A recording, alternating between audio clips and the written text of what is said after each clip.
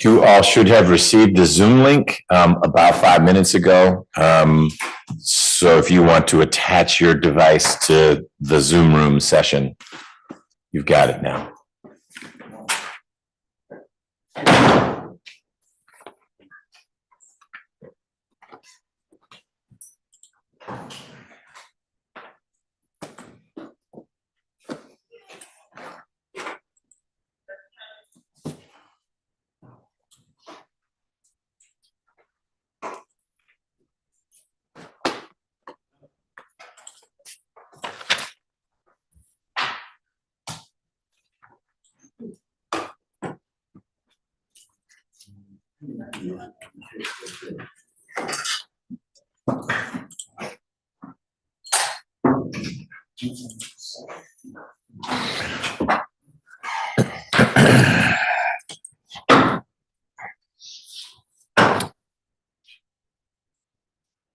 Ms. Rivers, are you ready? Yes, I'm ready. Okay, let's go on the record in State versus Thomas. It is a little before 9 o'clock on Tuesday, the 8th. We may have had a witness just walk in. Mr. Hawkins, if you can. No, this is a victim advocate. It doesn't look like a victim advocate to me. Hey, how are you? What case are you here for? For the week, I got 2 subpoenas for it. One for the whole week, and then they made me call them for this. Okay, that's not going. What's the case? Michael Michelle Jones. She pled. So the prosecutor should have let you know. I apologize, officer. But she pled. That case has been resolved. Okay, awesome. All right, thank you.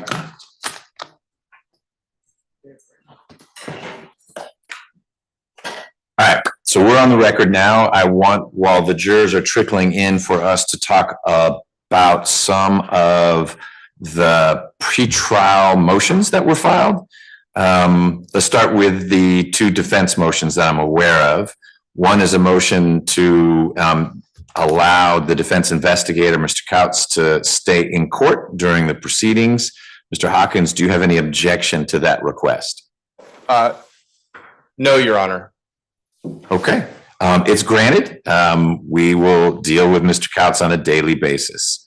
The second is a motion in limine seeking to exclude evidence that Mr. Thomas, when he was apprehended in Carrollton about 5 months later, rammed at least one police vehicle, maybe more, in an effort to not be apprehended that day in Carrollton.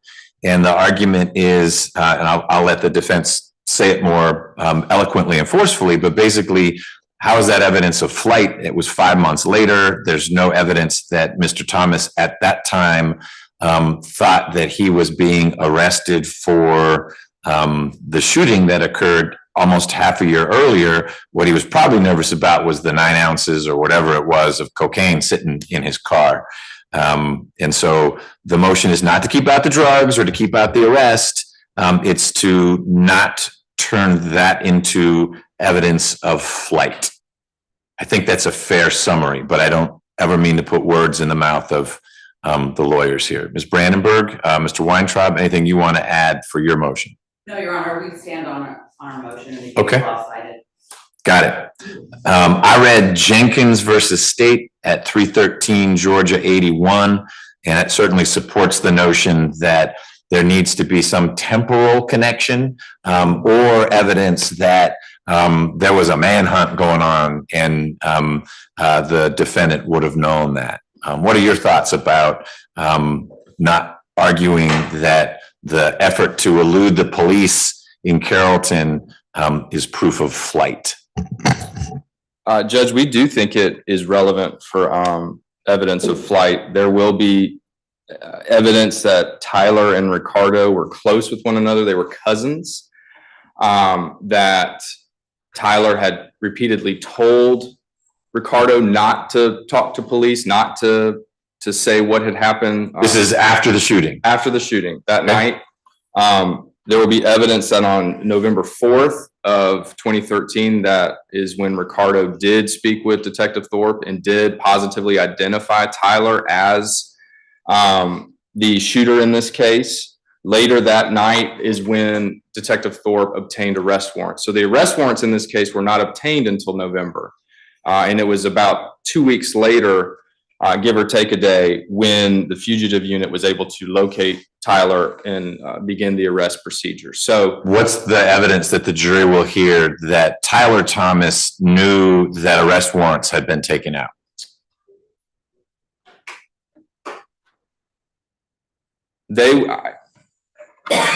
I did Thorpe call him to say, hey, my friend, you can make this easy. Come on in. But we've got warrants for you now. No, Judge, I don't believe that will be the evidence. I think it will be circumstantial evidence that at the time that Mr. Tyler Thomas was arrested, he was at a gas station.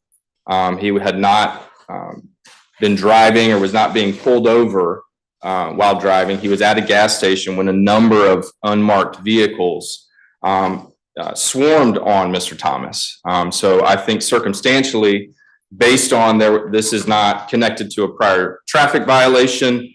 There's no evidence that there had just been a drug deal that police were observing. These were vehicles that came in quickly in Carrollton for Tyler, and he attempted to elude them and get out of there, so to speak. Okay. So I think it's going to be a weight not admissibility situation. I do think this evidence is relevant under 401, and it should be admitted. And the weight of that evidence, of course, will be litigated by the parties. Okay. Were you planning on having the Carrollton witnesses come early in the case or later in the case? Later, Judge. Okay. Not today. Not today. I am going to provisionally grant the motion. And then as I absorb more of the evidence and understand better the setting, I am happy to revisit it. You should ask, remind me, and I may look at a couple other cases. I think this is on the edge. I think in terms of time, it's far away. They are temporally remote, the incident and the arrest. And my read of the case law is that there needs to be some reason why the person who was allegedly fleeing would connect what was going on with law enforcement at that moment with this case. And so there had been a fair amount of time that passed. You piqued my interest with, well, wait, the warrants didn't come out till November. But it's not clear that Tyler Thomas knew that the warrants had come out. And he may have been thinking there were warrants for me from day one, but we don't get to ask him that. So don't, in your opening, say you're going to hear how he tried to flee. You I can won't. talk about how he got arrested in Carrollton and all that. But for now, flight isn't an argument you should make from the circumstances of the Carrollton arrest. But let's talk about it again before you call those witnesses after we've heard more evidence. Understood, Judge. If I may, as to your provisional ruling, I would like you to respectfully keep in mind that throughout all of the previous statements made by Ricardo Thomas to Detective Thorpe, to the DA's office in his processing during his first trial, he had minimal, according to him, minimal communications with Tyler Thomas. There were some instances in July prior to Ricardo Thomas was arrested on probation violation warrant, I believe, on about September 20th, something like that, 2013. He had no communication with Tyler from that point on. And he explains in his previous stories what he said to Tyler about his conversation with Detective Thorpe and all this stuff. Even though Mr. Hawkins says you'll hear that, I don't think you'll hear it, Your Honor. Okay, well, I'm gonna hear whatever I hear. This is, of course, round 3. If people spoke with the police, then there was trial testimony, and things could change yet again. Yes, sir. Thank Okay. you. All right. The state noticed a series of experts, pretty thorough notice in terms of what these experts might talk about. Was there any objection at this point to any of these potential expert witnesses? Leon Packer, Dr. Heninger, Ms. McCarthy, a firearms expert, Worley/Wargo, a Leighton print examiner, and a couple others who were with the GBI? I'm not sure if it's quite an objection, Your Honor, but with Detective Leon Packer, the notice in conjunction with other materials provided by the state, well, I guess it is an objection. The notice is not sufficient in our view. It's the summary that is provided as to his testimony is does not include any of the detective's conclusions. The exhibit that I'm referring to that was provided by the state, again, doesn't really include any of the detective's conclusions. And so we don't think it qualifies or meets the standard for notice as an expert. Okay, for all the others, you're okay. But for Leon Packer, you understand the subject matter he'll be discussing and his background that enables him to do it. And you've seen a report he generated, but you think that the so what of his testimony, the conclusions, haven't been adequately identified for you to prepare. Right, it's not a report that was provided, it's a PowerPoint presentation That's his report. I understand, but doesn't include the conclusions of an expert that a report typically does. Okay. And the other experts that they testified in the first trial, and so their conclusions are on display in the trial. But because of the difference in what was admissible in the first trial, that didn't occur fully with Detective Leon Packer. Okay. There is a final line in the expert notice concerning Leon Packer that says that he testified to many of his findings in May 2017. What did he not testify to in 2017 that you think will come in now? Location data. Okay, so he talked about how cell phones work and things like that, but not, hey, this device that appears to be associated with this person was hitting off these towers. Right, he testified in May of 2017 to phone calls. Okay. And times and who called who. Great, got it. But the CSLI is what Judge Markle had excluded. Correct. Okay.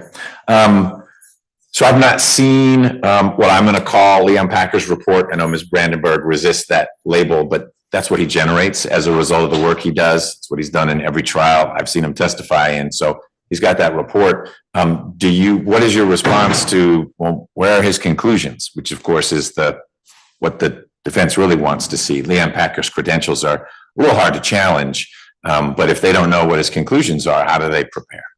Well, I mean, the conclusions are, Judge, that well, I don't need you to tell me what they are so much as where are they, so that Ms. Brandenburg ought to be able to know what you're about to say. I think they are baked into his report. Okay. His report is a presentation of cell towers and how they operate and connect with cellular devices. Mm-hmm.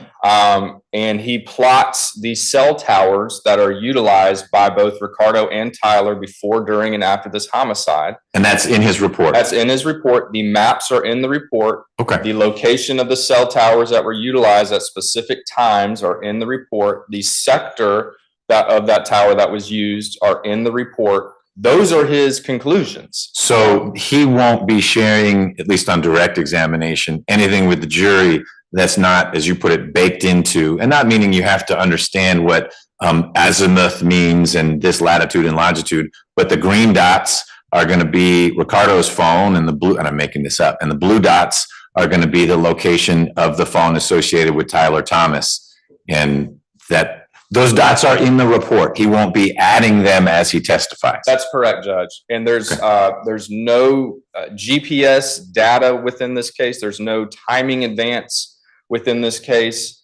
He will testify as an expert that cell phones typically connect with the tower with the strongest signal, which is most often the closest tower to that device. Okay. So everything with the notice and the presentation that's previously been provided is sufficient notice for the defense to be able to prepare for his testimony. Ms. Brandenburg, if Detective Leon Packer is not going to testify to anything outside the four corners of what I'm calling his report, what's the notice you were missing? Well, with what Your Honor just said with your example of the blue dots and the green dots being the phone, that's, and the state agreed with that statement. And that I think goes beyond what the report says, because the dots or the marks in the report on the slides are towers. So if Detective Leon Packer is gonna go beyond the tower location, then that's not included in the report. Okay.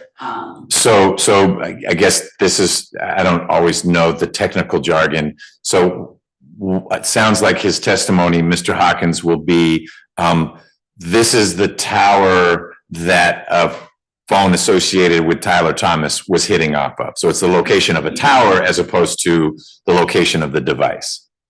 That's correct. Okay. And the pertinent locations, like the crime scenes, are noted in these maps, and he will give his expert testimony that this is consistent with the devices being in the area of the crime scene. But based only on, because the device was hitting this tower, and so the dots aren't devices or people or cars. Correct. They are the towers. Correct. Okay. And I guess that's because of the limited nature of the data that was obtained whenever it was obtained. It's towers and not devices. But it does sound like what Leon Packer will be testifying to is what you were given. So what's the part you don't feel you've got notice of? And I misconstrued it, so I should wind back the, hey, and he'll say where the phone was. He won't. He'll say, here's a tower, and the phone was somewhere near here, and we can talk about sectors and this and that, but it doesn't sound like he'll be putting his finger on the screen to say, see, at that intersection, that has to have been where Ricardo Thomas's phone was. And that was exactly my concern, Your Honor, and why it wasn't fully an objection in the beginning. Okay. Just making sure that he doesn't go beyond what is in his report and say and testify to something like that. Okay. It's sounding like he won't. If he starts to stray in that direction, let's discuss this more. Yes, Your Honor. All right. What about Ms. Brandenburg?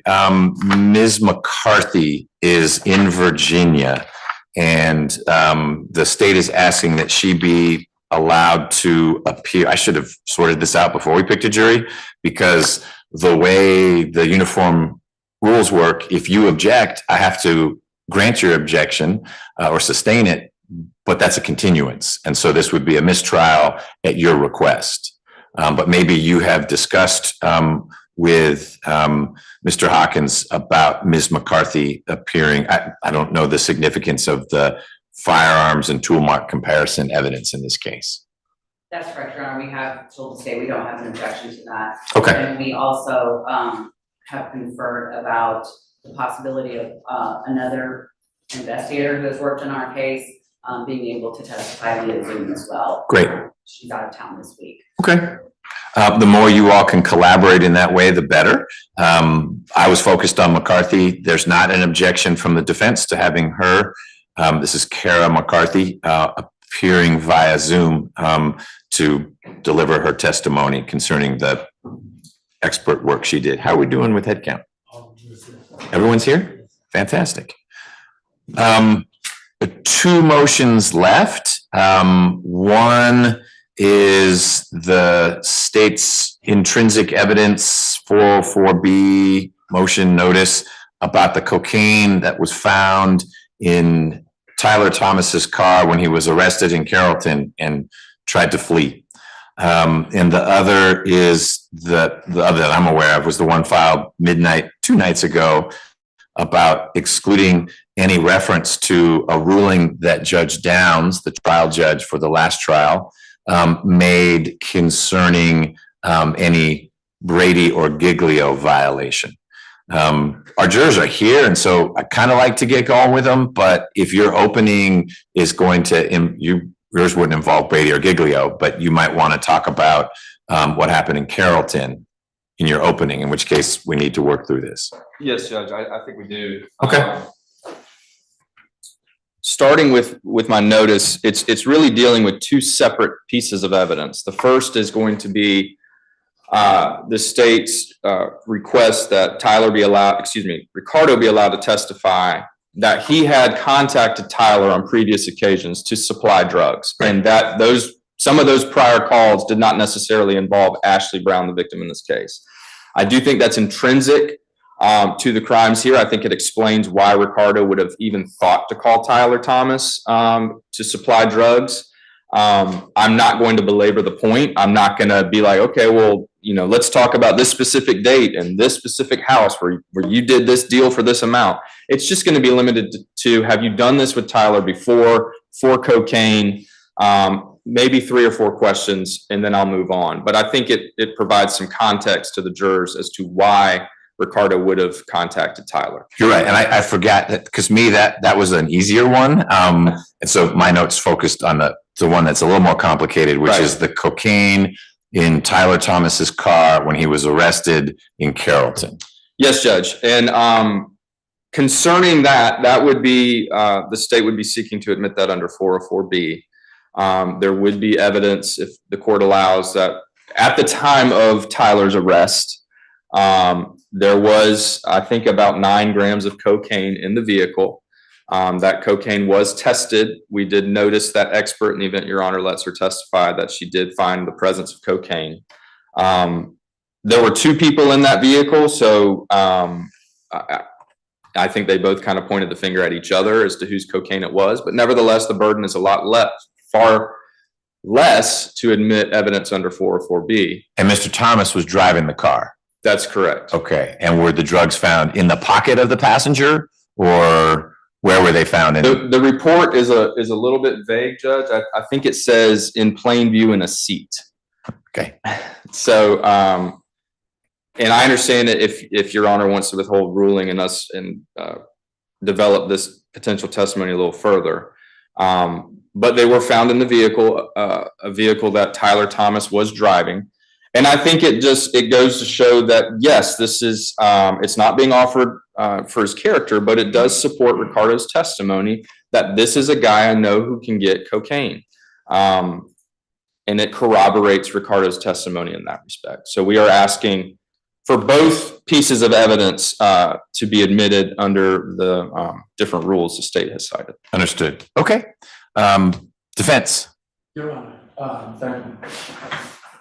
I don't know how the initial aspect of the motion, which deals with alleged sales of cocaine, where Ricardo was using Tyler Thomas, is intrinsic to this case. I think it's more as 404.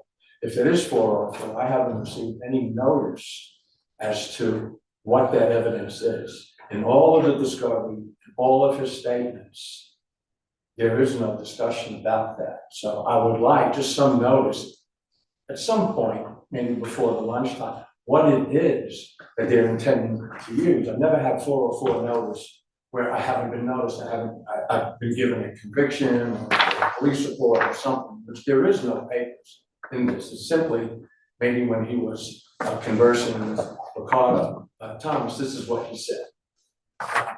As to the issue of the amount of, I just wanted to make the amount of cocaine is 9 grams that was found. Right, not 9 ounces. 9 grams, Your Honor, is like a user amount for maybe one evening with friends. So I don't think it adds anything to an allegation of that. Shows the credibility of Ricardo Thomas saying that he would be utilizing Tyler for dealing, for being a supplier for a sale of cocaine that he's brokering, that Ricardo's brokering. And also, his testimony has been the only prior dealing he's ever had with Tyler Thomas that involved Ashley Brown. Out of the 125 deals he's done with Ashley Brown, the only one where Tyler Thomas was involved prior to the alleged involvement in June was a deal 2 months prior to that concerning the sale of weed, not cocaine. So we feel that this evidence should be ruled inadmissible by Your Honor. Okay. I will allow the state, assuming it sticks with its representation of a light touch with Ricardo Thomas, to explore through him why it is Ricardo Thomas would reach out to Tyler Thomas to source the cocaine that Ricardo is trying to sell to Ashley Brown. And it sounds like the answer is because I've done something like this before. And it needs to be very generic, not tell me about the last 5 times you did that. And was it packaged with a little dragon stamped on the bag or anything like that? Just, it is intrinsic. It's part of the story. It explains why these people came together from the state's perspective. While it is unquestionably prejudicial to Mr. Tyler Thomas, I don't find that it is unfairly prejudicial, and the probative value plainly outweighs any undue prejudice to Mr. Thomas. But I don't even need to apply that. I have to apply 403 to everything. I don't find that as 404B. I find that it is intrinsic as long as the state is keeping it at the level it described, which is this is a guy I'd reach out to, meaning Mr. Tyler Thomas, when I've got a customer and I don't, on my own person or in my own supply, have enough to sell him what he wants. So that can come in. As for the cocaine in Tyler Thomas's car that he was driving in November in Carrollton, I'm going to take you up on your offer, Mr. Hawkins, and hear a little bit more. It may be when the Carrollton witnesses are going to testify before the jury comes in, one of them can say, I don't, you know what, that was so many years ago. The report says it was in a seat. I can't tell you if it was underneath the front seat passenger and when he got out, I saw it or what. But I'll need a little more context to where the drugs were found. The default would be that it's attributable to Tyler Thomas because it's his car and the drugs were found in his car. But if they were underneath the passenger and then the passenger got out and that's how they found them, that's a different story. And Judge,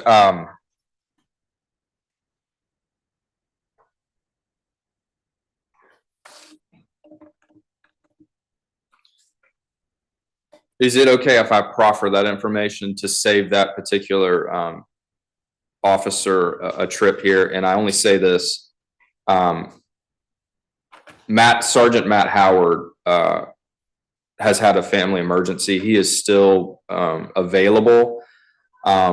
But if we get to the point where we're going to be deciding whether to admit any of the flight evidence or any of the drug evidence, if I could just proffer, here's what I've learned here's what we've already heard at trial.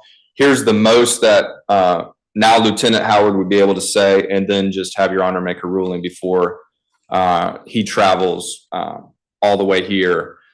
And that may even be that we can do that at the end of the day. I could call him over the lunch break and just find out, can you give me any more idea of where these drugs were found other than what's in your report? Why don't we do that? You talk to him. I don't want to make someone come all the way from Carrollton, but I don't know who you'd be having testify about Mr. Thomas being taken into custody in Carrollton, unless you wouldn't, because the only pertinence for your presentation would be flight and drugs. Otherwise, it's just he got arrested in November and the circumstances of the arrest are immaterial. And that's why I bring that up, because if we get to the point where Your Honor sustains the defense's objection about flight and I'm not able to provide any more context of where the drugs were located, I just wanted to be able to save Lieutenant Howard a trip here and from having to leave his family. Yep. Okay. No, I appreciate that request. And it just means in your opening, don't talk about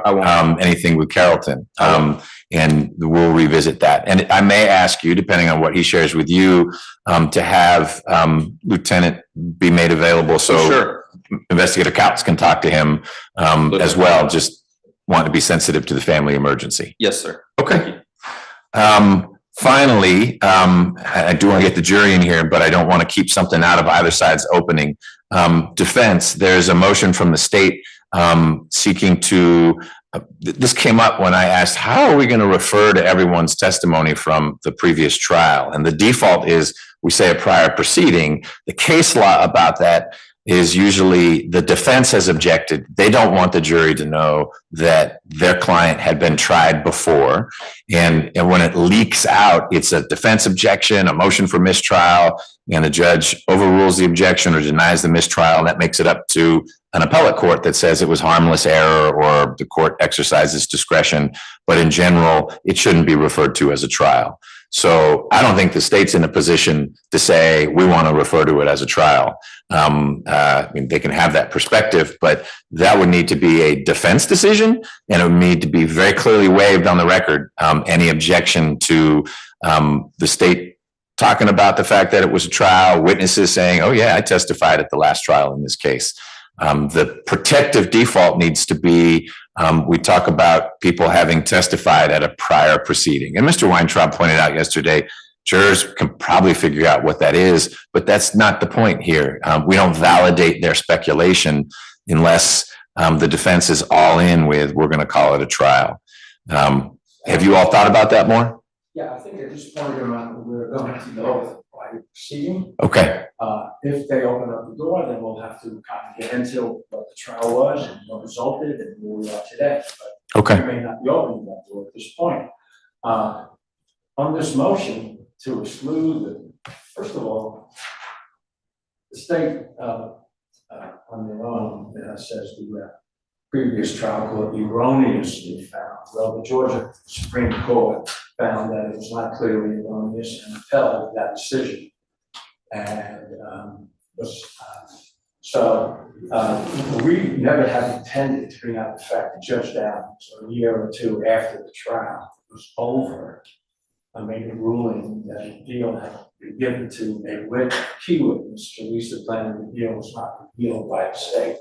So we're not here to relitigate the issue if it was a deal or not. Okay. We're not intending to bring in any ruling by Judge Downs. Good. We are intending to go through exhaustively Ricardo Thomas's testimony in a prior proceeding where he was administered an oath to tell the truth, the whole truth, nothing but the truth.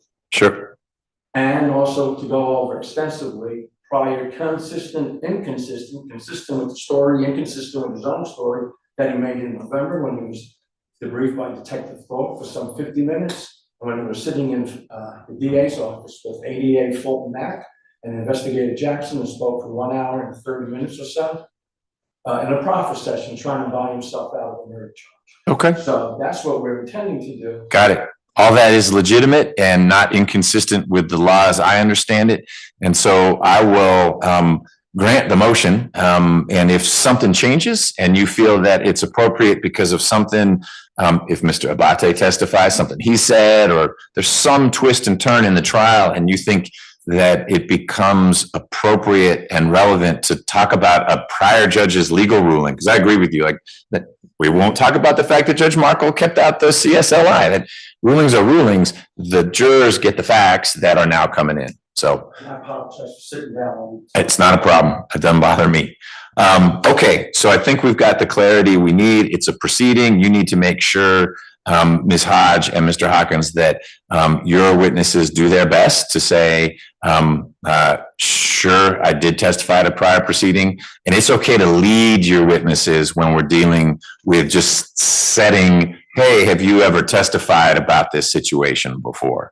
So that we stay clear of the T word. Yes, Judge. And in conjunction with this filing, the state also wants to preclude any evidence that there was a bar investigation. Now, Mr. Abate was absolutely absolved and cleared by the state bar. Bless you. And we referenced that in a subsequent filing.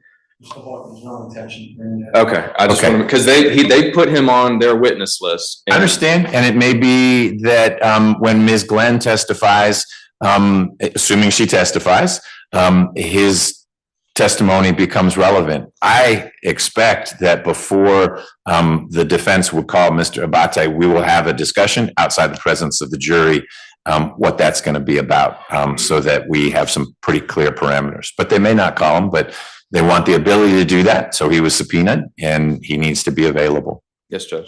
All right. But thank you for flagging that. All right. My thought is we bring the jurors in. I give them a preliminary charge. I will read to them from the indictment only the charges that remain for Tyler Thomas. We'll sort out at a later date if we're redacting anything.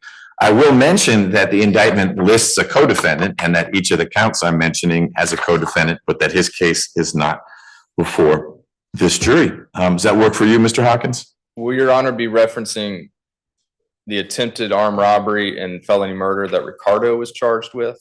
No, I will be reading to the jury only the counts that are to be considered by this jury. And I'm only going to be talking about Tyler Thomas, but what I typically do, I'll hold the indictment up and say, you'll get this, and you will notice at some point, and you'll probably hear about it during the trial, that there's a co-defendant in this case. His case is not before you. You are handling the case of State versus Tyler Thomas. And I'm going to read to you the charges that are before you. So I'm not saying anything about attempted armed robbery or the felony murder for which that is the predicate. And it may be that we agree that the indictment that they receive has those counts redacted. They're not going to be able to see it from where I'm holding it. But I will only be reading to them counts 1, 3, 4, nope, not 4, 1, 3, 6, and 7. So I think that's what we've got for this jury to decide. And I would also just move that those counts not be referenced at all during trial as to Ricardo. Which counts? The attempted, because Ricardo was also originally charged with attempted armed robbery and felony murder predicated upon attempted armed robbery. Okay. And I think to cross-examine him or bring out that he was charged with those counts would then signal, well, why wasn't Tyler charged with those counts? Well, he was. There was just a prior trial. So I think there's plenty of impeachment material for Ricardo. That still leaves a malice murder count, 2 other felony murder counts that they could cross-examine him concerning. But I would move in limine to preclude the defense from bringing up that Ricardo was, if we're keeping out that Tyler was formally charged with attempted armed robbery and felony murder, I think we should keep that out as to Ricardo too. So 2 things. One, I'm going to hear from the defense. That'll be the second thing. But my thought is that the jury gets the indictment unredacted and they're instructed, and the verdict form is only going to have the counts that they're to consider. And it's not an issue for them to worry about or think about why are these counts that name Tyler Thomas not before us? Because they're not before them.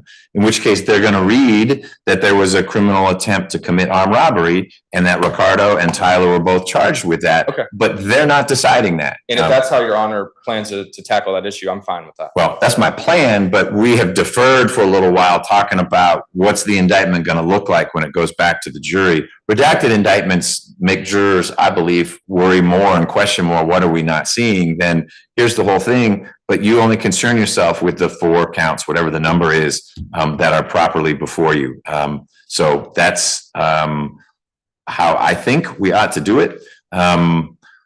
Anything from the defense? Yes, sir. Our position is that the indictment, without the counts that he was found not guilty on, goes to the jury. Okay. If we have to create an indictment, then we'll create one where there is no gaps between the counts. But I think that the counts involving Ricardo Thomas need to go out when they get the indictment. That's the whole reason why Ricardo Thomas, why we're here. That's the whole base. He was charged with malice murder, a forethought. He was charged with felony murder. He was charged with possession of a firearm by a convicted felon, and all the other counts. Yep. And to sanitize it that way, I think unduly sanitizes the whole purpose of why we're here. Why would the jury then not see that they were both charged with criminal attempt to commit armed robbery? Because we were acquitted of that. Doesn't mean he wasn't charged. Well, And I'll be telling the jury, you count 5, that's the criminal attempt to commit armed robbery. That's not before you. it isn't. Right. Because of the concepts of double jeopardy and res judicata and then the other. But it would be inaccurate to tell the jury to present them with an indictment that had only Mr. Ricardo Thomas charged with criminal attempt to commit armed robbery. That's not what the indictment says. So And it would be, what was the word you said? It would be inaccurate to show them an indictment that has as count 5, Ricardo Thomas is charged with criminal attempt to commit armed robbery. That's not what the indictment said, and that's not how it was charged. what we're respecting, and I think using the word inaccurate would apply if we're redacting Ricardo. I think we have an issue here as to, and I don't know, to be honest with you, if the law requires the indictment to go out to the jury. Okay, we don't need to solve this now. I'm ready to get the jury in here, but that remains on the table, how we're gonna manage what goes out with the jury. The indictment doesn't need to go out with the jury because that sets for in case the state added something to what needs to be proved beyond the essential elements. Let's bring the jurors in, please.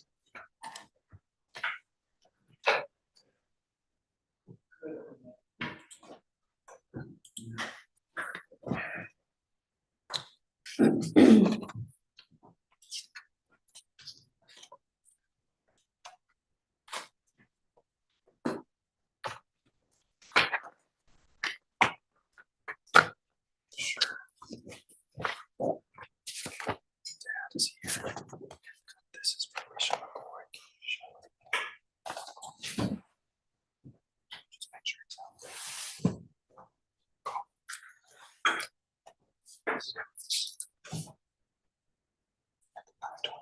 Your Honor, can we furnish the link for Zoom to Mr. Couts? Okay. Since he's going to be in here. Thank you, Your Honor.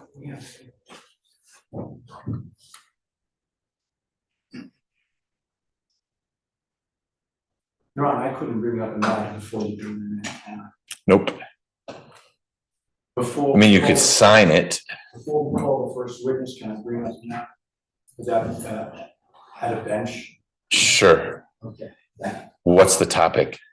The rule of sequestration, how that rule is complied with when you have a live stream. I need to know what to tell my witnesses.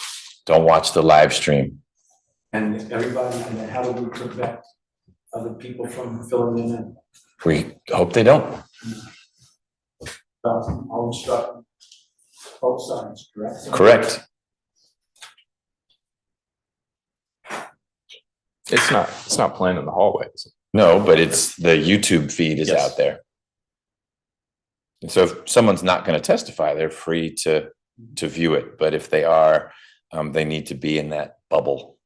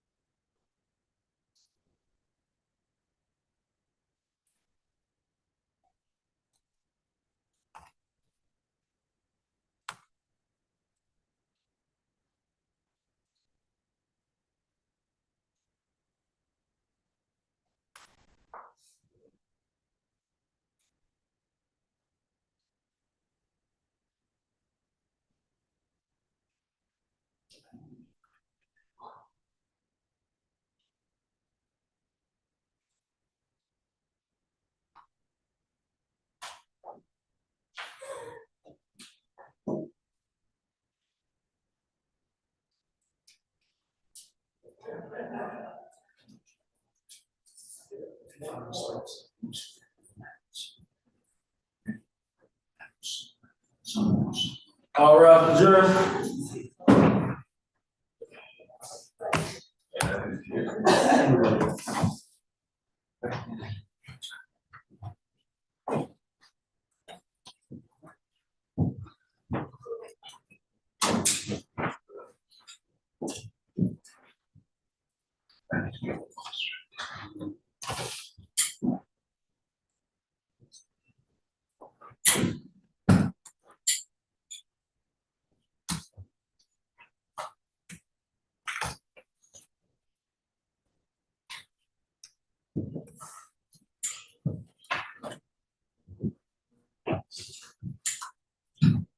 Jurors, the president accounted for. Good morning, ladies and gentlemen. You can be seated.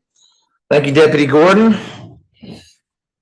Thank you for being on time. I was pleasantly surprised. We've been working since about 8:45 on some things, and I said, "Are they all here?" Deputy Gordon said, "They're all here." So hopefully it wasn't too tricky to get down here. We are about to start the trial in terms of the lawyers starting to present to you and you receiving evidence. I need to share a few housekeeping matters with you and also administer a second oath, the juror oath. Yesterday it was just the potential juror oath. But a few logistical things first. We will typically go from about 9, meaning I need you here by 9, and we'll start as close to 9 as the lawyers will let us, till about 5. There's not a magic hard stop at 5. If we're in the middle of a witness testifying and we collectively believe the lawyers when they say it's only 10 more minutes, we might finish up with that witness. So we get closure with that witness is done. And when we start the next day, it's a brand new witness. But if we're in the middle of someone's testimony and the answer is it's going to be another hour and it's 5, we don't go to 6 just to finish that testimony. We have that witness come back the next day. So 9 to 5-ish for your planning purposes. Tomorrow will be different. I am one of our drug court judges, and every other Wednesday I meet with participants in drug court all morning. And so we're going to start at noon tomorrow. So that's a morning off. I will not call your employers to say that you're not in court. You can manage your morning however you want to manage your morning. But please be here by noon tomorrow and have eaten lunch or brunch or whatever you're going to do. We won't do a lunch break since we're going to start at noon. All the other days we'll have about an hour for lunch. It'll be noonish, sort of like how we handle witnesses at the end of the day. If we've got a witness who might finish up at 12:20, then lunch starts at 12:20 and we get back together around 1:20. So that part's a little flexible. We will have a morning break every time we're going the full day, and we'll have an afternoon break every time, as well as a break anytime one of you needs a break. And I'm going to say this at the end of my presentation this morning to you as well. It is key that you stay focused. If we've been going too long and you're starting to, I need to walk down the hallway, I need to use the restroom, I need more coffee, you have to call that time out and we will stop because we don't have a replay button. Ms. Rivers is taking down everything that's being said in court while you're in here or while you're in the jury room and the lawyers and I are talking, but she's not generating a real-time transcript. And so when you are deliberating at the end of these proceedings, you are relying on your recollection, what you've taken down with notes. I'll talk about notes in a minute, and what you collectively recall. You will be frustrated if you write a note saying, "Hey, could we have the testimony for John Smith?" Because my answer will be, you have it. You have your collective recollection of what John Smith said. So if you are disengaging because we've been going on for too long, tell me and we'll stop. And it could be a quick break, 2 minutes, rather than the usual breaks, which are more like 10. From this point forward, when you show up, go straight to the jury room. Don't come into court. You come into court as a group, all 14. If you're coming in individually, it means you've had a no-no and we're having to talk to you individually. It'll be all 14 of you coming in. So you gather in the jury room, and at the end of the day, you'll be released to the jury room, and then you'll be free to go. We cannot start until all 14 of you are here. That's after every break. That's at the beginning of the day. If for some reason you're running late because the cloud from BioLab has landed near your house, just call the number, and if we haven't put it on that board, I'll put it up. It's 404-612-6907. That's my main number. Someone will get it, and you'll say, "I'm stuck on I-20." Then we'll know it's okay. Someone's 20 minutes out. If we haven't heard from you, we start to worry. Got your home address. We send a deputy to come get you. You answer the door in your pajamas. It's awkward. So make sure you call us to let us know that you're stuck or something has happened. And hopefully nothing does happen. Throughout the trial, when you're on breaks and circulating in the building, you are free to ask a deputy or someone from my staff or me a question about where's the lunch place to eat? Where's the restroom? You should not interact with the lawyers. They are going to act like you have the plague because they can't have a conversation with you without the other lawyers there here in court with me to mediate it. these are nice folks, but they have to give you your distance until the trial is over. And so you might be on an elevator and one of the lawyers hops on, sees you, and then jumps off the elevator. That's not the lawyer being rude or anything like that. It's just the optics are poor. If a prosecutor gets on an elevator with 3 jurors and a defense attorney sees that happen, like, well, wait, what are they talking about on the elevator? The answer needs to be nothing at all, but the lawyers will studiously do their best not to be in the same space with you, other than when we're in court, so that if Mr. Hawkins says something, Ms. Brandenburg can hear it. And if she needs to object or counter it, she'll have an opportunity to do that. I want to talk about note taking, and then I'm going to read you the indictment in this case and tell you a little bit about the law that you must apply. You are free to take notes. That's why you have those notepads. You're free to use the county supplied pencils, but if you've got your own pen, you can use a pen. Note taking is meant to be a memory aid. It's not an assignment. You don't have to take a note at all during the trial. But reminder, you won't be getting transcripts of witness testimony. Any photograph that's admitted, you'll have during deliberation. The indictment, you'll have during deliberation. If there's a video that's played, you'll have that for your deliberation. But witness testimony is a one-time event. And so if you want to write something down, you should feel free to do that. Do not try to write everything down that people say. Ms. Rivers has that capacity. You don't. If you are buried in your notepad throughout the proceedings, you will miss sometimes important, if you're a gambler, you call it a tell. But a witness might, in answering questions from one side, be engaged and looking at you and making eye contact. And then the questions get hard and the witness starts to sweat or cuts his eyes this way or that. And that may be significant to you in assessing that witness's credibility. And you miss that if you have your head buried in your notepad. So use it as it helps you. Your notes need to be private until you begin your deliberations. And then you're free to share with your colleagues, well, hey, what I wrote down was X. But until then, you don't share your notes with anyone. And when the trial is over, we shred your notes. So if you're writing down, I wish the judge would shut up. That's okay. I'll never see it. It gets shredded, and they're not made part of the record. Ladies and gentlemen, Mr. Tyler Thomas is charged in this indictment with a series of crimes, that is, violations of the laws of Georgia. I'm going to read to you the counts that are before you.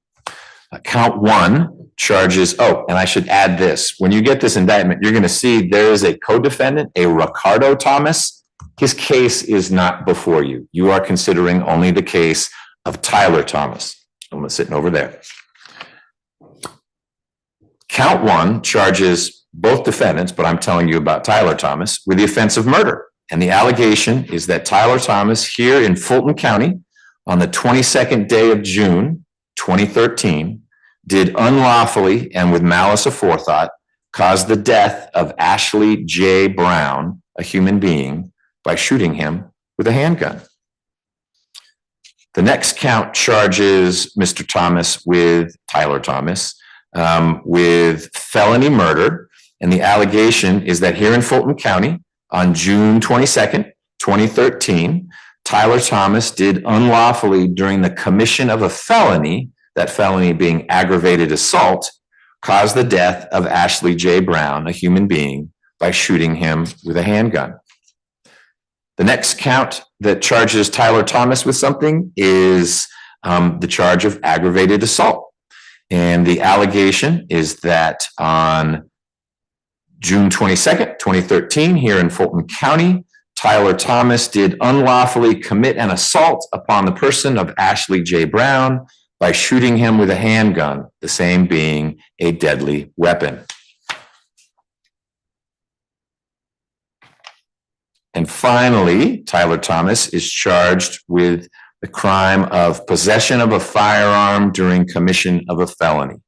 And the allegation is that on June 22nd, 2013, here in Fulton County, Tyler Thomas did unlawfully have on and within arm's reach of his person a handgun during the commission of at least one of the following felonies: aggravated assault, felony murder, and murder. Ladies and gentlemen, what I have just read you is not evidence of guilt, and you should not consider the fact that Tyler Thomas has been charged in the indictment as an implication of guilt of any crime whatsoever. The defendant sits before you just as he did yesterday with the presumption of innocence in his favor. And that presumption stays with him unless it is overcome by the state with evidence that is sufficient to convince you beyond a reasonable doubt that Tyler Thomas is guilty of one or more of the crimes charged. A defendant should not be convicted of any crime until each element of the crime is proven beyond a reasonable doubt. And at the end of the trial, I'll be giving you the elements of murder and felony murder and aggravated assault. This burden of proof beyond a reasonable doubt, stays with the state throughout the trial. There's not some point where I hit a buzzer and say, all right, we've heard enough from the state. Now it's time for us to hear from Tyler Thomas's team. It is always the state's burden.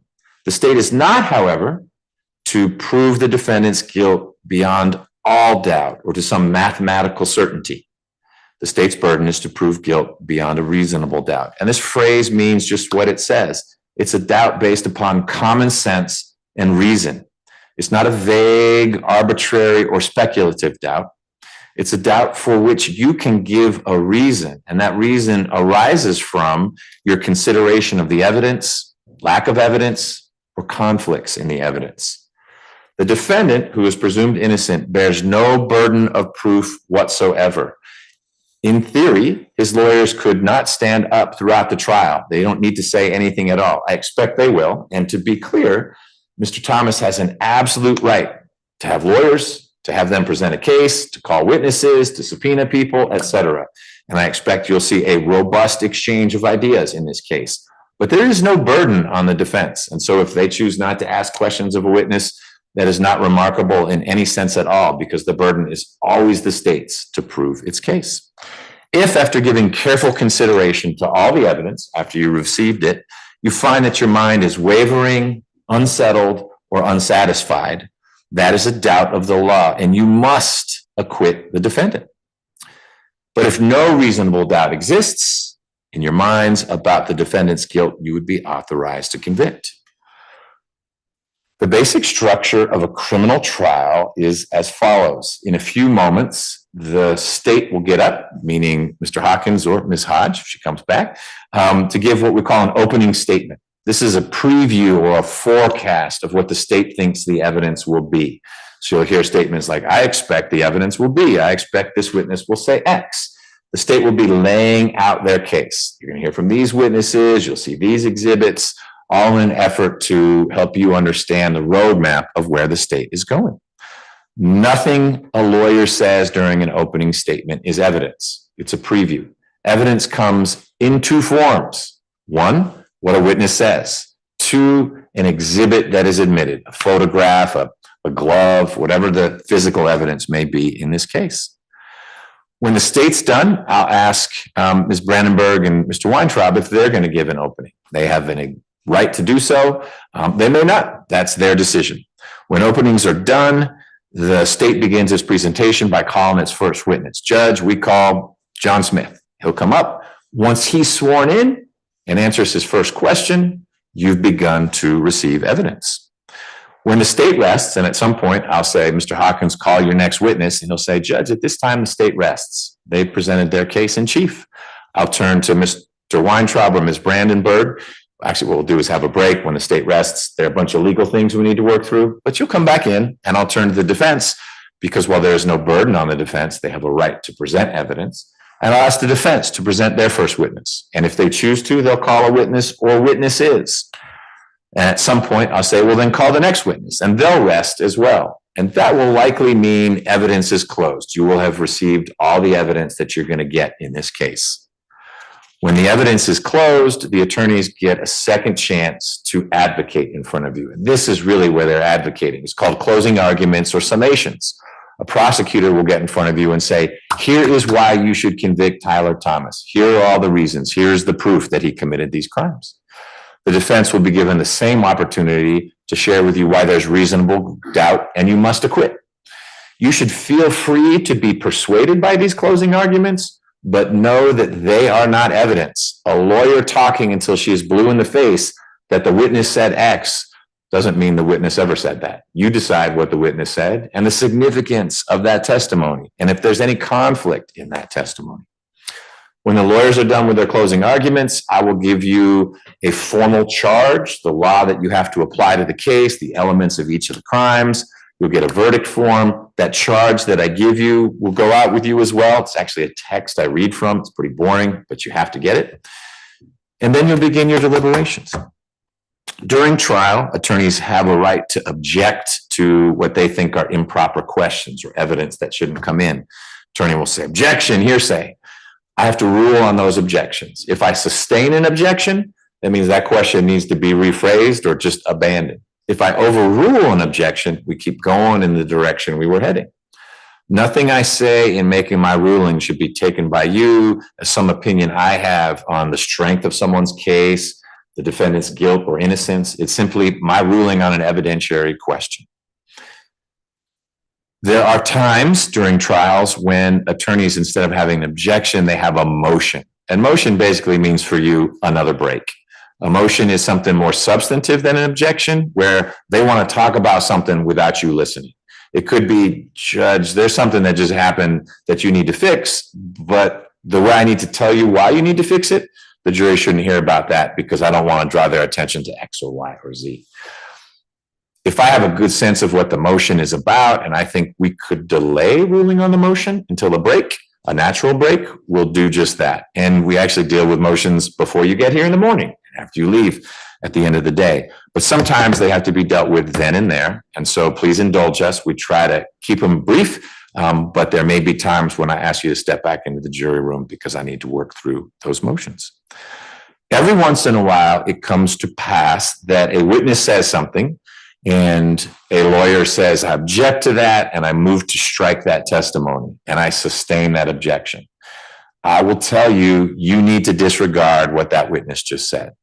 And that may strike you as kind of unreasonable and unfair. I heard the guy say this. I'm not going to unremember it. In fact, you just talked about it, Judge. Now I'm really going to remember it.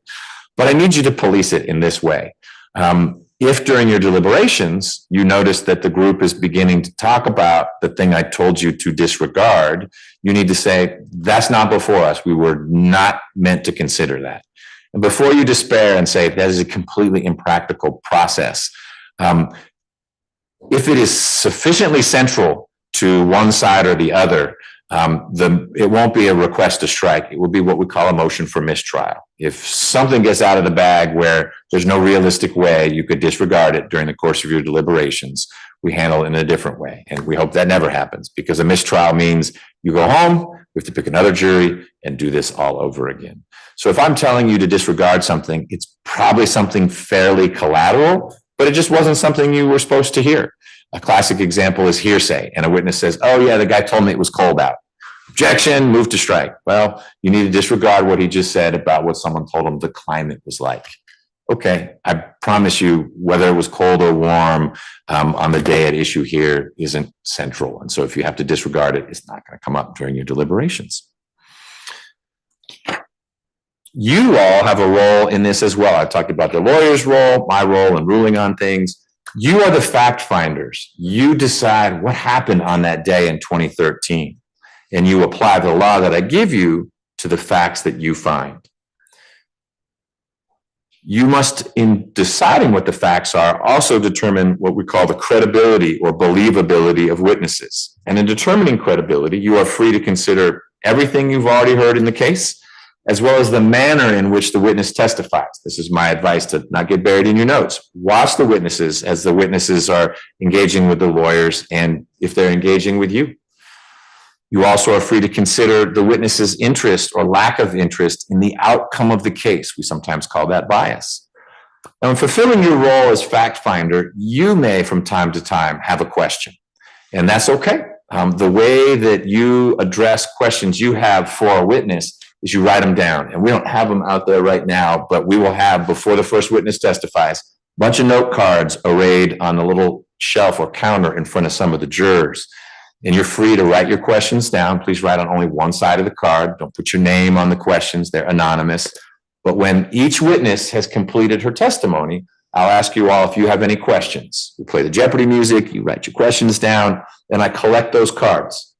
I meet with the lawyers in private because just like a lawyer can ask an objectionable question, your question might be fascinating, but legally objectionable. So the lawyers and I work through any objections in private, and then I will pose your questions, the legally permissible ones, to the witness. You are empowered to do that because you're the fact finders. And it's important that if you've got a question and it's a legally proper question, it gets answered. What you are not empowered to do is to conduct any outside research. It is a violation of my instruction. It will cause a mistrial. And if you're the one who did it, you will be in contempt of court if you engage in any outside research. If you've got a question about, hey, they keep talking about Dogwood Road, there's no picture, I'm gonna go on Google Maps and look at it. Don't do that. If you want to know what something looks like, you write down on a card, is there a picture of that? And we'll work through it that way. Outside research injects evidence into the case that the lawyers don't have a chance to contest. It may be inaccurate evidence. Your Google Maps photo of Dogwood Terrace today, 11 years later, may not be what Dogwood Terrace looked like 11 years ago. So no outside research. Don't talk to other people about the case. You get your information within the four walls of the courtroom. If you've got a question, you can write it down. And again, if it's a legally proper question, and 99% of your questions are, it will get asked of the witness. If your question is not asked, you shouldn't draw any conclusion about, oh, that must be really sensitive, or the judge is suppressing something. It just means it was a legally objectionable question. I mentioned this at the beginning. It's important that you pay close attention because witnesses don't get brought back to the stand because you missed something that they said. If at any point you need a break, you can't see an exhibit, you can't hear what someone's saying, tell me. I'll make sure that the witness talks right into the microphone. We can get them to be really loud if they need to be loud. And there'll be witnesses who are nervous and are soft-spoken and are moving away from the microphone. I'm happy to adjust that if you can't hear what they're saying. It's also important that you view the evidence with an open mind and resist a temptation to reach conclusions before you've heard all the evidence, and importantly, receive the law. It's kind of hard to say, woo, the state's proven this one when you don't even know what the elements of the crimes are. And that's intentional that you don't get the elements till the end, because the way you reach your conclusions is by discussing this as a group after you've received all the evidence, not just the first witness or the third witness, and you've received the law that is the framework in which you put the facts to see if the state has met its burden. Until you begin your deliberations, it's important that you not discuss this case with anyone, including your members. So if you go to lunch and four of you go to McDonald's together, you can talk about anything you want other than this case. If you start deliberating partway through the trial, you're going to start forming some opinions that don't involve the law and haven't had closing arguments, and haven't heard all the evidence in the case. And this applies to people outside your group as well. When you get home tonight, someone may say, how was your day? And you should give a real boring one-word answer, super, and then change the subject. Because very well-meaning individuals will say, oh, that happened to you? I had a trial a couple of weeks ago and that happened, and let me tell you what that really meant. When lawyers say this, it's code for that. Well, maybe in that county, in that trial, but not here. And so well-meaning people may try to insert information that's not appropriate. We're not going to call your friends to the stand to give their opinion about what you should do in this case. And so don't give them information about it. For now, you need to be pretty boring about it on your social media and your personal interactions. When the trial is over, there's nothing confidential about what's happening here or about your deliberations. You'll be free to talk to anyone and everyone, should you choose to, about your thoughts about this case. But until then, you need to stay in an information bubble and receive evidence only here in court. Ladies and gentlemen, that concludes my instructions, and I am going to ask Mr. Hawkins or Ms. Hodge if they are ready to go with their opening. Yes, Judge, may we approach briefly? Okay.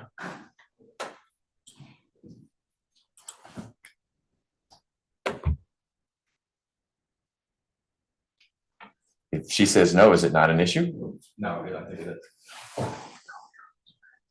Oh, right.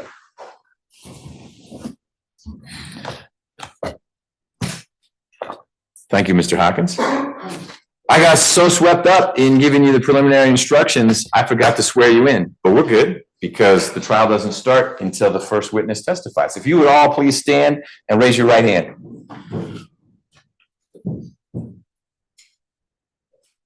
Do you swear or affirm that you shall fairly try the issue formed by the indictment between the state of Georgia and Tyler Thomas, who is charged with murder, felony murder, aggravated assault, and a firearms offense, and give a true verdict according to the evidence? Please say yes if you so swear or affirm. Yes. Does anyone not so swear or affirm? All right, thank you. And thank you, Mr. Hawkins.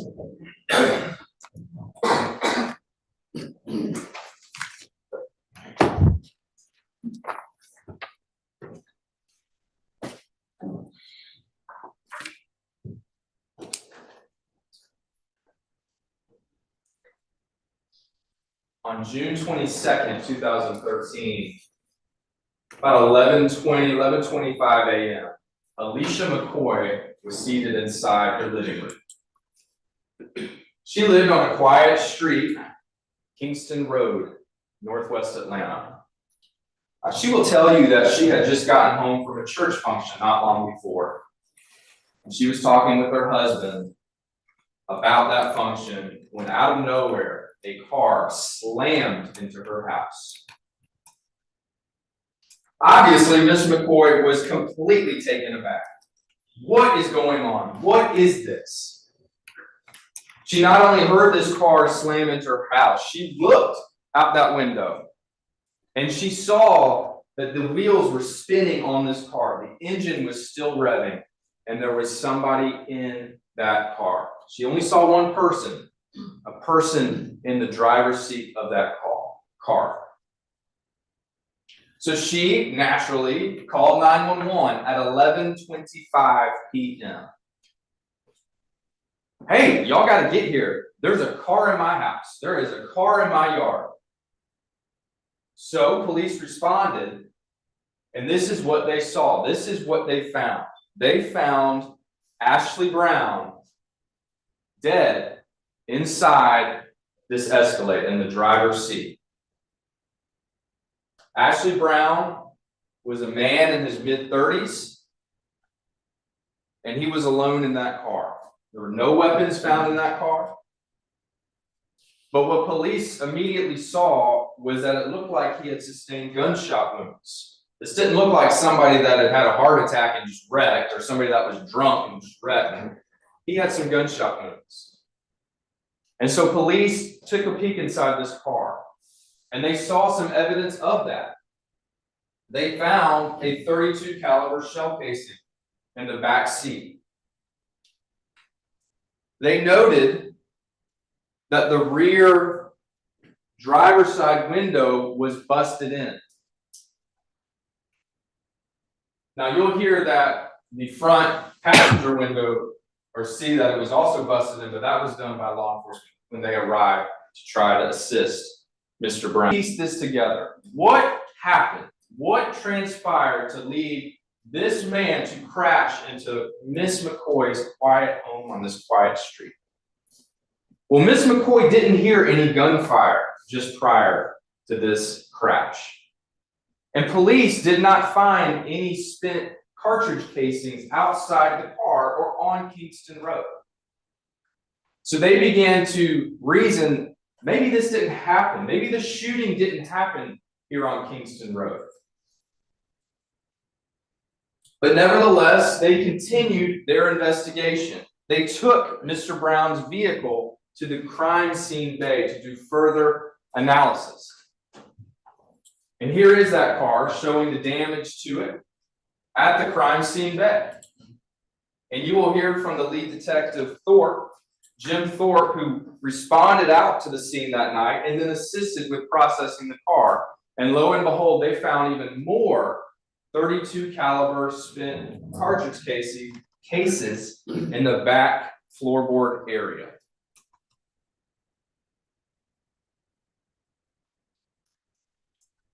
The Fulton County Examiner's Office conducted an autopsy of Mr. Brown. You will hear from Dr. Michael Heninger. He was a pathologist, forensic pathologist at the Fulton County ME's office for a long, long time. He now works with DeKalb. But we're bringing him back to court here to talk about the autopsy he did back in 2013. And what he found was consistent with what the crime scene had already shown thus far. Mr. Brown has sustained 5 gunshot wounds to his back. And these gunshot wounds had similar trajectories. Dr. Heninger will talk about how each of these gunshot wounds, he could tell the entrance wound because the bullet entered and didn't leave. And these trajectories from Mr. Brown's perspective of these gunshot wounds was from Mr. Brown's right to his left, consistent with being shot by somebody in the back of his car.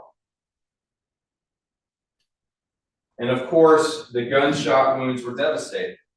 You will hear that bullets penetrated Mr. Brown's heart, that they penetrated major blood vessels. You'll hear about a bullet embolism, that one bullet entered one of Mr. Brown's blood vessels and then was actually pumped into his heart.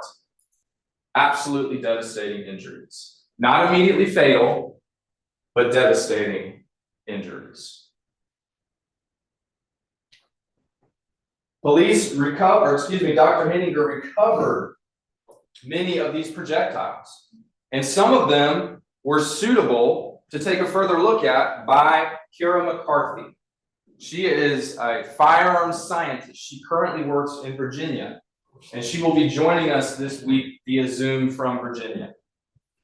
But at the time of this homicide, she was working with the GBI, and her job is to take firearm components like bullets and cartridge cases and to see, can I make a determination of whether these were fired from a specific gun or the same gun? What can we learn from this evidence?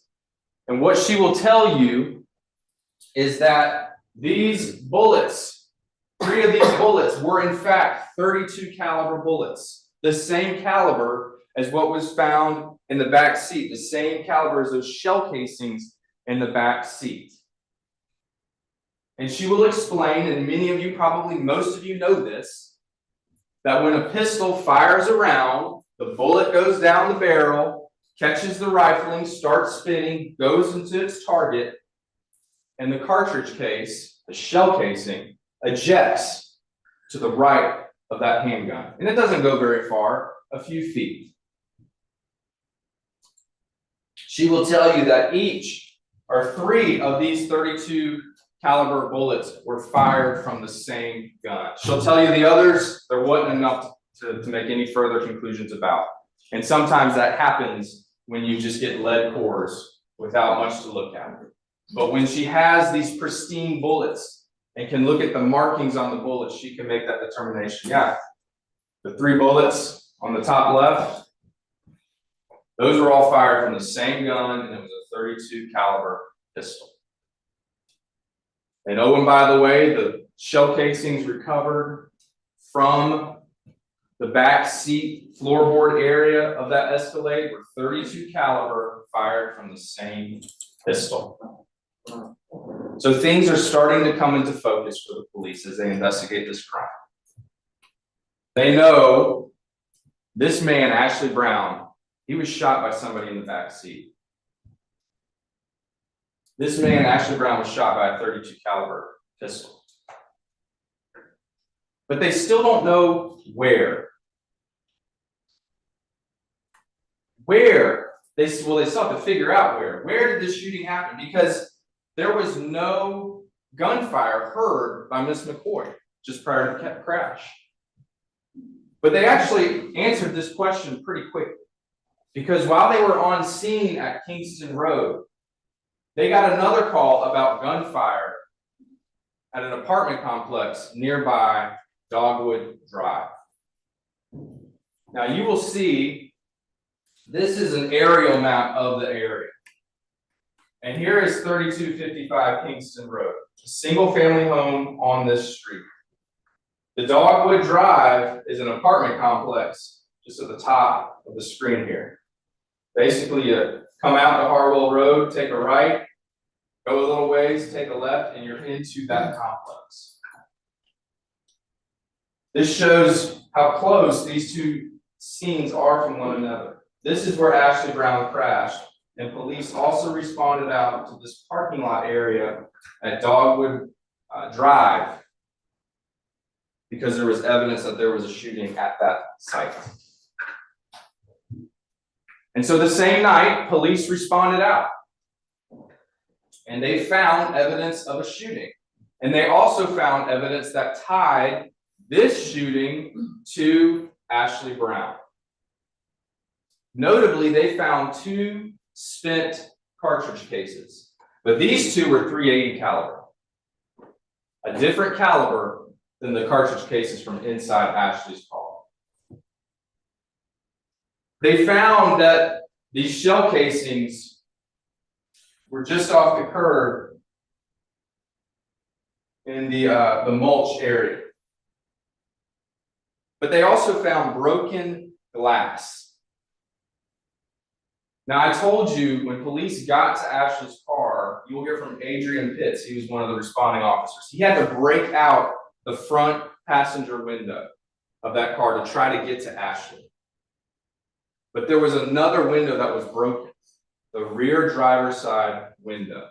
And that window had tinted glass. And police found broken tinted glass in the parking lot. The same style tinted glass is from Ashley's car. And they also found more shell casings. Those are close-ups of the .380 caliber shell casings they found. Those casings were also tested and determined to also come from the same gun. Not the .32 caliber gun, but a separate .380 caliber gun. So as Detective Thorpe, the lead detective, is receiving this case and responding out, he's putting the puzzle pieces together. We know Ashley crashed on Kingston Road. We know there wasn't any reports of gunfire on Kingston Road. We know that he had numerous gunshot wounds to his back. We know he had .32 caliber bullets in his body. We know there are .32 caliber casings in the back seat of his own car. And we know that one of his windows was busted out during this event. And the same style glass is a short drive away at Dogwood Drive. But Detective Thorpe needed to find out, well, why was Ashley Brown in Atlanta? Because he is not from here. Ashley Brown is from Columbia, South Carolina. He did not live here. And so Detective Thorpe, as part of his investigation, when he was on scene with Ashley Brown's body, he found a hotel key card to a hotel here in downtown. And you will hear that he made the trip downtown to try to contact Ashley Brown's family. And he did make contact with Ashley's father late that night, early into the next morning.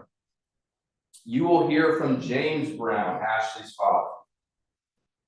He will tell you that Ashley himself and a lot of other family members were in Atlanta for a family reunion. The family reunion. That they had family all over the East Coast, all up and down the Eastern Seaboard, from DC to Columbia. And every year or so, every other year, they would meet for a big family reunion. And this year they met in Atlanta. And they stayed at this hotel downtown. And he will tell you that during the day, Ashley and his wife and his kids went to Six Flags. And they were at Six Flags all day.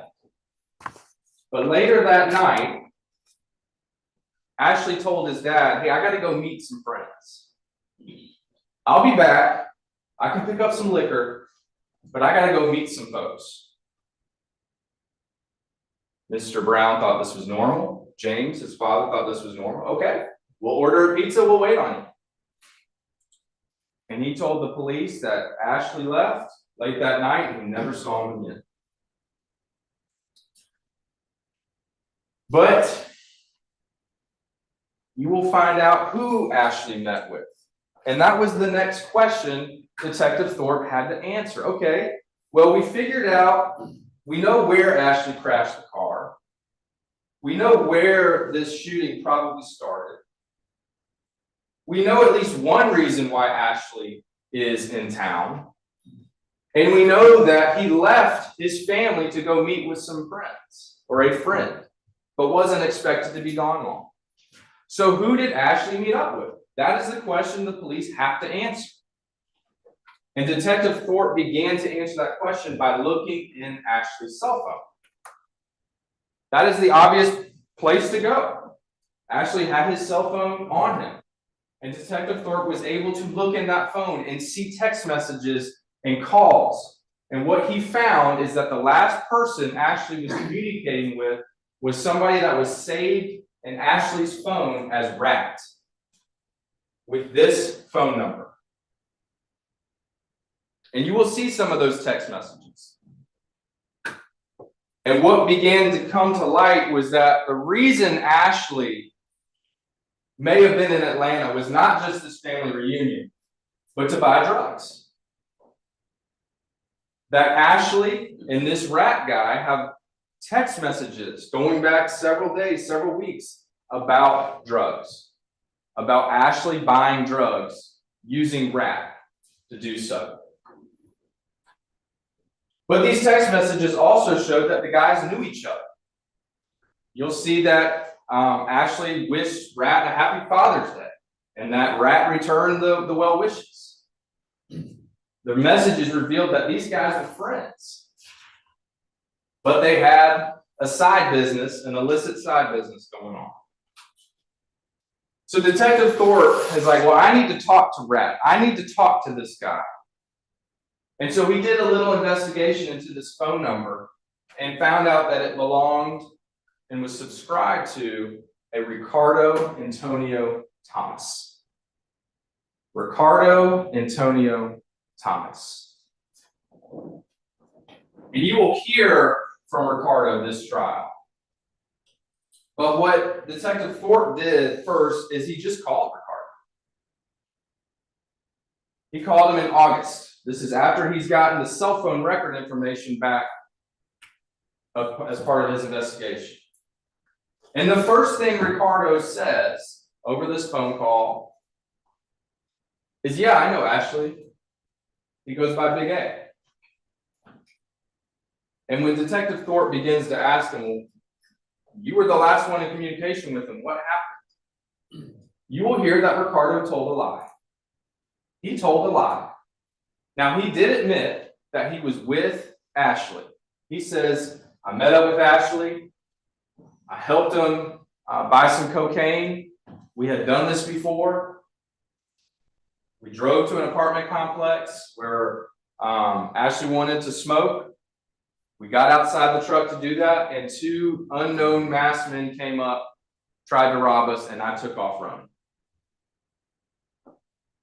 That is what Ricardo first told Detective Thorpe, and it was a lie. And Detective Thorpe is like, okay, well, why don't you come on in and let's talk about this a little bit more. And you'll hear that Ricardo did not show up for that meeting. They were supposed to meet a few days later, and Ricardo didn't show. Well, Detective Thorpe wasn't done, and he knew that at the time of this, Ricardo was on probation. He was on probation for a drug offense. And he knew that basically what Ricardo had admitted to him was a violation of his probation. You can't be on felony probation and helping people buy drugs. Can't do that. So Detective Thorpe met with the probation officer for Ricardo, and they obtained a warrant for his arrest for violating his probation. And Ricardo was taken into custody on that charge. And a couple months later, in November, Ricardo gave a different interview. He sat down with Detective Thorpe, and he said, all right, I'm ready to tell you what really happened.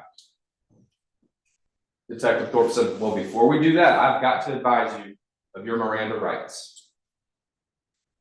And you probably know this from hearing the movies or TV.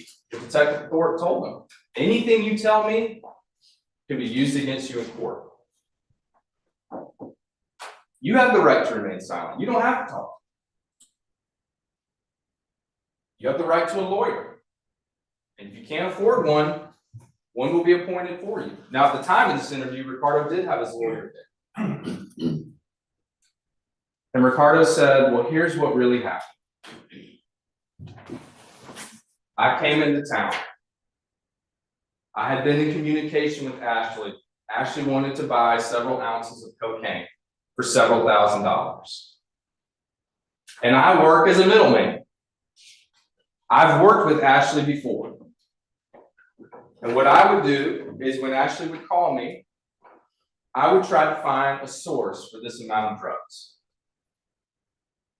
So Ricardo will tell you, and what he told Detective Thorpe, is that, the first person I tried, I couldn't get through to them.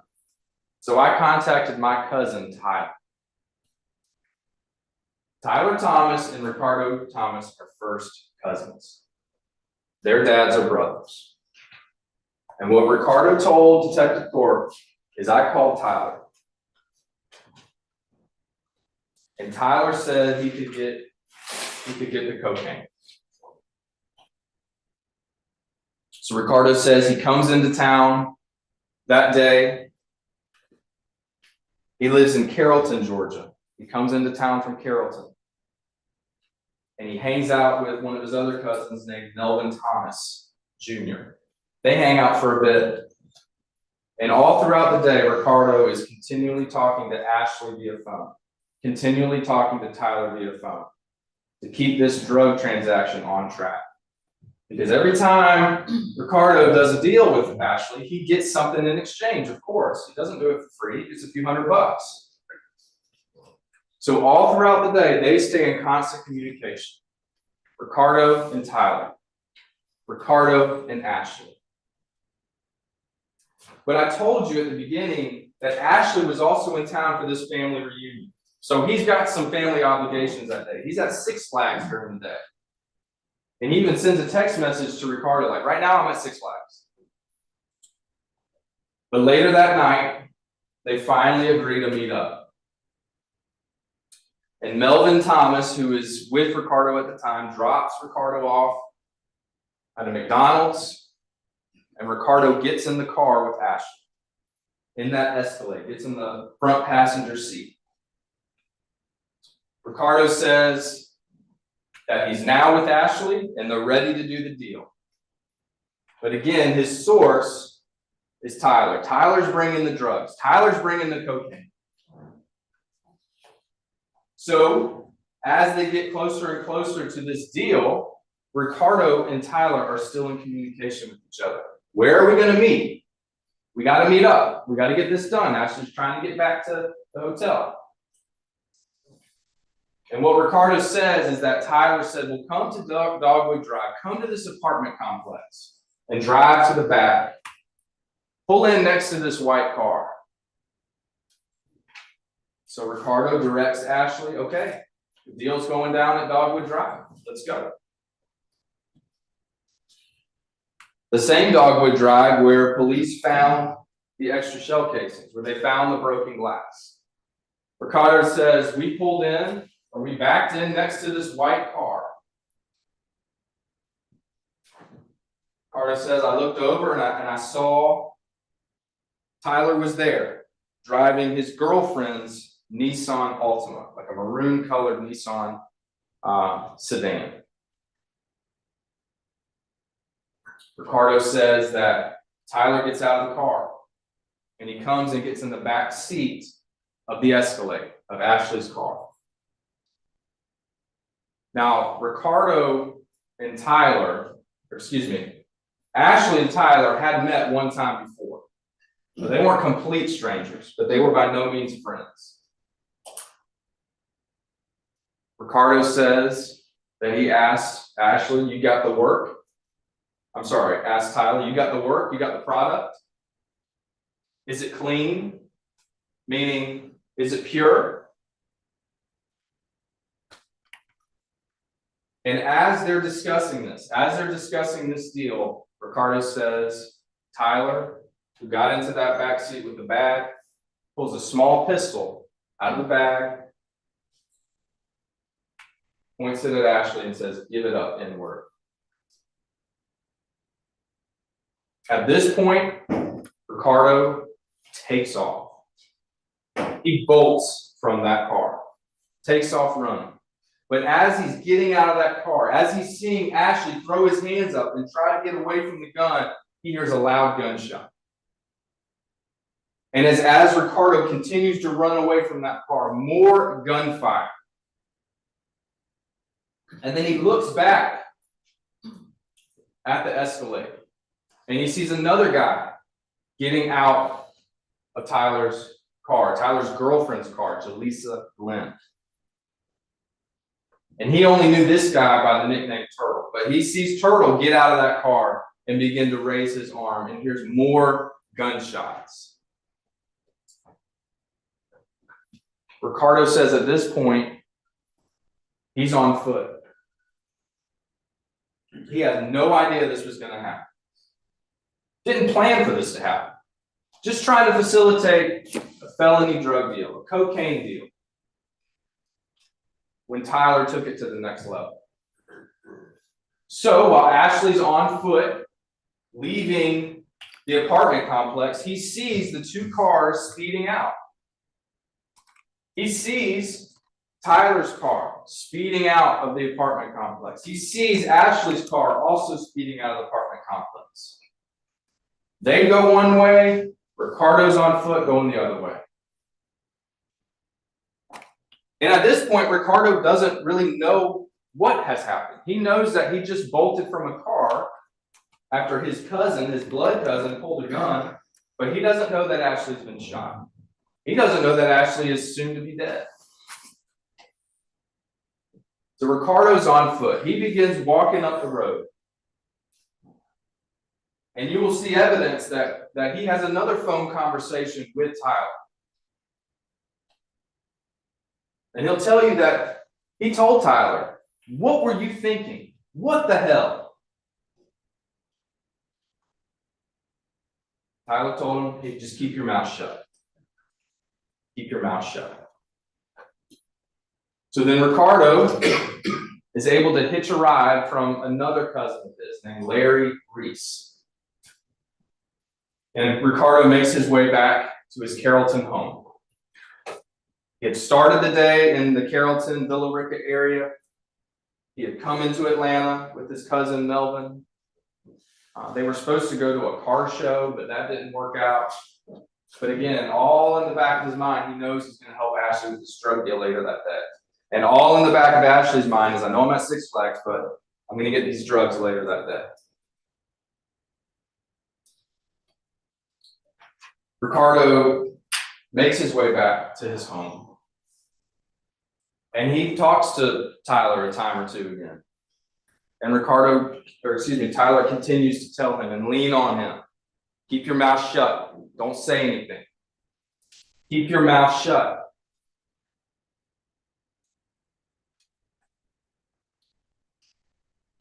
Detective Thorpe receives this information and he takes arrest warrants for Tyler in November.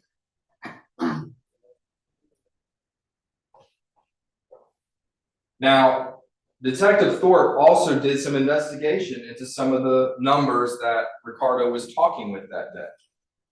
And he obtained the cell phone records for Tyler Thomas of Carrollton. This 404-901-2270 number. And the call log was consistent with Ricardo's statement. Yeah, these guys were talking all day long. These two phone numbers were talking all day long. Ricardo's number is talking to Ashley's 803 number all day long. But you will also see that there are no communications from Tyler's number to Ashley's number. They're not friends. They don't really know each other. They met once before. It's Ricardo who's the middleman. And the phone records will demonstrate that. He's the go-between between these two guys, trying to bring these two guys together for this deal so Ricardo can make a couple $100. It's nothing more simple or complicated than that. But these cell phone records revealed more than just who's talking to who and for how long.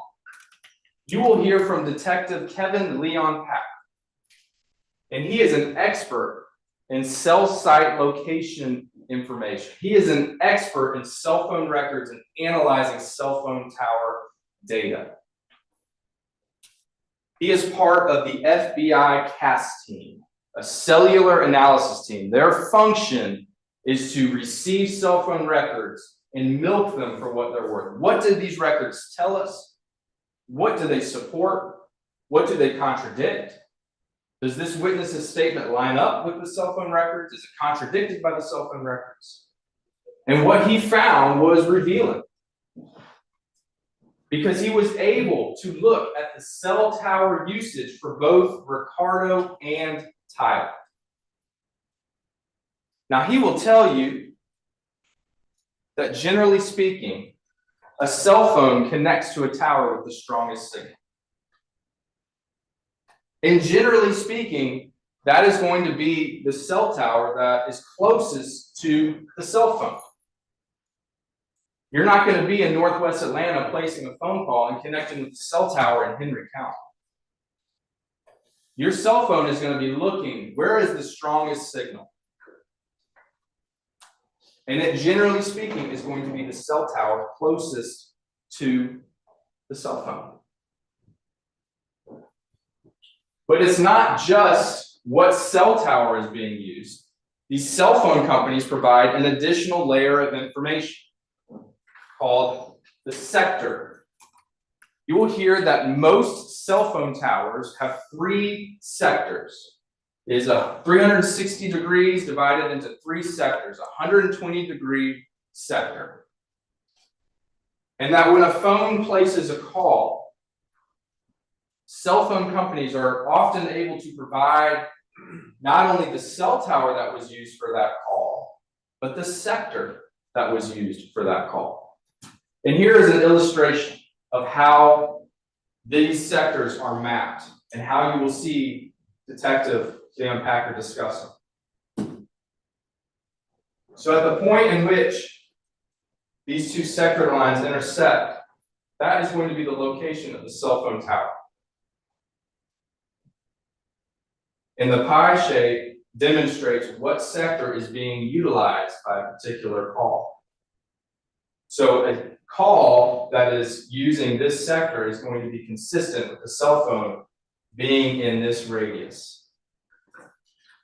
So the cell phone towers don't only just provide a general location of a phone call, but a directional location.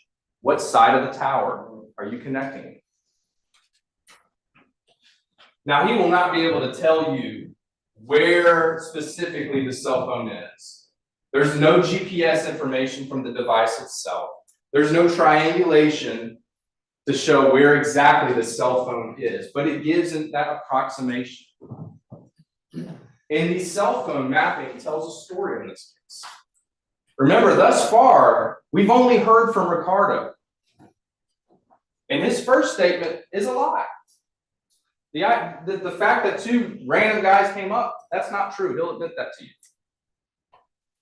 But what he tells Detective Ford is backed up by the cell phone records. What do they show? As I said again, they show numerous phone calls between Ashley and Ricardo. And they also show numerous phone calls between Ashley and Ricardo. I'm sorry, Tyler and Ricardo, just prior to the murder. But again, we don't just have these phone calls.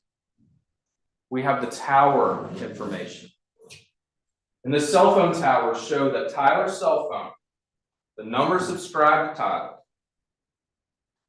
moves towards the incident location prior to the murder, is in the general area at the time of the murder, and then moves quickly away from the incident location. It also shows that Ricardo's cell phone records move towards the area of Dogwood Drive not alongside Tyler's. They're not together. Moves towards the area of Dogwood Drive. Tyler and Ricardo are pinging off the same towers at the time of the murder. And then they both separate. And you will see that these cell phone records, call log activity and the tower activity, backs up Ricardo's testimony. Now, after giving this statement to Detective Thorpe, and at the time of this statement, Ricardo was in jail for the violation of probation, but he had not been charged with the murder at this point. Ultimately, he was. Ultimately, he was indicted as a party to this crime. And you will hear that subsequent to his statement and subsequent to some testimony he's previously given, he did negotiate a plea deal. And that he received 3 years in custody, followed by 7 years on probation for his role in bringing these two men together. So he was ultimately charged, and his charges have been dealt with. You're not here to consider Ricardo's charges. You're here to consider Tyler Thomas. And as you hear these witnesses one by one, and as you see the exhibits, and as the evidence comes to light, and I can't promise you the order will make a lot of sense, because a lot of times we have to call witnesses when they're available. So we may have to jump around a little bit. That's just working with professionals who have busy schedules. But as every witness is brought to the stand and you hear from each witness, the picture will come together, the puzzle will come together, and it will show you that Tyler is guilty of these charges beyond a reasonable doubt. I do want to remind you again what the judge told you. The burden of proof that I have, that my office has, that never shifts, is to prove Tyler's guilt beyond a reasonable doubt. And what is a reasonable doubt? A doubt based on a doubt that is based on common sense. Your role is to be a fair-minded, impartial juror, honestly seeking the truth. A reasonable doubt is a doubt based on common sense and reason. We don't have to prove the case to a mathematical certainty. We don't have to prove the case beyond all doubt. You have to prove it to your common sense. And when you see all the pieces come together, your common sense will tell you that Tyler is guilty of these charges. And we will ask you at the end of the trial to find him guilty. Thank you, Mr. Hawkins. Ms. Brandenburg, Mr. Weintraub.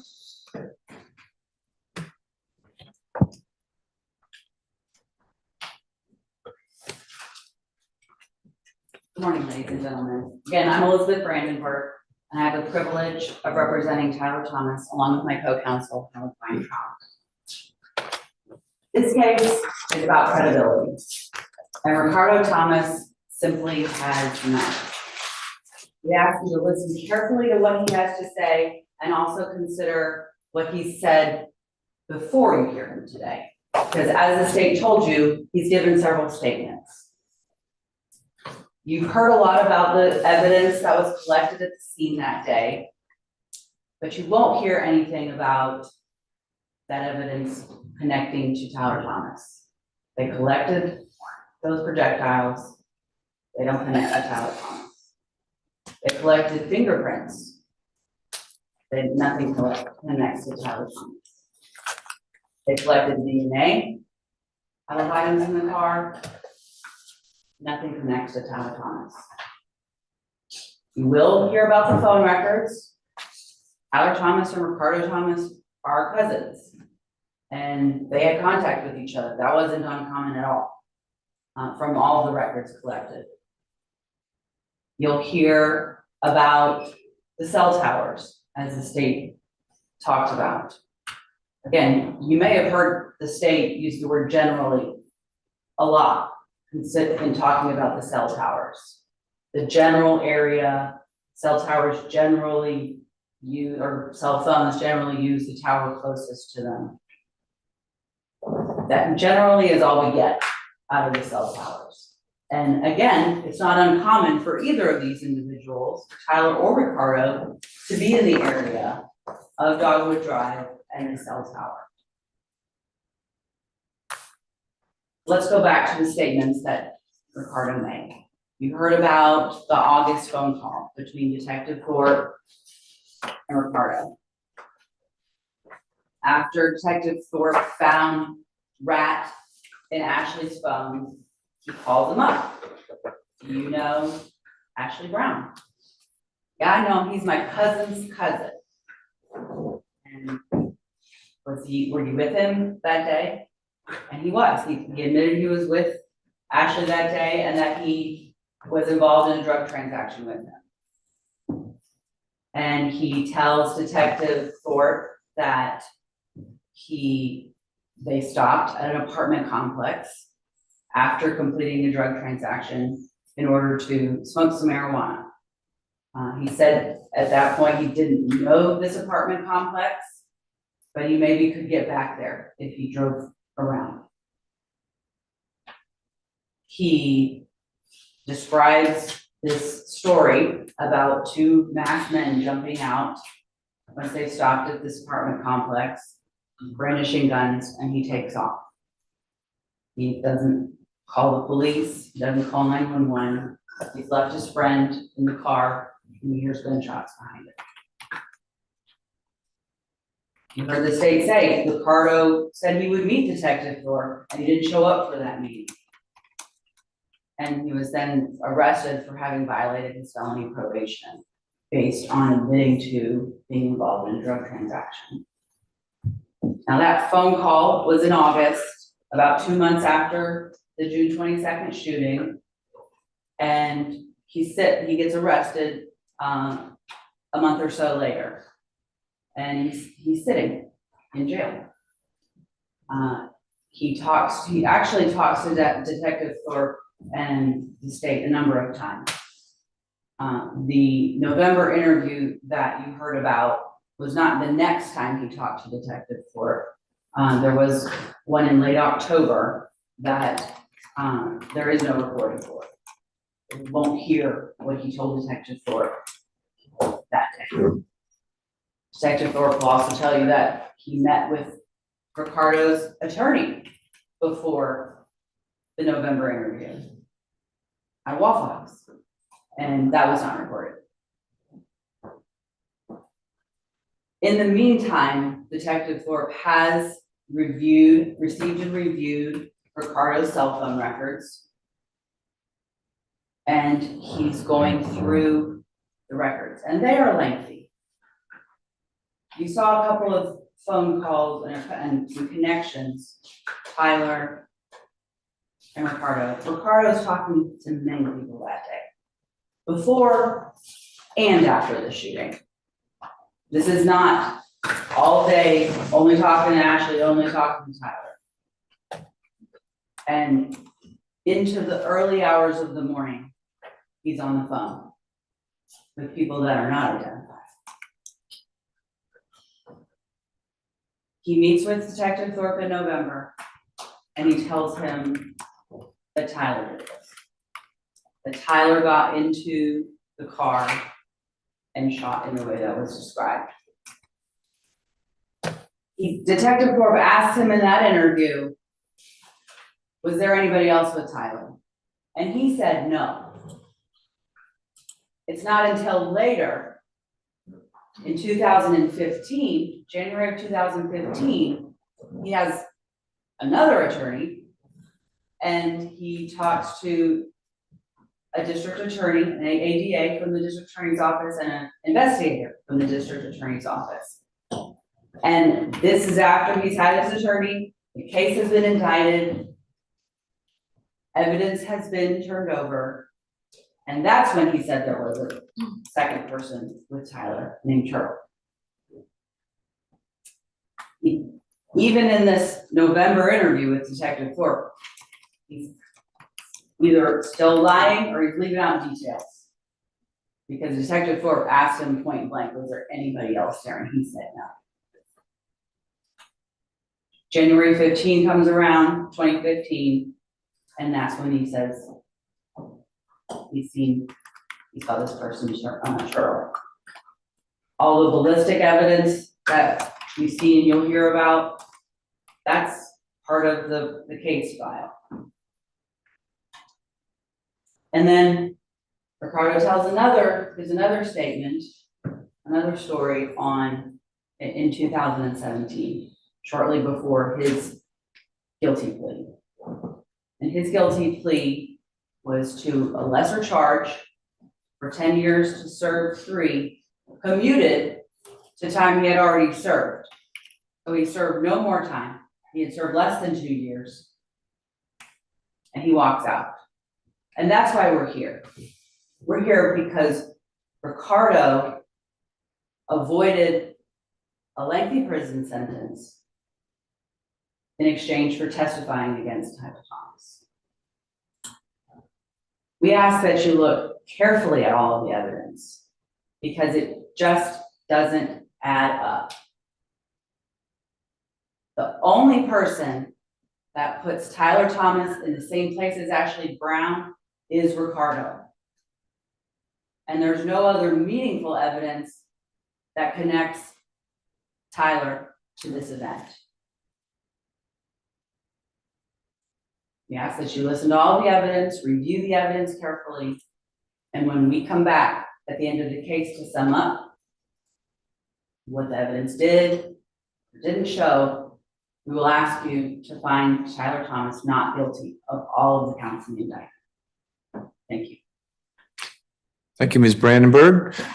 Ladies and gentlemen, we're at a natural point. If you want to break, you haven't been out here very long, but this is sort of when, in a regular morning, if we got rolling closer to 9, that we'd have the break. We will break for lunch. I have a lunch meeting I'm moderating, so we'll have to stop around 12:15. So if we don't break now, we'll probably just go till 12:15. People want a short break now? I'm seeing all it takes is, actually, the boss says yes. We're taking a break. I forgot Ms. Rivers has been out here since 8:45. Reminder, don't talk about the case during the break. I haven't said this before, but that whole hallway back there is your quiet hallway. Treat it like a library, because I have a couple other judges down the hall and they'll come yell at me if you're real noisy, but there's actually daylight. If you go down to the end of the hallway, there's glass, and it's fine if you want to make a phone call or something down there. And I didn't mean to say don't use your electronic devices during breaks. Just don't use them to do any outside research, but you can call home or work or check on the score. Royals beat the Yankees. All the food and drink in the jury room is for you. The little Red Riding Hood basket is full of snacks for you all. You can bring water out here. Don't bring something that if you spill it, will make a mark on anything. We'll get you back here in a little less than 10 minutes. Thank you so much. All round observed.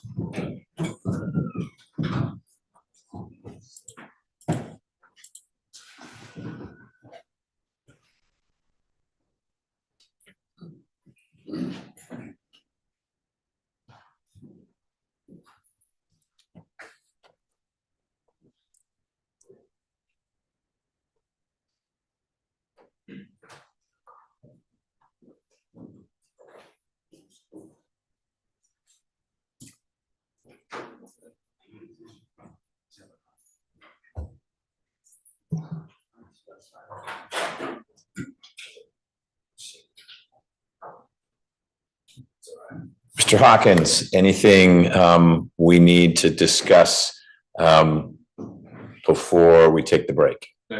Thank you for the sidebar. The sidebar for everyone was Mr. Hawkins saying, hey, you forgot to swear the jury in, which I did. I will, from now on, always do that. I was going to tell them just a little bit, then swear them in, and then do the rest. And I got swept away in my charge to them. So thank you for that. Ms. Brandenburg, anything on behalf of Mr. Thomas before we break? No, Your Honor. All right, be back here in about 7-8 minutes and we'll get going again.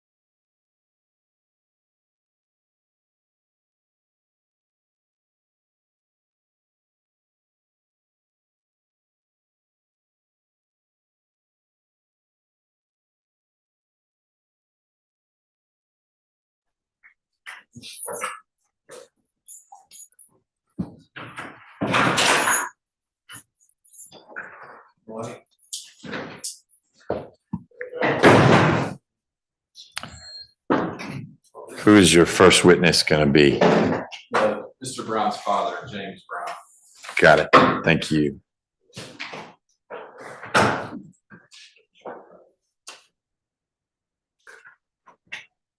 Is he coming all the way from Columbia? He has come. Yeah, Yes. yeah.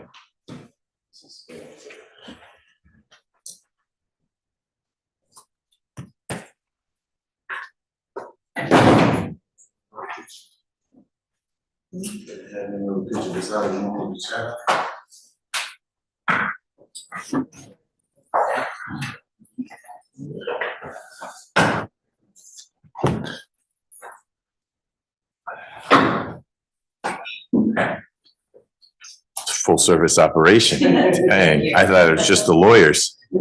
All right, let's go back on the record in State versus Thomas. We're wrapping up our morning break. Mr. Hawkins, anything we need to discuss before we bring the jurors back in? No, Your Honor. Mr. Weintraub, you mentioned, I don't know that we got it on the record. I'll repeat it if we did get it on the record, but just before the jurors came in last time, you had a rule of sequestration concern, namely, because this trial is being live streamed, how do we manage sequestering witnesses? They won't be in court, but they could still be following the proceedings. And my instruction to counsel on both sides is to tell their witnesses not to follow the live stream. I haven't had an issue with that in the past, but things come up. And so if either side gets wind that that's not being complied with, certainly we can explore it with witnesses when they're testifying. And why did they violate that instruction? But I'm going to operate with the good faith assumption that folks will stay off the YouTube until they've finished testifying. Okay, you bet. Anything else from the defense before the jurors come in? All right, let's bring them in, please.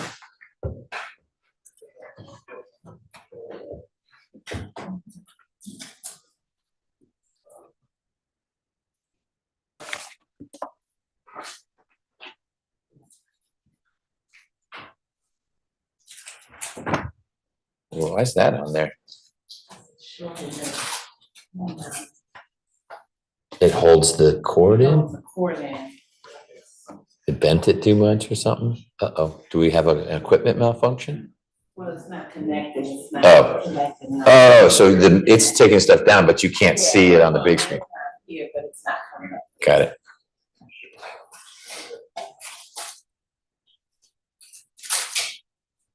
All around the jurors.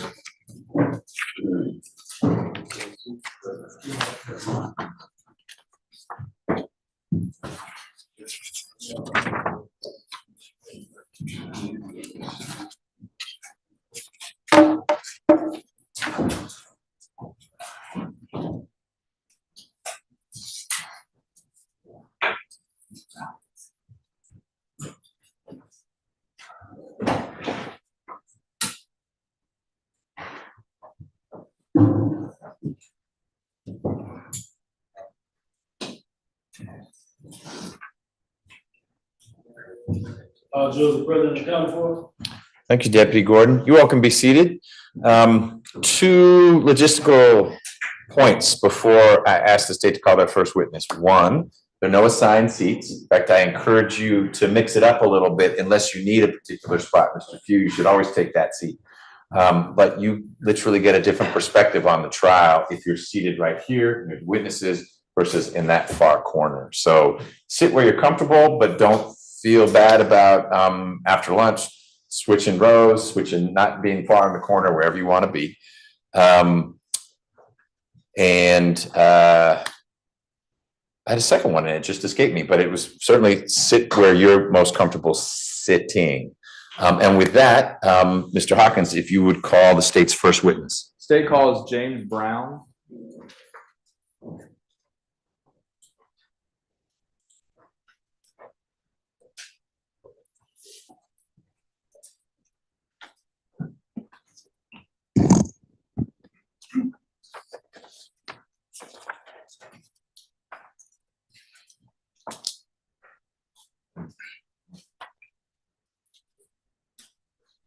Come this way, right there.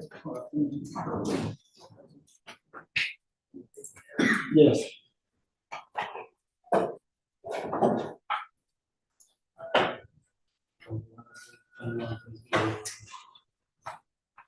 Good morning, sir. We're a little further up, and then if you'll turn and face Deputy Gordon, please. Raise right hand. You swear or affirm that the testimony you will give, the truth, the whole truth, and nothing but the truth, so help you God. Go ahead and have a seat.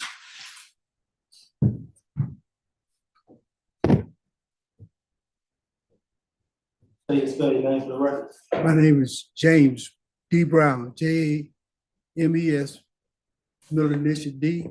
Brown, Brown. All right, sir, and if you could just pull yourself up to the microphone a little bit and make sure you keep your voice loud enough for everybody to hear. How old are you, sir?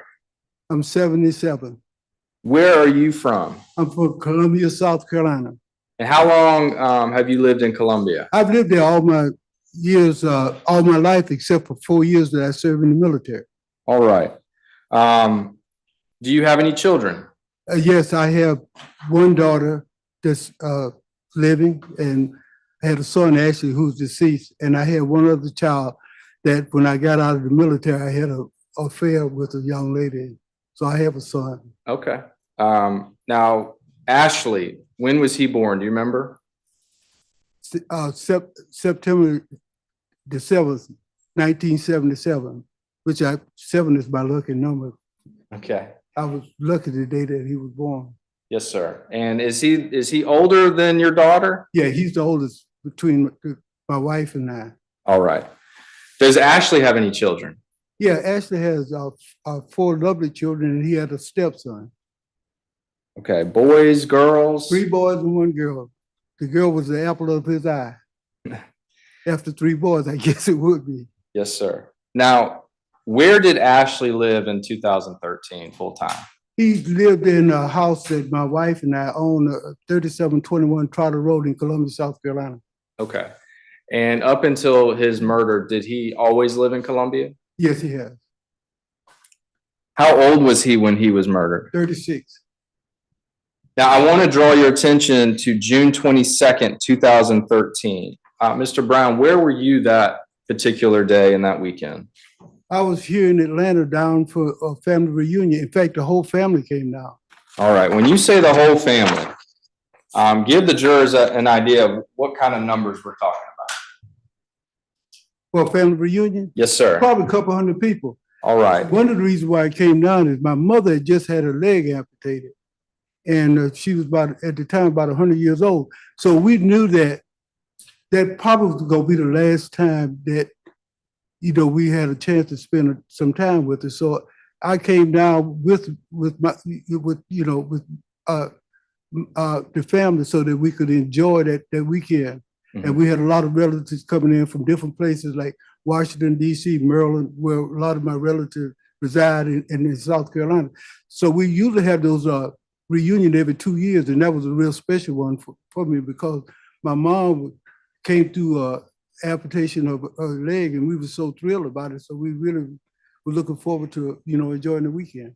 All right. And you and Ashley are living in Columbia. You said you've got some family in DC. How did you decide on Atlanta as the place to meet up for this reunion? Well, I didn't go to the reunion before that, and it usually voted on by the family. We've had the reunion. We've had several in Florida, around Kissimmee, Disney World. We've had them in Hempstead, New York. We've had them down here in Atlanta before. So it's just what the family decide on.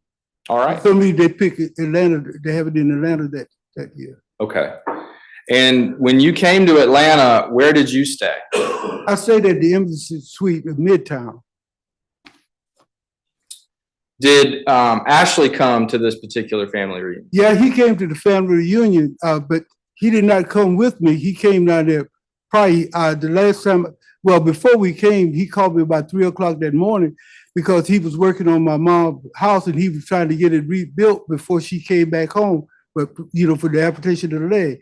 So he called me about 3 o'clock in the morning, told me he needed some tape, masking tape, so he could finish. I said, boy, put that stuff down, go on down to Georgia, enjoy yourself. You can finish the house when you come back. Where was your mom's house? It was at, in Columbia, 1118 Walcott Street. Okay, The same house that I grew up in. all right.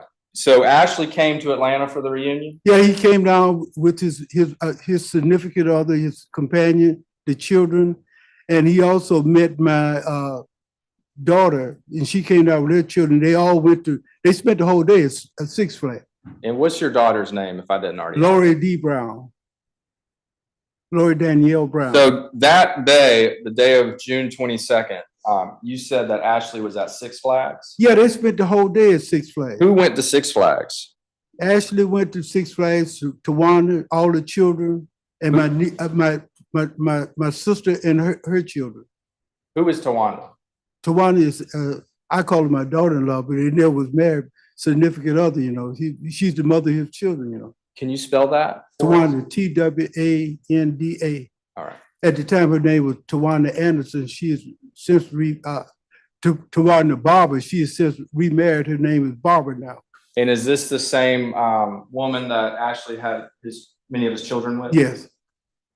Now, did you go to Six Flags? No, I didn't. You didn't want to ride the roller coasters? No, man. Hey, I'm past that, you know. Okay. Listen, I don't even get on the step ladder, you know, anymore. Yeah. Roller coasters are a bit more involved in this stuff. Yeah. So Yeah, I know. instead of riding roller coasters that day, Mr. Brown, what did you do?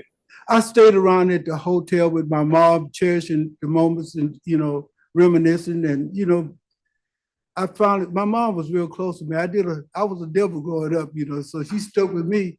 In fact, she was the one that stuck with me when I came from Vietnam. So I had to stay by her side because I knew that she didn't have too many more years left, you know, so. Okay. And like I say.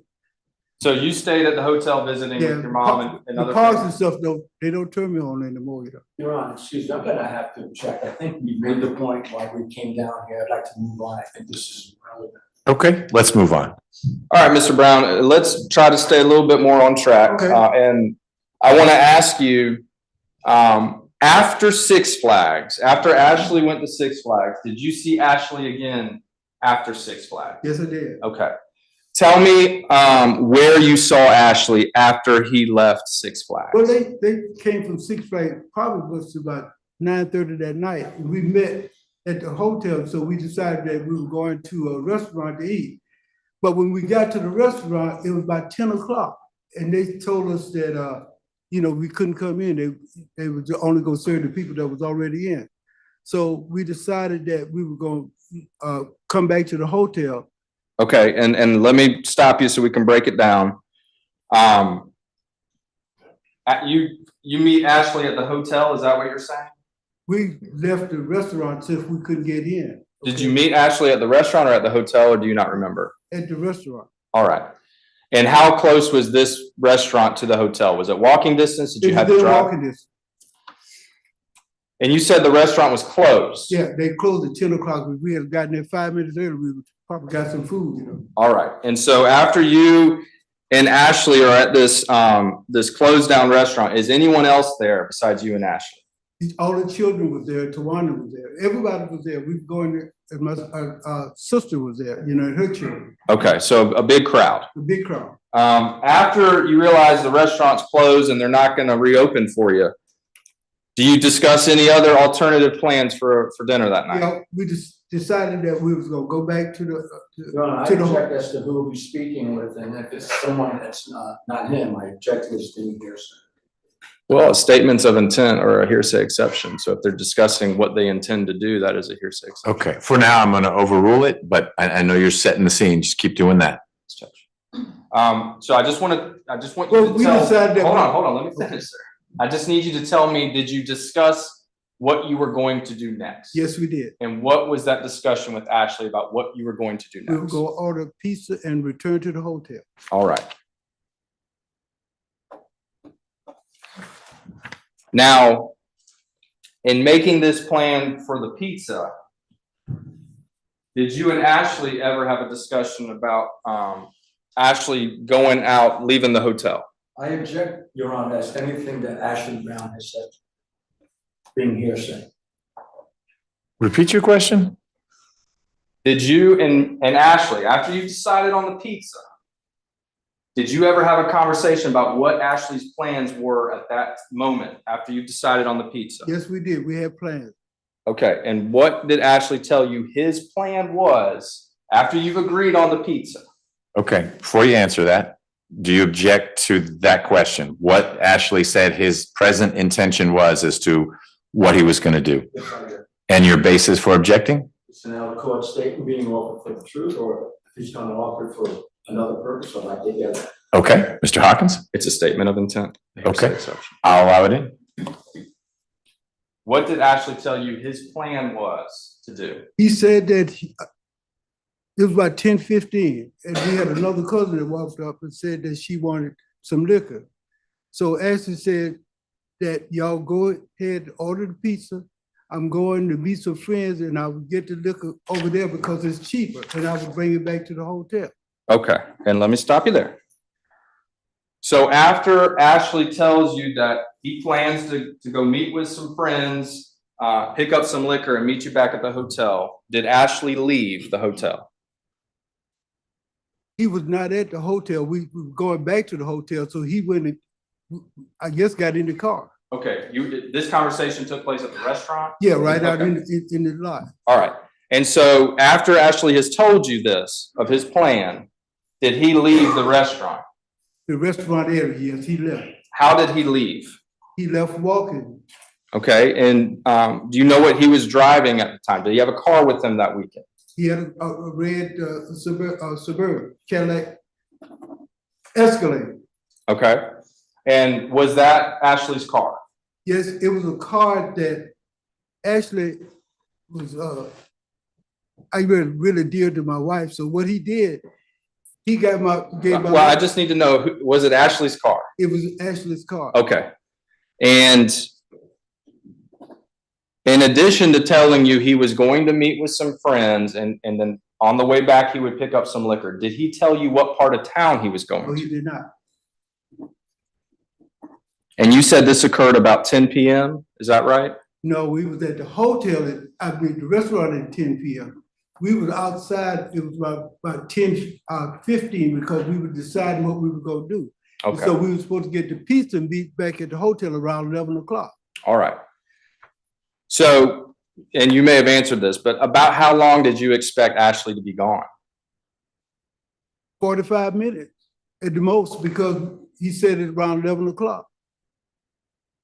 Because if you go order pizza, it's gonna take a while for the pizza to get there, and I assume that it was about 45 minutes to order a pizza and have it delivered at the hotel, and I was expecting him back about that time. All right. How did you where did you go from the restaurant? We walked back to the hotel. All right. And when you got back to the hotel, what happened next? Well, we went inside and we started playing games, and we decided how the sleeping accommodation, because we had several rooms, who would go sleep where, whether all the boys were going to sleep or whether, little things like that. We were playing games, waiting on the pizza. Okay. Did the pizza come? The pizza did arrive, probably about 10 minutes to 11. Did Ashley come back? No, actually did, never came back.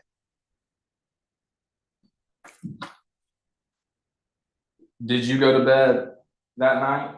I went to bed after about 12 or something like that, because he never came back. And the kids they'd been to the park all day, they were tired and hungry. All right. And so when you went to bed, Ashley had not returned. No hit. What happened, Mr. Brown, after you went to bed? There was a knock on my door, probably around 2:30 or 3 or something like that. At the time, I'm not real sure. And it was Tawana. She was knocking on the door, said, "There's a guy I want to talk to you." All right. And did you leave the room at that time? Yeah, I came out the room. What did you see when you came out the room? Well, when I came out the room, there was a guy at the far end of the hallway, and he looked like like he had on a security guard uniform. So when I came out the room, he put his head down and he turned and walked away. And I knew something was wrong there. And then, if I remember correctly, there was another guy came in the suit with a detective, Okay. And did you speak with that detective? Yeah, I spoke to him, and then that's when he told Mr. Brown, because I couldn't figure out why the detective would, want to talk to me. And then he told me about, that they found my son, that he was shot, he was murdered. What did you do next after hearing this information, Mr. Brown? Let me tell you, I spent a whole year in Vietnam. That was the worst. That was the worst time of my life. I couldn't, speechless. I've been in a situation where I could talk. I just couldn't take it. I couldn't fathom that, you know, it's just shocking. You come down for a family reunion, here it's 3 o'clock in the morning. Well, and I do appreciate that, but after you received this news, what did you do next? As vaguely as I can remember, I probably had to pick Tawanda up off the floor because she fainted. Okay. And after that, after I got Tawanda off the floor, I was able to go back. My cousin, who was the coordinator for the family reunion, her room was about 2 or 3 rooms down from mine. I went and got her to try to console, to help me with Tawanda, you know. Did you at any point tell the rest of the family that was gathered? At any point, did you tell the rest of the family? I called my wife. All right. Mr. Brown, did you leave Atlanta? Yes, I did. I left Atlanta. Well, Tawanda called her dad. He came and got her. But I stayed until that morning, and so I could bring the children back. And where did you, after you left Atlanta, where did you go? I returned home. Okay. Along with the children, Ashley children, and my mom. Okay. All right, Mr. Brown, I want to show you State's Exhibit 1. You recognize State's Exhibit 1? Oh, yeah, I sure do. And do you recognize who's depicted in State's Exhibit 1? My son, he was an avid fisherman, and he was teaching his little girl how to fish. He thought he was the greatest fisher in the world, in the way he was. And Mr. Brown, is this a fair and accurate depiction of your son Ashley when he was alive? State's Exhibit 1? Yes, it is. Your Honor, this time State tender State's Exhibit 1. Mr. Weintraub, any objection to States 1? No objection, Your Honor. It's admitted. One moment, Judge. Nothing further, Judge. Mr. Weintraub, do you have any questions for Mr. Brown? No questions for this witness. Okay, jurors, any questions for Mr. Brown? Seeing no one reaching for the cards. Mr. Brown, thank you for your time. I appreciate it.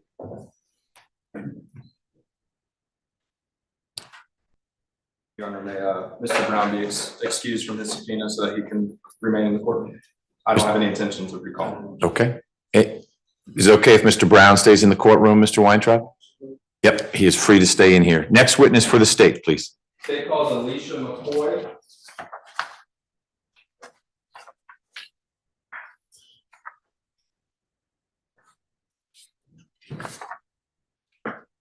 Good morning, Ms. McCoy. Good morning, how are you? All right, if you'll come on up and turn and face Deputy Gordon, please.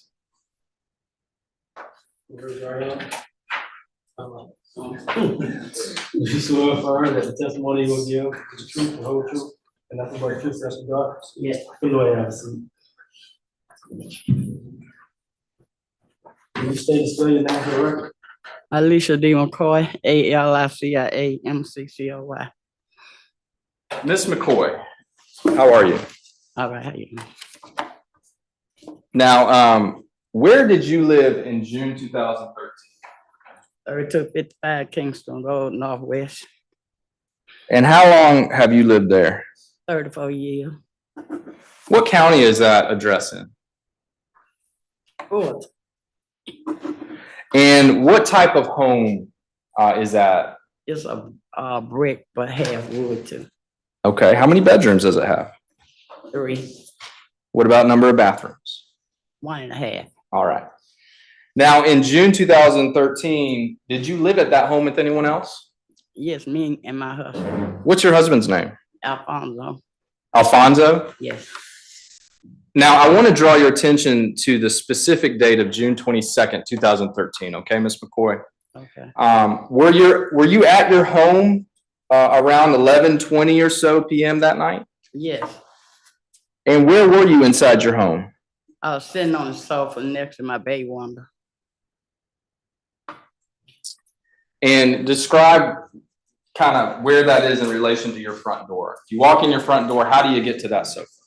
It's to the left. So you walk in this bay window that you're describing, what part of your property does it overlook? It overlooked the front side of my house. All right. And were you in that living room with anyone else? Yes, me and my husband. Okay. And what had you been doing earlier that evening? Well, we had just had come from a church social and we were sitting down talking about the church social event. Okay.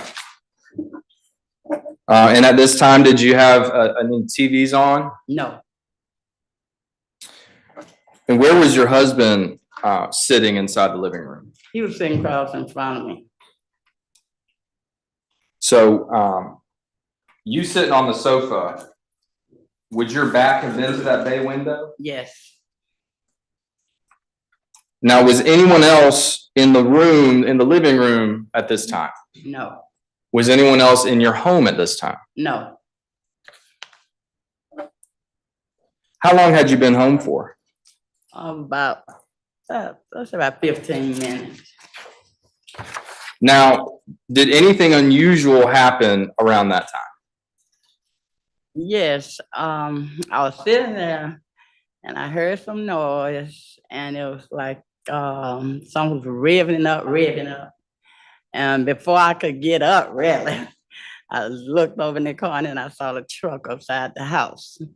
Okay. And Ms. McCoy, when you say revving up, did that noise sound familiar to you? In a way it did. It was like cars, just like somebody was getting ready to race or do something. Okay. So it reminded you of a vehicle. Yes. And how loud was this revving? My grandson here, he'll go. That's good. Yeah. That's good. So this is what you're hearing while sitting in your bay window. Yes. Now, at this moment, do you think anything unusual about that? No. Okay.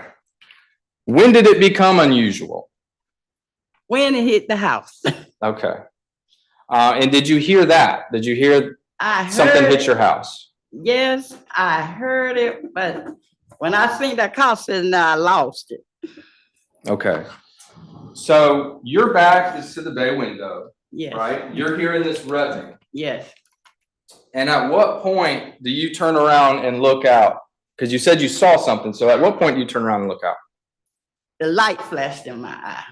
All right. What light? The tail light. And when you turned around and looked outside, tell me what you saw. I saw the truck sitting there. I seen the truck sitting there and I panicked real quick and then I saw it dial to 911. Okay.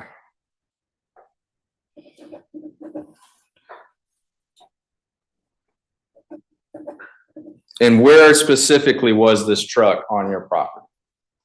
On the left side of my house. Okay. And before you heard the car crash and before you heard the revving, did you hear any gunshots? No.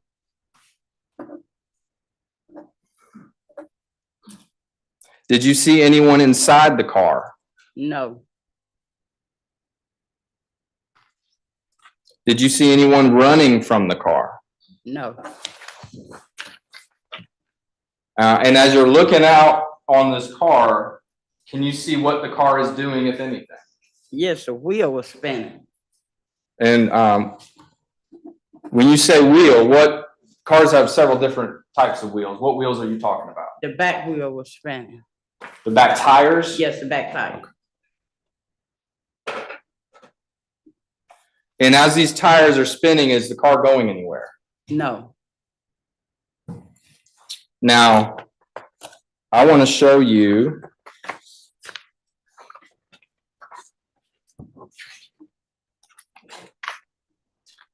State's Exhibits 6 through 8. Okay, and I'm showing them to defense counsel.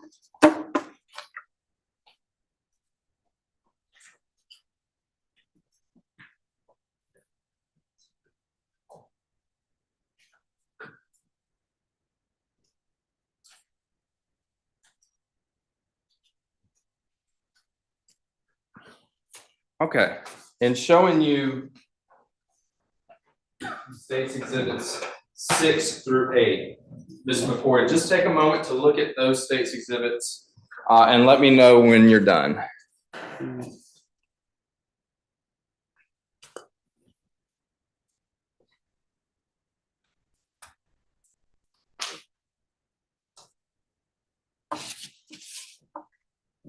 I'm done. Okay. Ms. McCoy, do you recognize what I handed you, those exhibits? Yes, And what do you recognize those 3 exhibits to be? picture of my house. Okay. And more specifically, do these images fairly and accurately depict what you saw late that night on June 22nd, 2013? No, They don't depict that? no. Okay, so tell me what they depict. The door opened on the truck. Okay.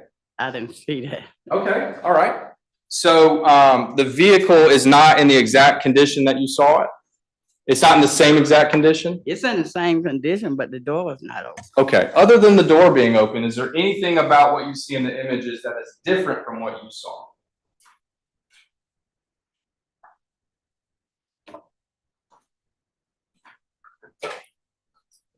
No, Okay. Does it otherwise show basically what you saw late that night? yes, Fairly and accurately with the exception of the door? yes. Okay. Your Honor, this time state will tender states exhibits 6 through 8 into evidence. No objection, Your Honor. Those are admitted. Permission to publish, Your Honor? Yes, both sides have permission to publish whatever gets admitted unless part of the objection is, I'll admit it. I don't object to admitting it, but I don't think it should be published. So if you hear no objection, you're free to publish. Thank you, Judge.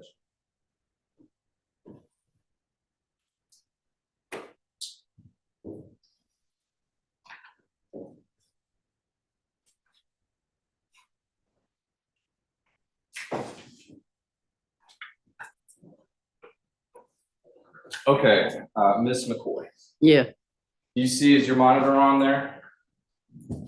yeah. All right, and I'm showing you States Exhibit 6.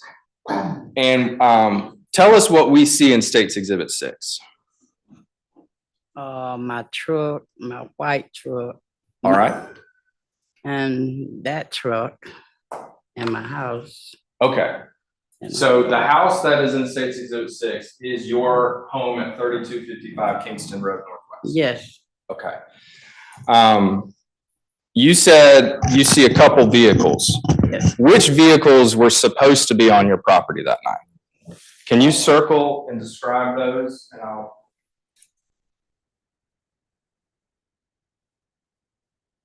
so you can actually draw on the screen. All right, and what did you just circle? My trucks. Okay, and just describe what color they are and where they are on your property for the record. I have a red Stewart Brothers construction truck over there on the left and a white Tahoe on the right. And where on your property are those trucks? My driveway. Okay. Now, thank you, and we'll start over.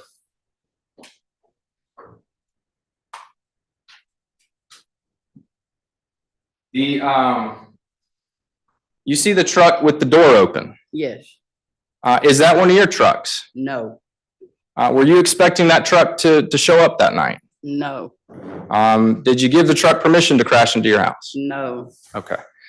Now let's go to States Exhibit 7. Do you recognize what's depicted in States Exhibit 7, Ms. McCoy?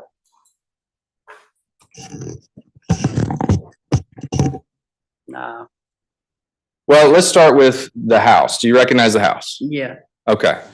And do you see in the house or where you would have been sitting at the time that this truck crashed? Do you see that part of the house? yes.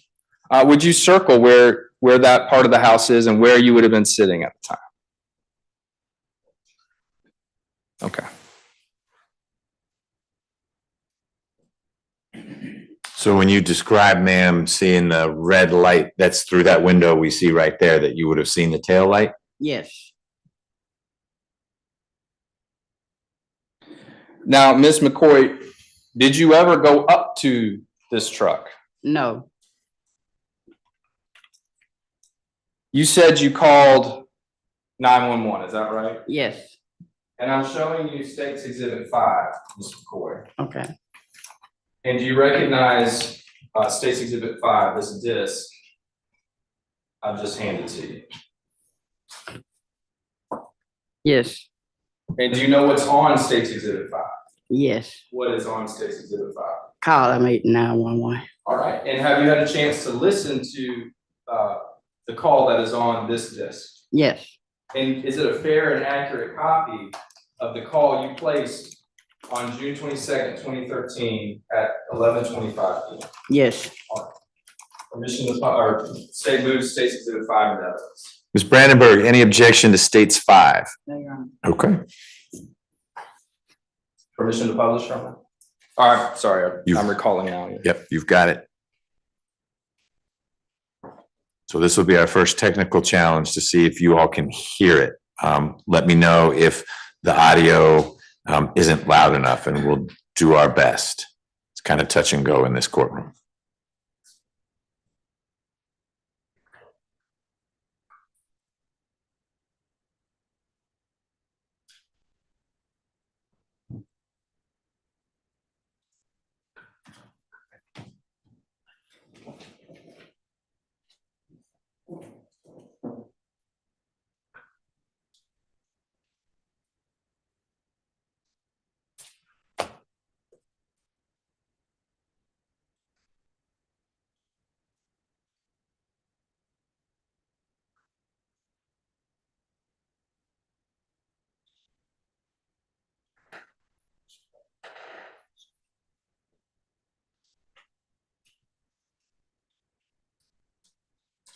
Is it looking promising, Mr. Hawkins?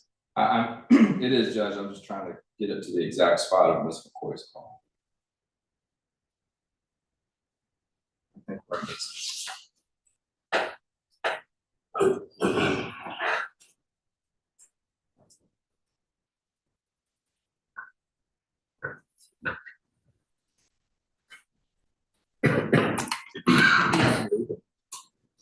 Atlanta 911, operator 5666. What's the address of the emergency?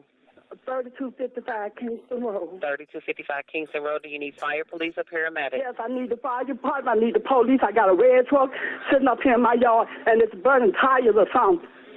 Okay, hold on, ma'am. All right, thank you. What's your name? Alicia B. McCoy. Alicia, what's your phone number? Hurry up. Okay, I've already sent the call. What's your phone number? 446997435. That's 446997435? Yes. And you say it's in the driveway? Yes. Okay, we're going to get someone out there, okay? Okay. All right. Alicia, was anyone in the car? Yeah, it's somebody in there now. That's what I'm saying. He's sitting here like he's burning rubber or something in my yard and stuff. Okay, wait. He's trying to get away with a IST 973 South Carolina tag. Okay, what is he burning? Is the truck on fire? No, the truck is not on fire. His tires are burning. Oh, on the truck? Oh, okay, I understand. He said he's just raising the motor, so could you please get the police back for whoever down here? Please. Okay, we'll get someone out there. All right, thank you. You're welcome. Stay on the way. Oh, Lord.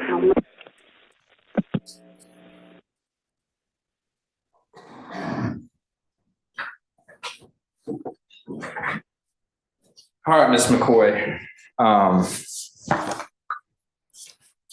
After you placed this 911 call, did police ever show up? Yes. And do you recall if it was one officer, more than one officer, or a whole team of officers? Do you recall? It was a team. I ain't trying to add nothing to it, but we had already got a call. Well, it was somebody that already called around the street. Okay, well, I understand. I don't want to get into. I don't want to get them confused. I don't want to get into that. But as far as at your house, yes. Did police show up to your house where this car had crashed? Yes. All right. And did you speak with police? Yes. Were you allowed to stay in your home? No, he asked us to leave. Why? He said, cause this was a crime scene. All right. When police got there, was the car still on and the tires still going? Yes, Do you remember about how long police stayed on scene? about 2.5 hours. All right. One moment, Judge. Nothing further, Your Honor. Ms. Brandenburg, do you have any questions for Ms. McCoy? Yes, Your Honor. Hi, Ms. McCoy. I'm Elizabeth Brandenburg. How are you? All right, how you doing? Good, thank you. So when you were, before the truck hit your house, you were sitting on the couch in front of the bay window, Yes, and the couch was facing into the room. right, So you had your back to the window. right. And when you heard, did you hear it or see it? Hear something or see something first? Well, like I said, I heard the tires, I heard the ribbon, and by the time I stood up, then I just happened to look, and the back of the car had caught my eyes. Okay. So you saw the back of the car before you saw it in your home? No, I wasn't in my home. Okay. It Right. was, what did it strike? It struck the steps. Okay. The steps leading up to the front door? Yes, Okay. So did you turn to your left or your right? I turned to my left. Okay. And you saw the Truck. red tail light? Yes. Right. Okay. And would you say you reacted immediately? You turned quickly when you heard the revving? Yeah, I would say. Okay. And did you see any other cars on the street? No. Okay.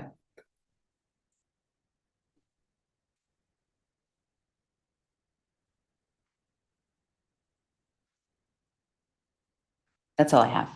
All right. Any redirect? No. Questions from the jurors? No? All right. Thank you, Ms. McCoy, for being here. Thank you. Oh. You okay? Yeah, have a nice day. Okay. Thank you, ma'am. Next witness? State calls Officer Adrian Pitts.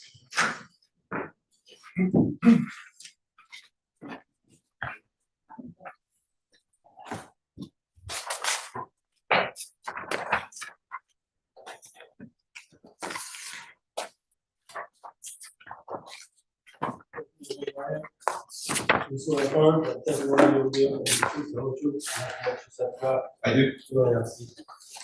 Can you state and spell your name for the record? Officer Adrian Pitts, ADRIANPITTS, All right, sir, where are you employed? the Atlanta Police Department. How long have you been employed with the Atlanta Police Department? Currently 13 years, So what year did you start? 2011. What are your current duties with the Atlanta Police Department? Patrol, answered 911 calls. And were those your duties when you started in 2011? Yes. Now, when you say patrol, what all does that entail? Driving through the neighborhoods, showing presence to help deter crime. And are you what is considered a first responding officer? Yes. Now, is there a particular area that you patrol, a particular area of the city? Zone 1. And what part of Atlanta is Zone 1?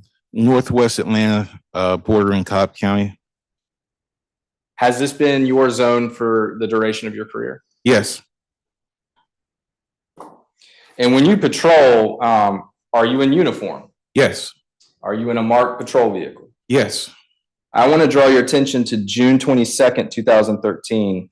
Were you working that evening? Yes. And a little bit after 11 p.m., did you ever respond to 3255 Kingston Road Northwest? Yes. What type of call were you responding to?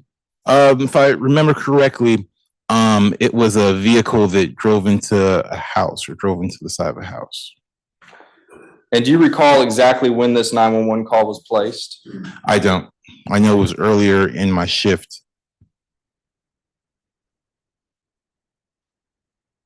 If I were to show you a copy of the CAD report, would that refresh your recollection onto what time the call was placed? Yes.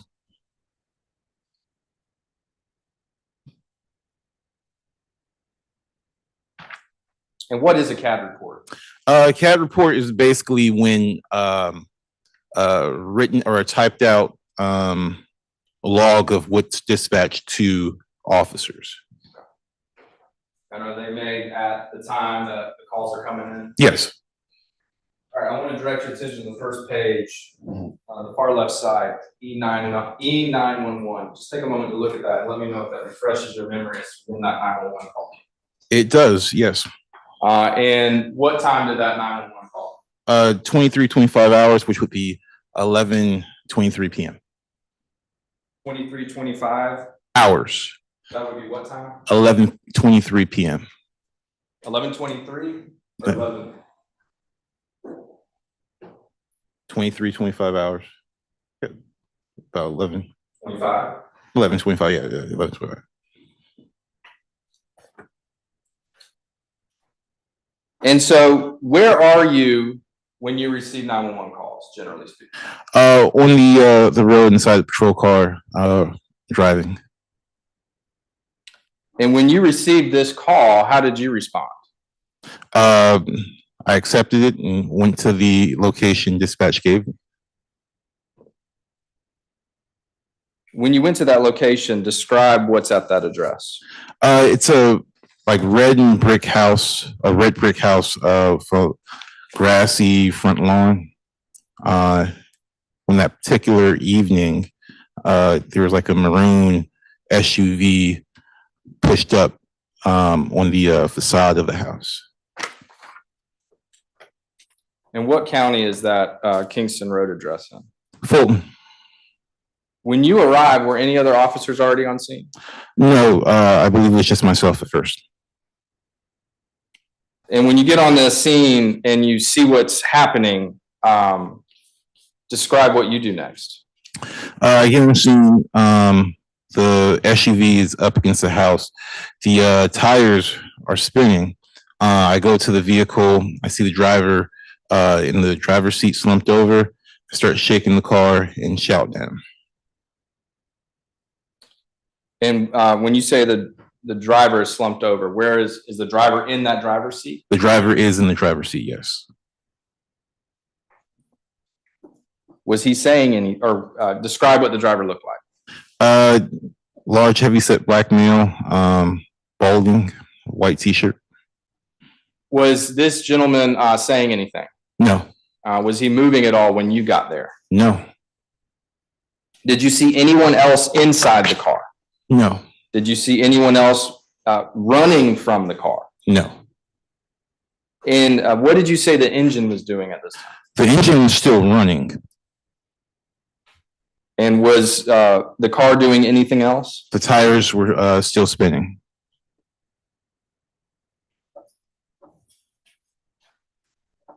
After this man never responded, what did you do next? I broke out the front passenger side window.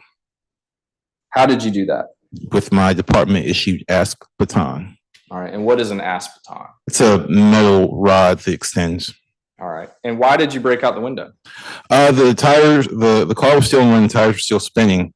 The vehicle was up against the house. So my concern was that either the driver would suffer further injury if the car rolled off into the roadway, or the car would actually continue to go inside the house, injuring who else was in there. Okay. Were you able to successfully break the front passenger window glass? Yes. What'd you do next? I did open the door and try to stir the driver, but upon getting to the vehicle, I saw he had blood stains on his white t-shirt. Okay. Were you ever able to wake this gentleman up? No. Did he show any signs of life at the time that you're inside the car with him? No. In addition to seeing these blood stains, did you see anything else that told you what type of injuries he had sustained? The blood stains were just circular. in patches. And so it led me to believe that he was shot. Did you break any other windows of that vehicle? No. So after you arrive on scene, you see the wheels are spinning, the engine's going, the man's unresponsive, you break the glass and you get to him. What actions do you take next? I go ahead and notify dispatch of my findings. And then from there, I went ahead and notified homicide. All right. And I'm going to show you at this time State's Exhibits 9 through 13. Let me show them this first.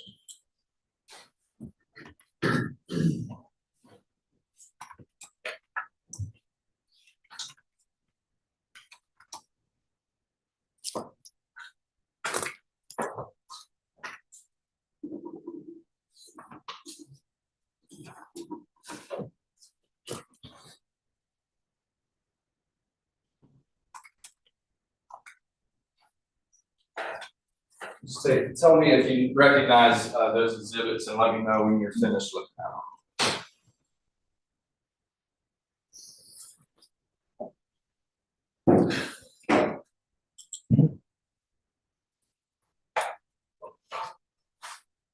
Yes, I'm done. And what do you recognize those exhibits to be? That's the crime scene at Kingston Road that night in June. And do these photos fairly and accurately fit what you saw throughout that evening? Yes. Your Honor, at this time, State tenders State's Exhibits 9 through 13 into evidence. Ms. Brandenburg, any, I have this witness, Your Honor. Mr. Weintraub, any objections 9 through 13?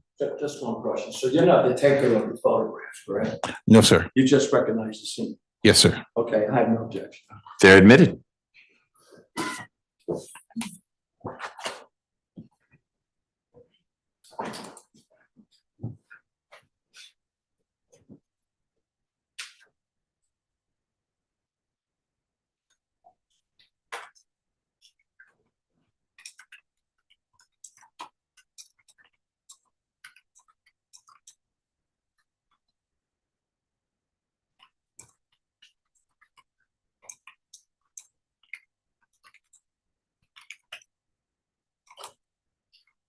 All right, Officer Pitts, I want to start with State's Exhibit 6. Do you recognize State's Exhibit 6? Yes. What do you recognize this to be? That's the location on Kingston where the crime scene occurred. And when you arrived, where did you park your vehicle? I can't remember. Okay. Let's go to State's Exhibit 9. What does State's Exhibit 9 show? That's going to be the rear of the vehicle, license plate. And what state license plate is that? South Carolina. What is the tag number? IST 973. What do we see in State's Exhibit 10? Same address on Kingston crime scene. What does State's Exhibit 11 show? Same address in Kingston with the vehicle damaging the outside of the property, the residence on Kingston. State's Exhibit 12. What does State's Exhibit 12 show? Same vehicle, crime scene. The gentleman that I tried to revive in the driver's seat, deceased. Okay. Now you testified you didn't take these photographs. I did not know. So this is how things look later on that evening? Not exactly as when you arrived? That's correct. Not exactly as how I arrived. Okay. But the gentleman or the person that is in the driver's seat, do you recognize that person? That is going to be the gentleman who was shot. The same gentleman you encountered who was unresponsive when you arrived? That's correct.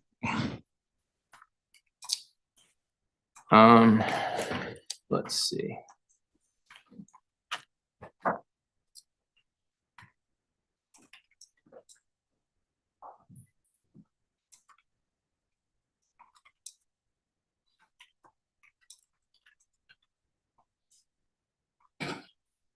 In that last photograph, the back passenger door was open. Yes. Was it open when you arrived? No, all the doors were closed. Okay. And that's why you had to break the glass to gain entry into the vehicle? Yes. All right. Now, did any other officers arrive on scene after you alerted dispatch? Yes. How did your role change, if at all, from being a first responding officer and seeing no signs of life to this gentleman? What did you do next? Well, upon realizing that the gentleman was deceased, came an different type of active crime scene. So I went ahead and started placing the crime scene tape up and getting starting a crime scene log, document who's on scene, who's coming in, who's going out. All right. Now, you say crime scene tape. What is the purpose of crime scene tape? That's just to I guess you would describe it as keep people out, and so that way we know where the boundaries are for the crime scene. We can expand it or make it smaller based on need, but in general, the area inside the crime scene is going to be where the investigation is going to be focused. All right. And is that a one-man job, or do several officers help put up tape? It can be a one-man job if you know what you're doing and if you're fast enough. Were you fast enough? I was fast enough. All right. Did you ever make contact with the people inside the house? Yes, I believe I did. And what, if anything, did you tell them upon making contact? I can't remember exactly what we talked about, but I'm certain that I checked to make sure everybody inside the house was unharmed. Okay. You also testified about a crime scene log. What is a crime scene log? Crime scene log, like I said, that's just to document who's on the scene at the time of the crime, who's coming in, who's coming out, especially when it comes to officers and investigators. And did you perform that role as well? Yes. Now, do you recall how long you stayed on scene at Kingston Road? I don't recall. I'm certain that I was there till everything was removed. And is that a quick process, a lengthy process? It's a long and lengthy process. All right. Did you ever respond to Dogwood Drive that night? I don't think so, no. All right. One moment, Judge. I don't have anything else. Mr. Weintraub, questions for Officer Pitts?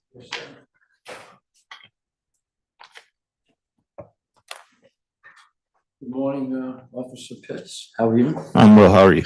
Good, sir. Since 2013, you've had, what, a couple hundred cases, Yes. right? Yes, a lot of cases. You've testified in court on some of those cases. Yes. You were pretty good today. Yes. So I don't know how good your memory is, but in getting ready, could you look over any material regarding testimony you may have given in a prior proceeding related to the facts of this situation? I don't understand what you're asking. Can you ask it again? In getting ready for your testimony, did you meet with Assistant District Attorney Hawkins? I met with yes, I believe I did. Or an investigator from Yes. the DA's office? And did they show you a copy of a transcript of your testimony that was given in an earlier proceeding? Yes. Right. And you looked it over and that helped refresh your memory? Yes. Okay, nothing wrong with that. Let me just ask you a couple of questions because I want to show the jury about your memory. Do you recall there were like 4 windows on the car, right? Yes. Okay, so when you broke in the window on the front passenger side, correct? Correct. Did you notice anything about any other windows? Were they broken? I don't remember if I did at the time, but I do remember the window that I shattered. And in looking at the pictures that were shown to you, did you see any broken windows? May I? Besides the one, yeah, absolutely. Besides the one that you broke.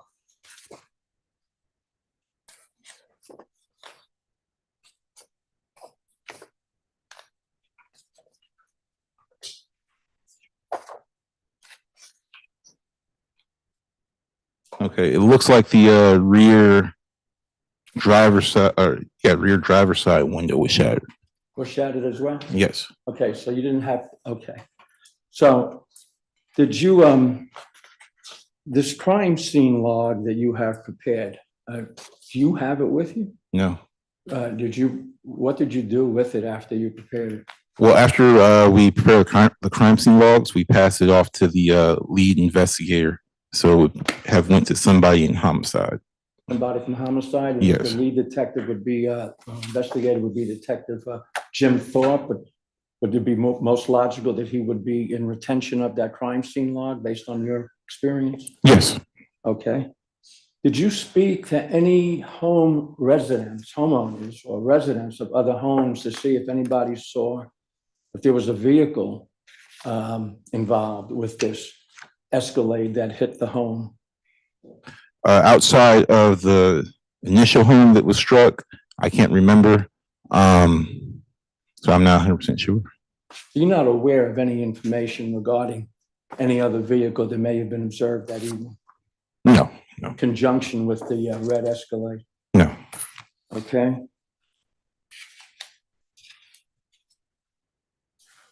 What do you do to ensure that nobody is, if you do anything, do you do anything to ensure that nobody is touching the interior of the car in case there may be some fingerprints in there?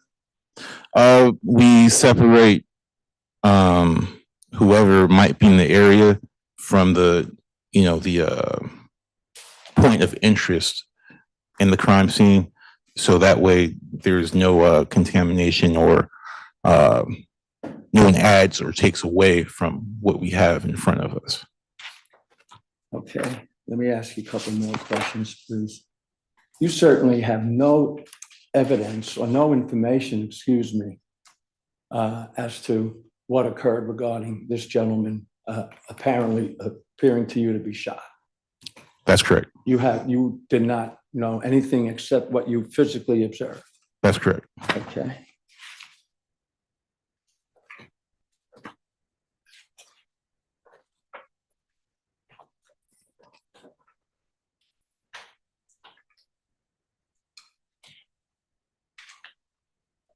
Did you wait on the scene for Detective Thorpe to arrive? Yes. Do you know if he engaged in talking to any residents of Kingston Road in your presence? I'm not sure. Once homicide arrives and takes over, stand back and let them do their part. You don't have any knowledge of the calibration, the caliber of the casings found in the vehicle? No. Or okay.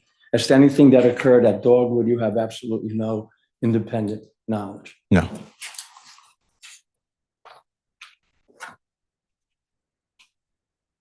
No weapon discovered by you? No. Or not that I remember.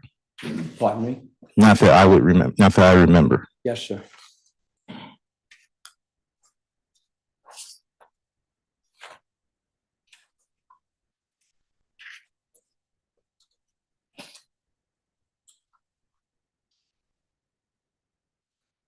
That's all I have, Your Honor. Any redirect? No, Judge. Any questions from the jurors for Officer Pitts? Yes.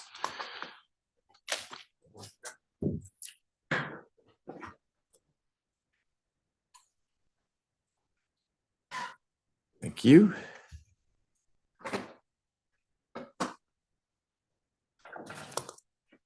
Officer Pitts, did you notice if either of the back doors to the Escalade, the red vehicle in the picture, if either of them were ajar, not completely latched shut when you got to the scene?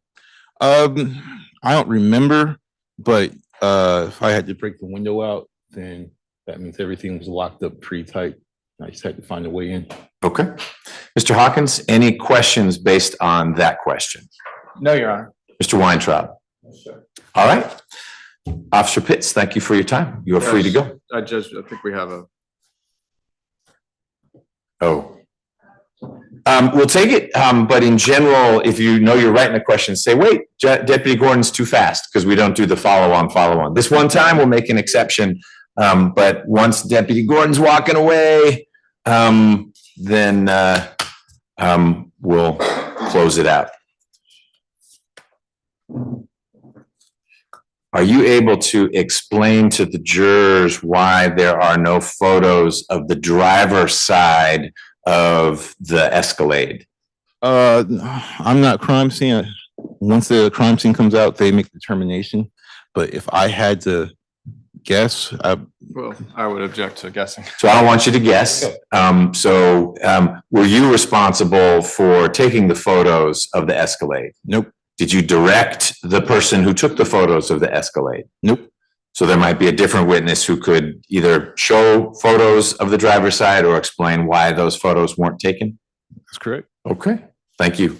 Mr. Hawkins, anything else for this witness based on the second question? No, Your Honor. Okay, Mr. Weintraub. No, sir, thank you. All right, Officer Pitts, I would go before they come up with a third question. Thank you for your time, sir.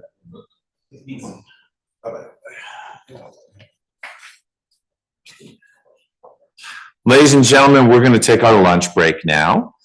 Before you go, one, I think there's supposed to be a piece of paper in there that lists some lunch options.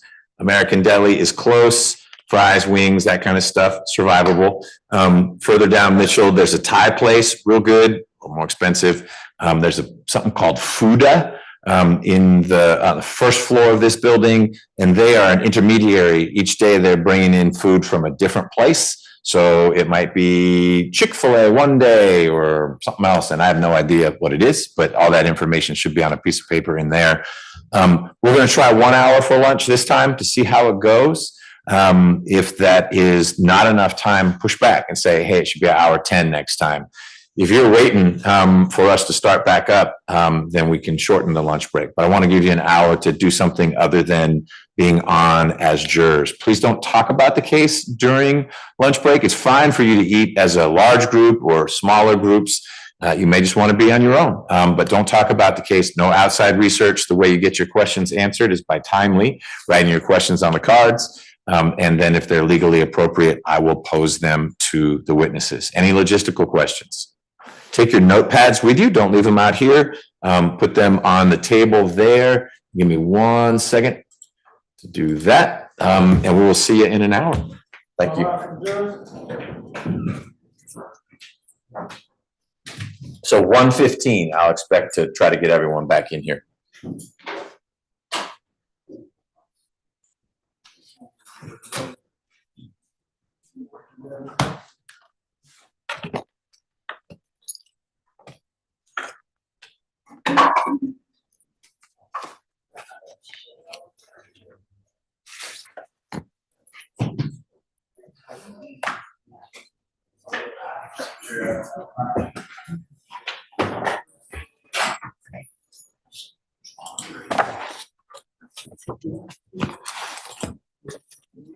All right, before everyone else can be seated, before the lawyers go, a few things. One, I need an exhibit list from the state.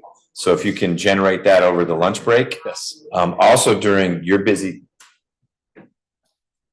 lunch break, there's this witness, and he needs to go back to the jail if you're not going to meet with him, or if you know someone's going to connect with him in the afternoon, but he doesn't need to be sticking around here. I don't think I'm going to get to him today. Okay. I will, if he can be brought over in the morning, I will be able to meet with him in the morning. Remind me, well, I'll talk with Ms. Nelson, so we'll have him brought over. Per your request, there's an order that makes that a little complicated. Yes. But we'll do that. I don't know when in the morning you're going to do that, but we'll have him brought over. Oh, I forgot, we don't start till noon. Well, so yeah. If he's brought over in the morning, you'll have all sorts of time. I'll Perfect. make myself available based on. That's easy. So you should come here at some point in the morning, and Deputy Gordon can work with you about that. I don't think we have anyone in custody from drug court, but I haven't seen that list yet. So we'll see. Join in that conversation. I'm gonna let you and Mr. Hawkins talk about that, but this is an equal access courtroom. And so if you're here and there's someone you want to talk to, that can happen. And then you also need to sort out Carrollton. You were gonna reach out to Lieutenant Howard, I think that was the name, over lunch today, so do that. And then when we're at the end of the lunch break, you can give us all an update. And remember to make him available to the defense if there's something you think they would want to hear from him to say, oh, okay, we get what the situation is. Absolutely. So you'll get me an exhibit list. My request, because we've got at least 2 lawyers for both sides, is that if you are the witness, if you are the lawyer handling a witness, your colleague puts the exhibits up. It may not work for Mr. Weintraub, but it slows things down if Ms. Hodge is asking a witness questions and then she has to go back to her computer and call something up. So if you two could coordinate, and if it's your witness, Mr. Hawkins, Ms. Hodge can be getting the audio ready or have the picture up. That will streamline things for the jury. Okay. And finally, in connection with jurors, I promise we'll go back into the hallway so we can discuss the juror questions. I was sort of surprised we got one. When I read it, it was thoroughly unobjectionable. And so just to save time, I didn't drag everyone back into the hallway so you could read, did you notice if either of the back doors were partially ajar? And so I exercised my discretion and posed that question to the witness without attorney input. The norm will be we go back into the hallway and you get a chance to look at them and object to them. Okay, anything from the state before we start the lunch break? No, Your Honor. Mr. Weintraub. I'm not taking any disrespect from the comment about my capabilities Good. with computers. I appreciate that. None was meant. I was just being realistic. Yeah. Yeah, that's right.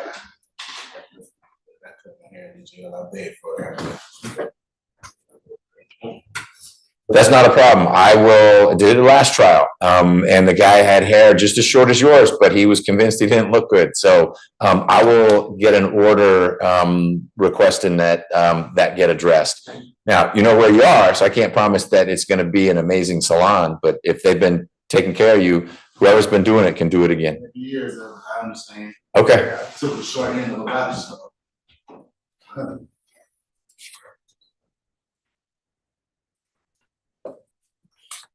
That's it. We're on break.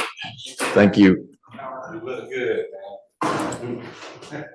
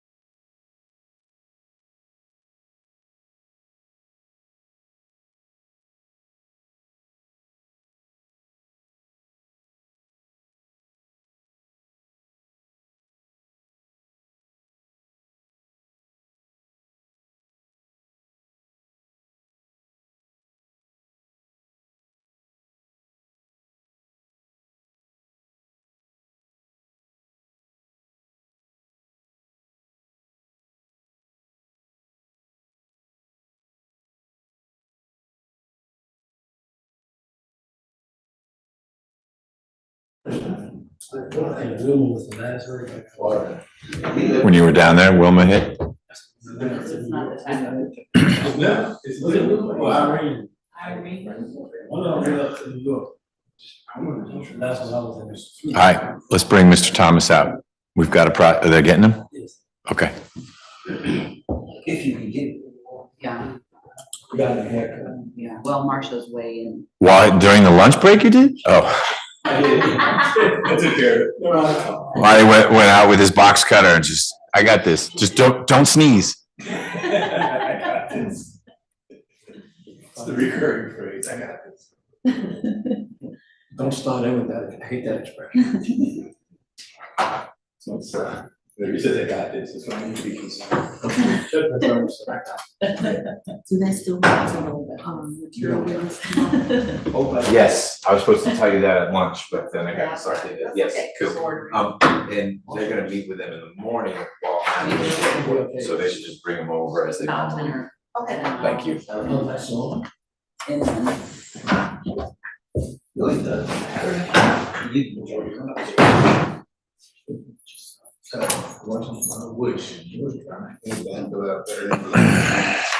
Second. Exhibit list. All right. Ms. Rivers, are you ready? Yes. Let's get on the record in State versus Thomas. We are done with our lunch break and ready for the jury. Mr. Hawkins, anything before the jury comes in? Your Honor, I don't know if you wanted to revisit the Carrollton situation now or do that later. I'm fine talking about it now. Did you connect with the lieutenant? I did not, Judge. May I approach, Your Honor? Sure.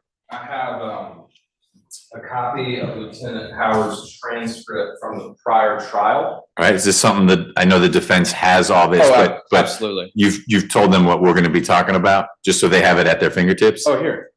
thanks. Great. And I didn't want to presume that Your Honor had already reviewed it, but Good presumption. that is the I didn't get to page 800. right. That is the essence of Lieutenant Howard's expected testimony the second go round. The only caveat is When you say the second go round, he testified a whole nother time besides this? Or you mean this would be the second go round. The only caveat is in the first trial, Judge Downs precluded any evidence that there was cocaine in the car. So I was able to speak with Detective Thorpe as well as Ricardo over the break. And there is no evidence that they had alerted, either one had told Tyler about the November interview with Ricardo. So at this point, I don't have any evidence beyond the circumstantial evidence of Ricardo's actions, Tyler's actions in Carrollton, that he was directly told that Ricardo had told on Tyler and that warrants had been issued for his arrest. To the contrary, the fugitives team is usually deliberately doesn't let people know, hey, we're on our way over with arrest warrants. Right. So the evidence would just be limited to the circumstantial evidence surrounding the detention. Okay. The other thing I want to perfect on the record is I had indicated this morning that there was no vehicle. This wasn't like a traffic stop. I reviewed Lieutenant Howard's testimony. I reviewed the police report. There was documentation that some unmarked cars had eyes on Tyler and were following Tyler. But again, they were unmarked cars. So there was no blue lights while Tyler was driving down the street. In essence, they had eyes on Tyler. And once he pulled into a gas station or some type of retail establishment, that is when a number of vehicles boxed Tyler's vehicle in. There was a brief flight wherein Tyler drove his vehicle into another vehicle, struck a pedestrian. But even the testimony was that it was about 15 to 20 seconds before Tyler was successfully apprehended by the team. So I did also reach out to Lieutenant Howard over the break. His phone is off. That does not surprise me. I don't want to give too many details, but the family emergency does involve a loved one being in emergency surgery that was not anticipated. So I was not able to get any more information from Lieutenant Howard as to where the drugs may have been in the vehicle. I will certainly follow up with that and see if I can get that answer maybe later this evening. But I do believe what you have before you and what I've proffered is the extent of the evidence concerning flight.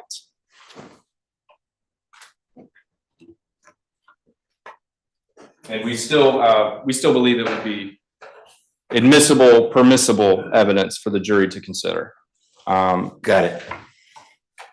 So here's your conundrum, Mr. Weintraub. Either it was a whole lot of drugs in the car, and that's why your client hit a pedestrian and tried to flee, not from unmarked cars, but marked patrol cars with blue lights flashing, or he was trying to flee because he was worried he was going to be arrested for a murder. And if it's a whole lot of drugs, then it's kind of relevant to the line of work he's allegedly in, as opposed to personal use quantity. So I'm not seeing how it's either not his drug slash, man, that's what someone would use in a night. Your words, not mine. I don't know what 9 grams would get you. But in reading Lieutenant Howard's testimony, assuming it would be fairly similar this time around, it's not particularly controversial. It was a pretty serious effort by Mr. Thomas to not be arrested at the quick trip. It wasn't a, I'm confused, or let me just slide over to the side so you can pull me over. And that is proof of flight from something. And it's either there's some drugs in my car that make me nervous, and that's the line of work I'm in, which is relevant to the case, or they finally caught up with me for this murder. And I don't recall ever ever doing a distribution case predicated on 9 bags of sweet rum. Okay. That's what it comes down to. So I respectfully disagree with the fact that a large amount, 9 grams of marijuana gets me a misdemeanor. But any amount of coke is a felony. But I don't understand why we have to address this today. I want to do, Ms. Brandenburg and I want to do everything we can to accommodate Officer Howard. Has a family matter, we'll stipulate to this.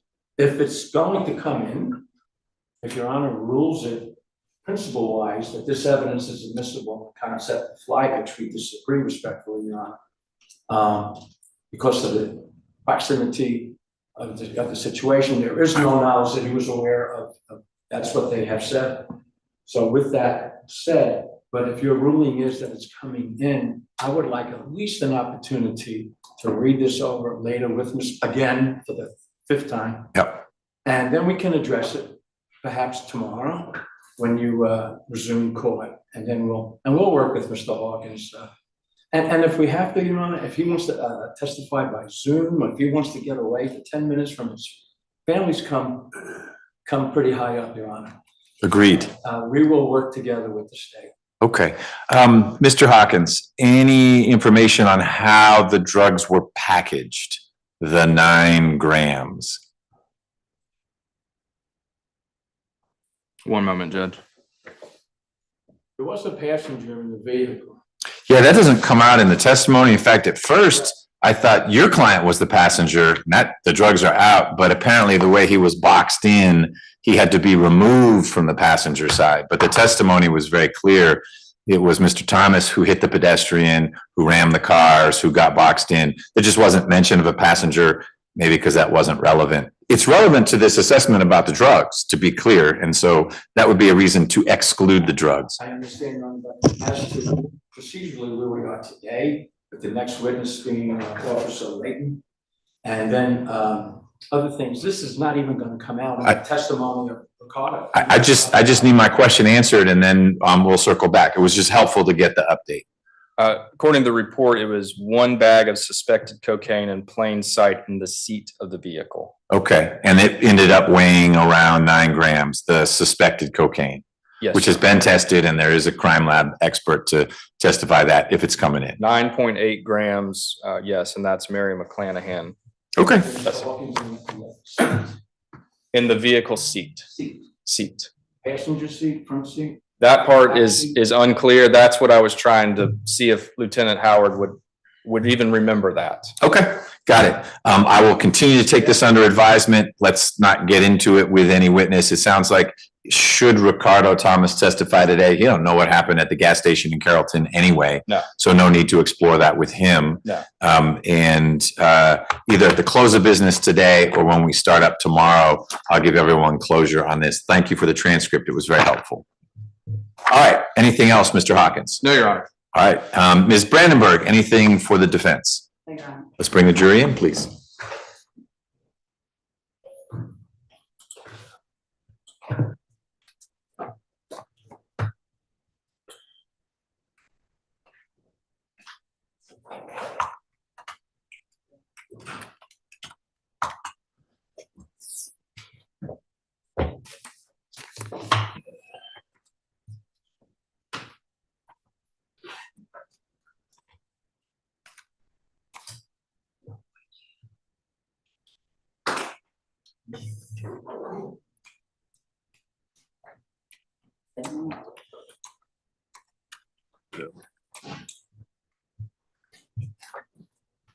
All right, for the jury.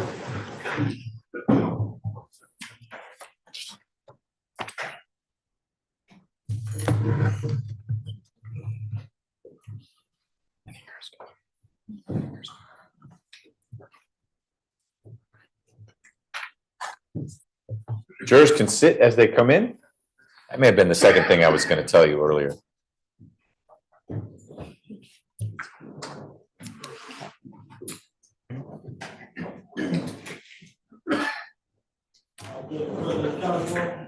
Thank you, Deputy Gordon. Welcome back from lunch. Looks like someone got Chick-fil-A. Anyone, what were they serving at Fuda?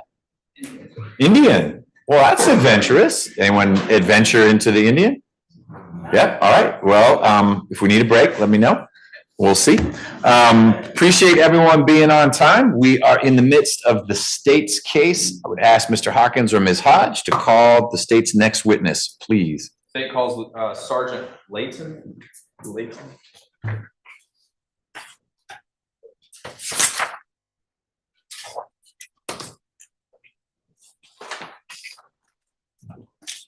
Afternoon, Sarge. All right. I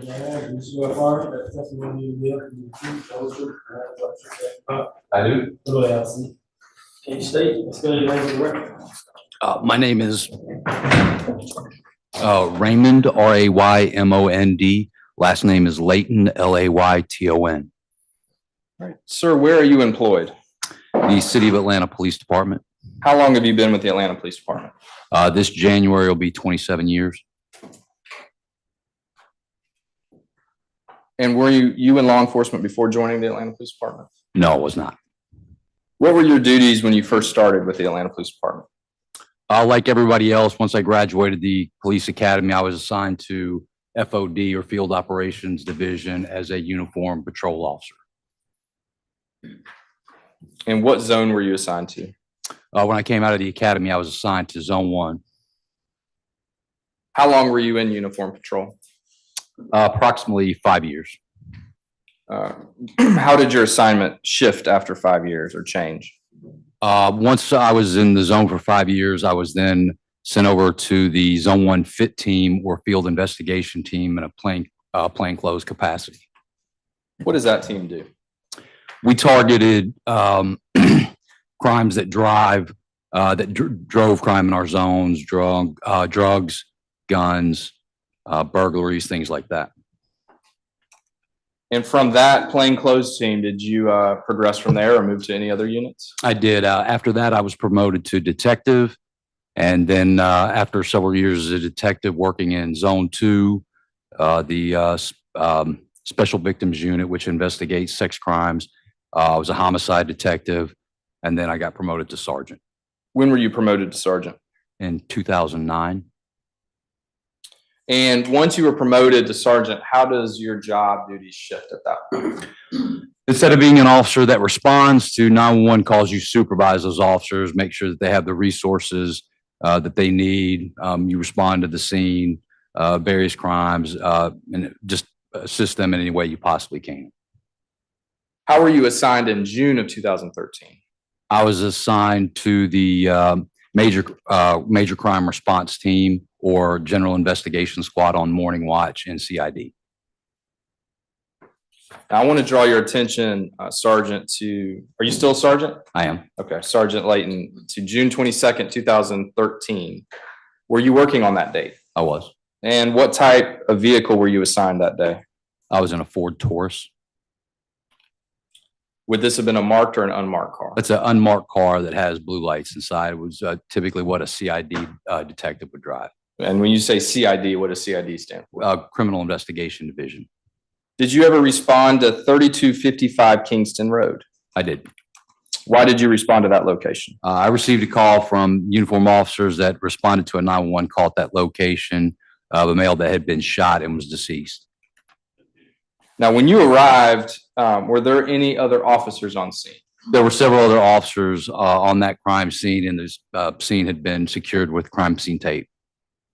Were there any other supervisors on scene that you recall? I believe there were uniformed supervisors on scene, but I don't remember exactly who they were. And so as a sergeant in CID, when you come to a scene like this, what do you do first? What are the first steps you take? In that particular case, when we have a homicide, we would notify whoever's going to be the lead detective from our homicide unit. You would notify them and have them respond to the scene. Then you would begin processing that crime scene with the crime scene technicians once they got there. When you got there, what did you see? There was a vehicle in front of the residence, and then the scene was secured with yellow crime scene tape.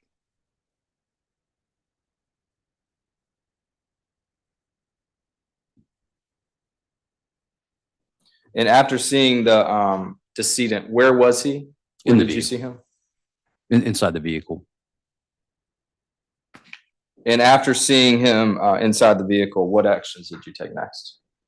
When I was on the scene, I was alerted from other uniform officers that they had located a secondary crime scene, or what they believed to be a secondary crime scene, and they had secured that with yellow crime scene tape as well. Now, did you ever go to that second crime scene location? I did. Once they told me that there was what they believed to be another crime scene, I went to that scene as well.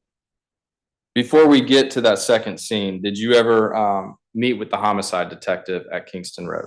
Detective Jim Thorpe was the lead detective. I stayed on that scene until he arrived, briefed him on how the call came up, and then once he was on scene, he assumed lead as the lead investigator for that homicide. Now, this second location on Dogwood Drive, notably 103 Dogwood Drive, how close is that to the Kingston Road location? That's within a couple miles. Did you go to that Dogwood Drive scene? I did. And describe what's located at that address. It's an apartment complex, and it was a parking lot. And you said a parking lot. What's significant about a parking lot? There were shell casings in the parking lot, spent shell casings, and some broken glass. Now, this second apartment, or this apartment complex on Dogwood Drive, is the entirety of that apartment complex located at 103 Dogwood Drive within Fulton County? I believe so, yes. When you got to Dogwood Drive, what did you do next? Made sure that the crime scene had been properly set up by the officers, and then notified Detective Thorpe. And I stayed there until both those scenes had been processed by our crime scene technicians, and until Detective Thorpe could physically look at both locations. Now, I want to show you State's Exhibits 2 through 4.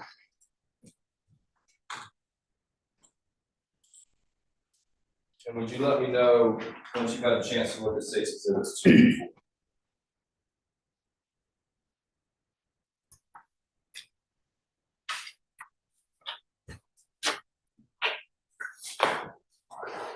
4? These are pictures of an aerial map of the locations. And do these aerial maps fairly and accurately depict the two locations, the Kingston Drive location and the Dogwood, excuse me, the Kingston Road location and the Dogwood Drive location? They do. Now, this time, State tenders State's Exhibits 2 through 4 into evidence. No objection. They're admitted. Get State's Exhibit 2. If you click stay muted, thank you. You should now have full access. Okay, Sergeant Leighton, what do we see in State's Exhibit 2? It's an aerial map of the two locations. And orient us a little bit. What part of Atlanta are we looking at? That zone 1 is the northwest quadrant of the city of Atlanta. And do you see any major roadways that kind of help orient the jurors for where we are? It's along 285. Okay. The Kingston Road, where is Kingston Road within State's Exhibit 2? Where is it in relation to what? Just, would you mark on? It's right here, Kingston Road. You can go ahead and mark on the screen. The Kingston Road is right here. And the Dogwood Drive apartments or over here.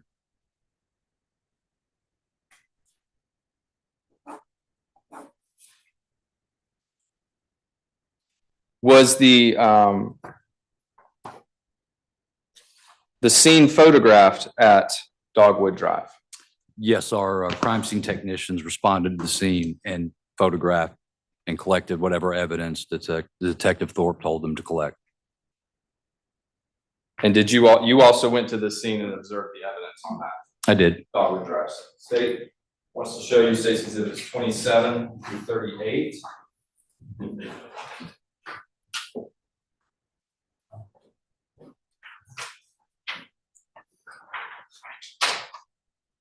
Do you recognize those exhibits? These are crime scene photos from the location with crime scene markers, which are used to note evidence or something that the detective wants to reference as far as what a picture would be taken from one of our crime scene techs. And do those exhibits fairly and accurately depict the crime scene at Dogwood Drive as you saw it? It does. Your Honor, State tender State's Exhibits 27 through 38. No objection, Your Honor. They're admitted.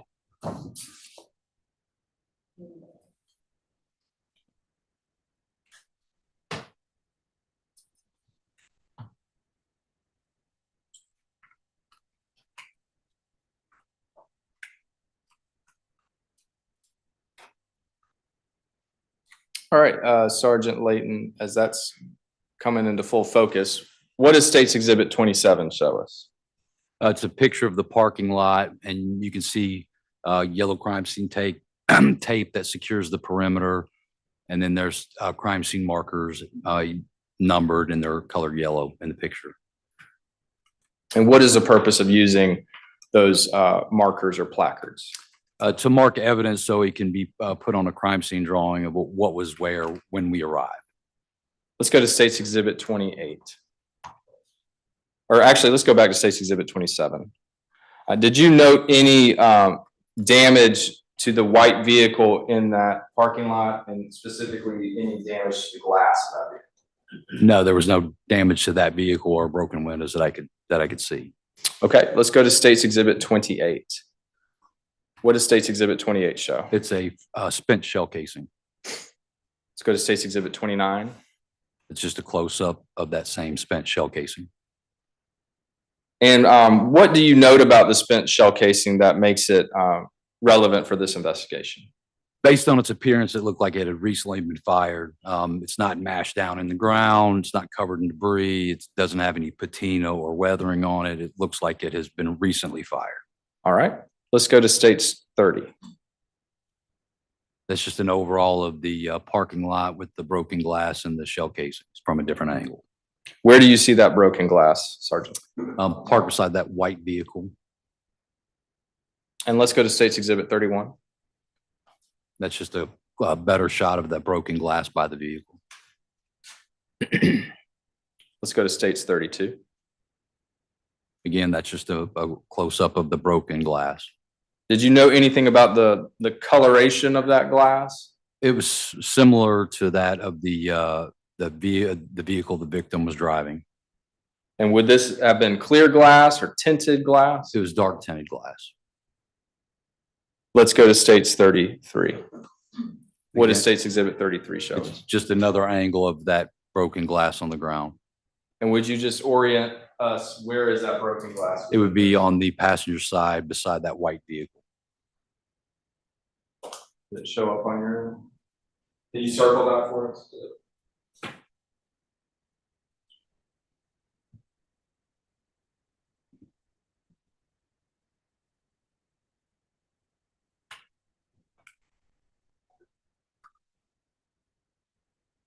In the tint color of that broken glass, was that a similar color as the tint window on the vehicle that had wrecked at Kingston Road?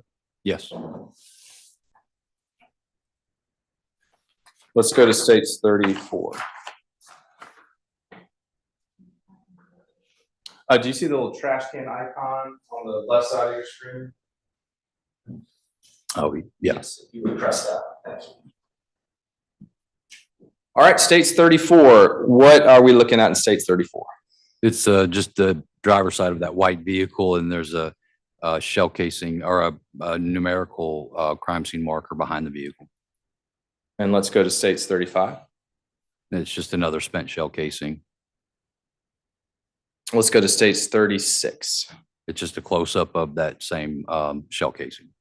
Did you know anything about this particular shell casing in conjunction with the investigation?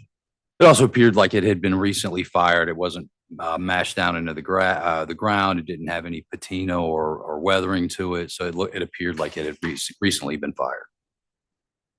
All right, States 38. What does States 38 show?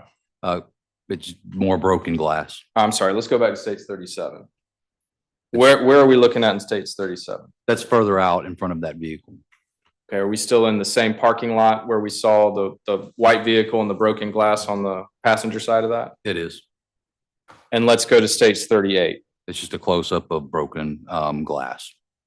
And did you know anything about the color of the broken glass in States 38? It was similar to the other broken glass in the tint color on the decedent's vehicle. Now, after looking at this second Dogwood Drive scene, what did you do next? I remained on scene after Detective Thorpe took over and assumed control of the investigation to assist him with anything that he might need, resources, manpower, and just stayed on scene until he finished his investigation. Did you physically collect any evidence in this case? No. Why not? Typically, once evidence has been located, the lead detective will instruct the crime scene technicians how he wants that evidence collected or processed. All right.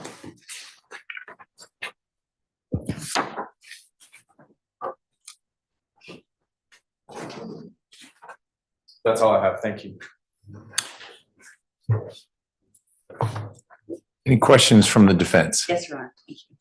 Hi, Sergeant Leighton. How are you? Good. How are you? Good, thanks. In your line of work, are there standard operating procedures that all of APD typically abides by? Yes, we do have standard operating procedures. Okay, and does that include operating procedures for how evidence is maintained? Yes, as far as what we do with it, where we take it, yes. Okay, and with evidence that is electronically stored, is there a standard operating procedure that you're aware of how that's? I'm sure there is, but I couldn't quote it to you. Do you have the occasion to collect digitally stored evidence in your own investigations? I have.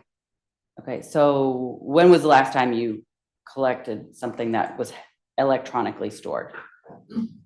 It was when I was a sergeant in homicide, but that would depend on what it is, what format you got it in. Is it a video? Is it a picture of a video? It would depend on what the specific evidence is and how you located it. Okay, if you had a video of an interrogation that took place in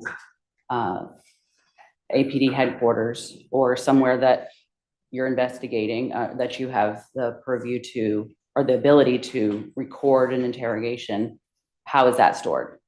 That would be stored, depending on when it would be stored on hard drives that the city has in the interview rooms. It may be stored in the cloud, again, depending on when that interview was conducted. When I was a homicide detective, we used VHS tape, so it would depend on when and where. Okay. In the realm of the investigation of this case in 2013, how would an interrogation? I don't know off the top of my head if it was server-based or cloud-based. I'm not sure when that changed exactly. Okay. Are there procedures for having backups of evidence like that? I don't think there's a procedure in place. Typically, depending on, again, it's a case-by-case basis of the detective. Sometimes you would digitally record it with a recorder. So then that would be stored on that recorder itself. Correct. Or burned to a CD or a USB. It depends on the time when. If something is saved on the cloud, like you said, does that make it vulnerable in a way that a backup is meant to be, or is a procedure is in place for a backup to be held? I would object to I don't have an IT. Stop for a sec. I would object to the relevance of further questioning on this line of this witness. This witness has explained his limited role in the investigation, and we're well outside the scope of what his role was in this investigation. Okay, so it's sort of irrelevant, but maybe is this the right witness for that line of questioning? I think I understand why the line of questioning is relevant, but you are starting to bump into I don't know, that's not my space responses from the witness. Yeah, I was coming to the end of Okay. that line of questioning. Great. Based on the witness's answers. Okay. Sergeant Leighton, you testified that States Exhibit 37 and 38 there's glass located in those pictures, is that right? Yes, ma'am, that's correct. Okay. And the glass in those pictures appears to be the same color. It's similar to the broken window on the decedent's vehicle. And did you personally see both of those piles of glass? Yes, ma'am, I did. And approximately how far apart are they? The distance between the two? I can't tell from these pictures. I'm not certain. Okay. And States 37 is the further away vantage point of that marker 7. Yes, ma'am, that's correct. And that's looking basically from the parking space right next to the white vehicle. Is that right? And it's veers to the left. I don't know if it veered to the left or right. It was not right next to the vehicle. Okay, but it's to the front. It is to the front. Okay. But it may or may not be a little to the left. I don't recall. Okay. And where is building 103 in relation to say 36? I'm not sure, ma'am. I don't recall. You don't remember, okay. Are there buildings whichever way you look? Yes, ma'am. Okay. So there could be 103, 104 all around. Correct. I'm not familiar with the building numbers off the top of my head. Okay. Yes. One moment, Your Honor. Sure.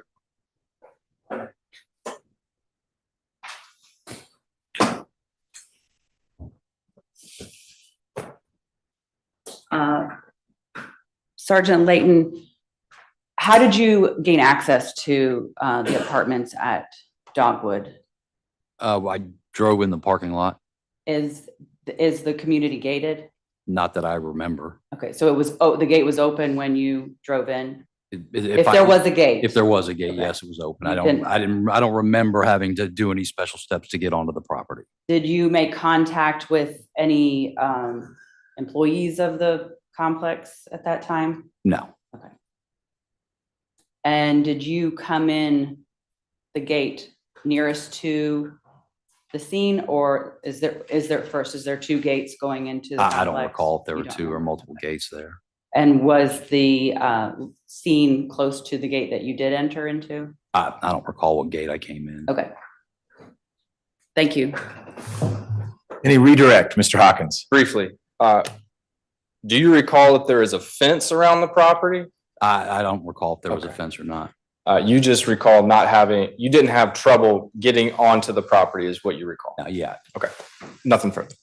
Ms. Brandenburg, anything else? No, Your Honor. Thank you. Jurors, questions for the sergeant? Okay, all right, Sergeant, thank you for your time.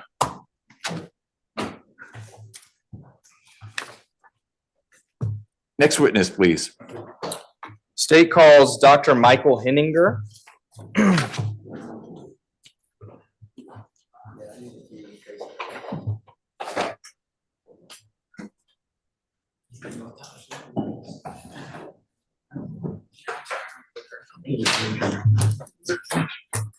Hello, doctor. Raise your right hand. Do you swear affirm that the testimony you will give, the truth, the whole truth, nothing but the truth, so help you God? Yes. Will you state and spell your name for the record? Okay, so my name is Dr. Michael Heninger, and it's spelled Michael, and then Heninger. All right, Dr. Heninger, where are you currently employed? Okay, I am currently employed at the DeKalb County Medical Examiner's Office. All right, and how long have you been with the DeKalb County Medical Examiner's Office? Since I worked part-time and now full-time since January of 2023. What do you do for the DeKalb County Medical Examiner's Office? I'm a forensic pathologist. Before being or joining the DeKalb County team, where were you? Okay, before that, I'd had a similar position at the Fulton County Medical Examiner's Office, which I had from 1995 until 2023. What is your educational background, doctor? Okay, I started out at Utah State University, and I received a Bachelor of Science degree in biology. Then I went to medical school at the University of Utah, and I received an MD degree. And then I went into the military, and I did an internship in internal medicine at Keesler Air Force Base in Biloxi, Mississippi. And then I practiced primary care medicine for a few years in the military. And after I completed my service, I went back to Utah and I did a 4-year residency in pathology. And then I did a 1-year fellowship in forensic pathology. It's a subspecialty. I did that in Hennepin County Medical Examiner's Office up in Minneapolis.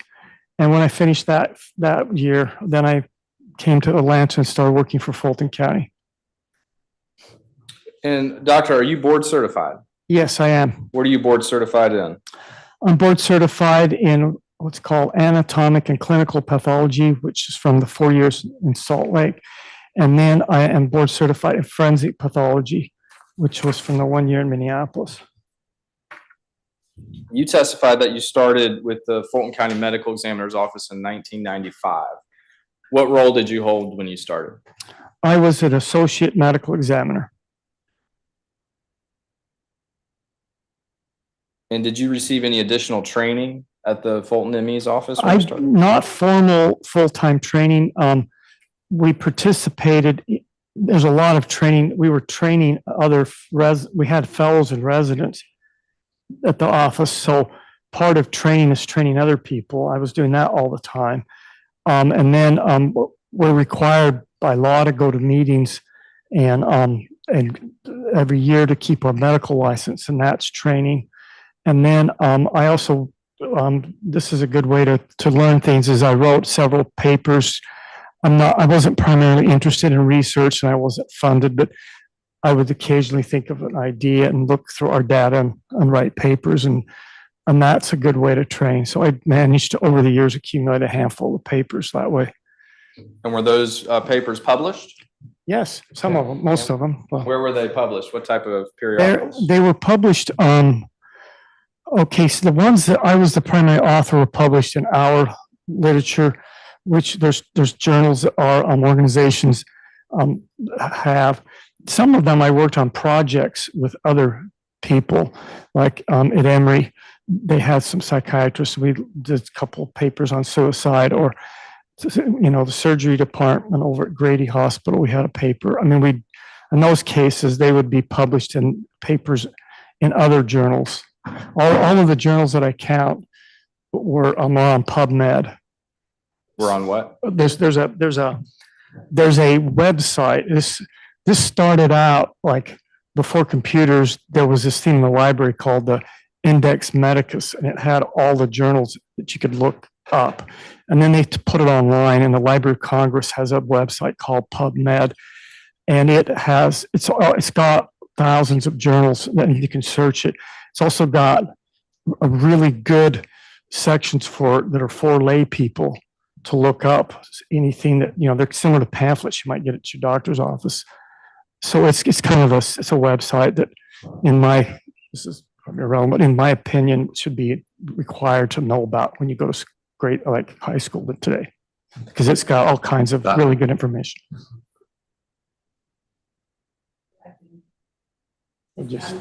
See the back of his head from here, and then I jerks off.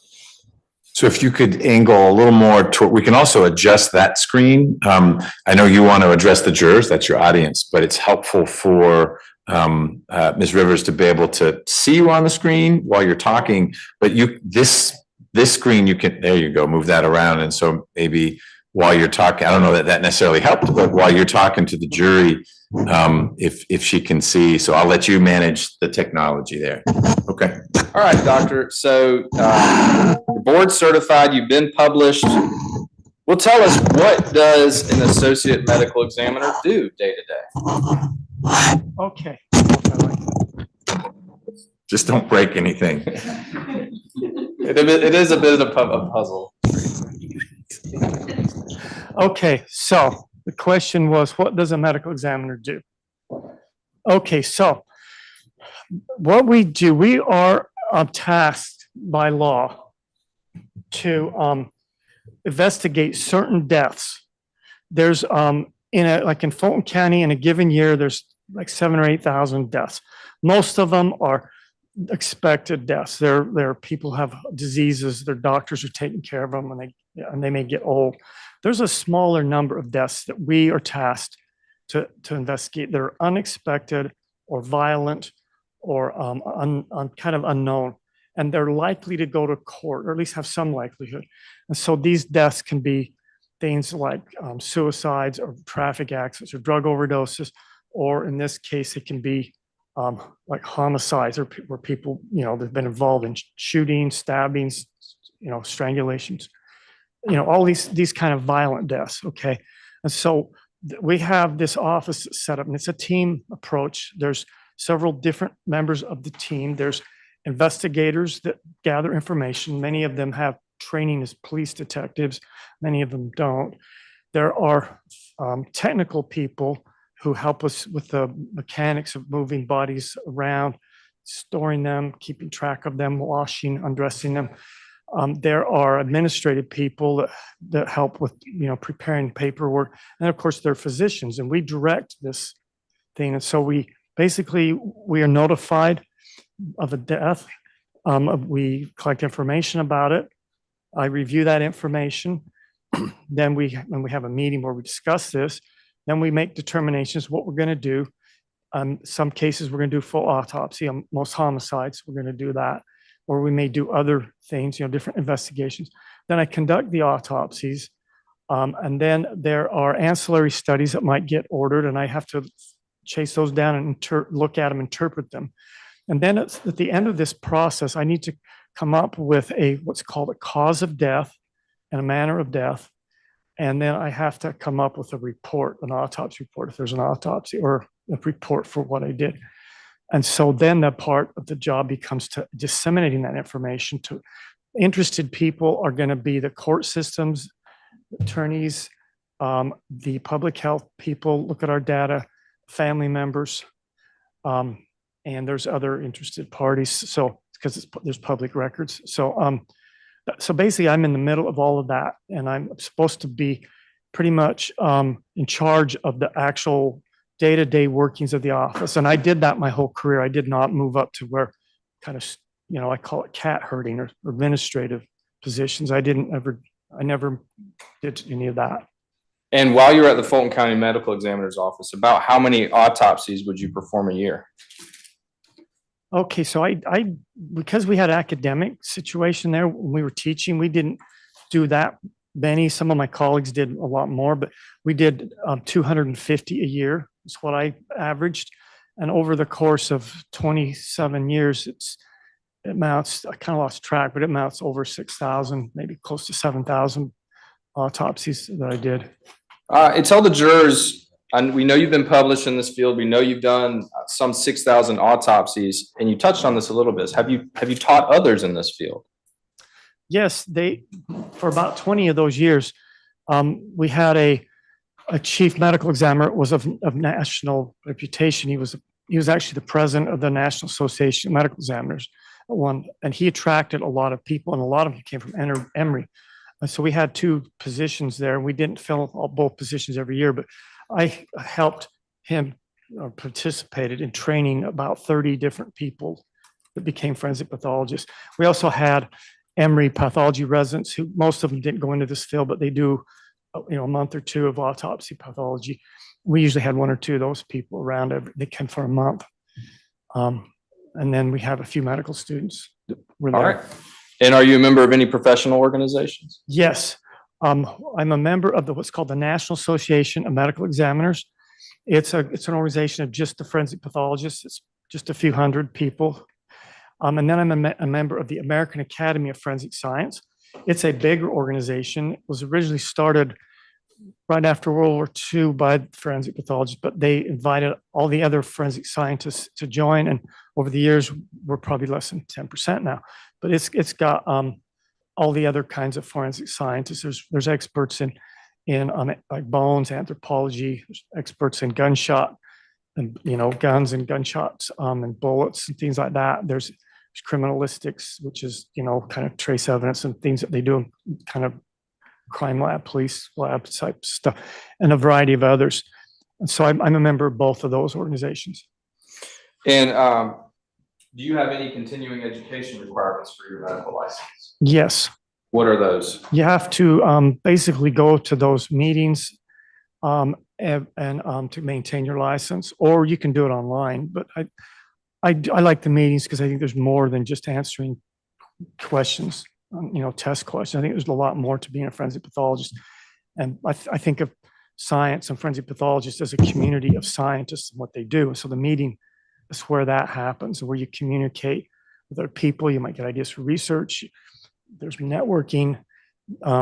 If you run into something you don't know, you can try looking it up in a book, and that might work, but you can also call somebody and you meet those people at the meetings so you'll know who to talk to and who to get help. Because I don't know everything about in this field. There's always something new to learn about. All right. And you've maintained those hours throughout your career, those Yes. required hours? Have you ever provided testimony in court before, Dr. Heninger? Yes, many times. Do you know about how many times? Ballpark estimate? I don't know, 1,000 maybe. I don't know, hundreds. All right. Maybe More than a few. More than a few. Okay. And were you previously admitted as an expert when you provided testimony?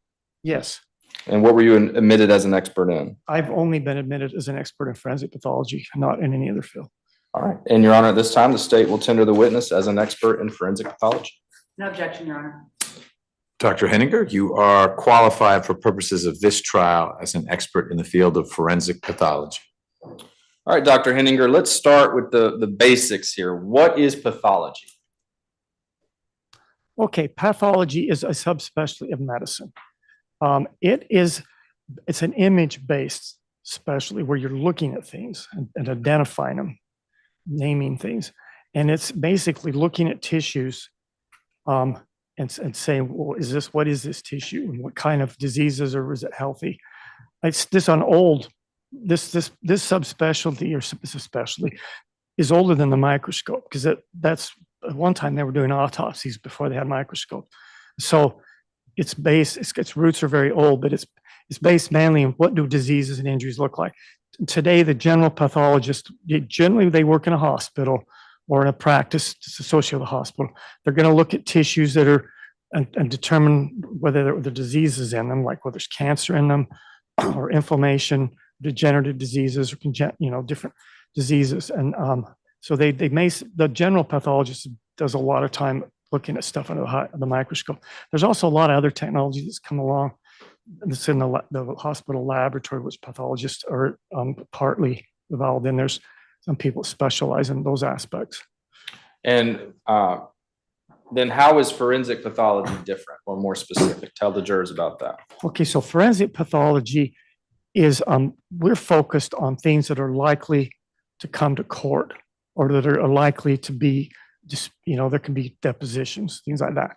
And so they tend, in the United States, the most common thing is going to be homicides and autopsies on homicides that go to court. So that basically problem we have in our society drives a lot of what we do. And we have these other duties, only maybe something like 10% of our cases are homicides, but that's what the forensic part is. It means that you're going to have to be capable of coming to court and explaining what you found in your investigation. And is forensic pathology a subset of pathology? Yes, it's got its own board, and it's one of the subsets. It's probably I think there's close to a dozen different subsets. Some of them are small, but it's one of them. Now, you've talked about having done thousands in your career, but tell the jurors what an autopsy is and what it entails. Okay, so an autopsy is a procedure. It's a medical procedure. It's performed on the remains of a deceased individual. It has two parts. There's an internal and an external exam. Start and look at the outside of the body, including clothing and medical devices. Then we open the body up and the surface of the body, obviously. And then we open the body up and we look at the organs inside of the body, and we take them out and dissect them. And we're looking for natural diseases and we're looking for injuries. And then we may take little pieces. It depends on the case. We may take little pieces of look under the microscope to kind of verify and further refine what diseases they have. We may take samples of blood or urine or other body fluids to test for substances or there's other lab tests. We may take x-rays to help see what things that way. So those are the kind of ancillary parts of the autopsy. Do you generally follow the same flow when you conduct autopsies, the same sequence of events? Yes, there's many parts of this that are pretty much, we do it every time.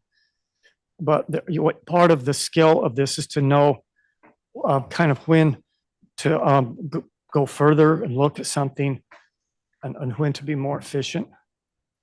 And going back to the Fulton County Medical Examiner office, how did that office receive bodies for an autopsy?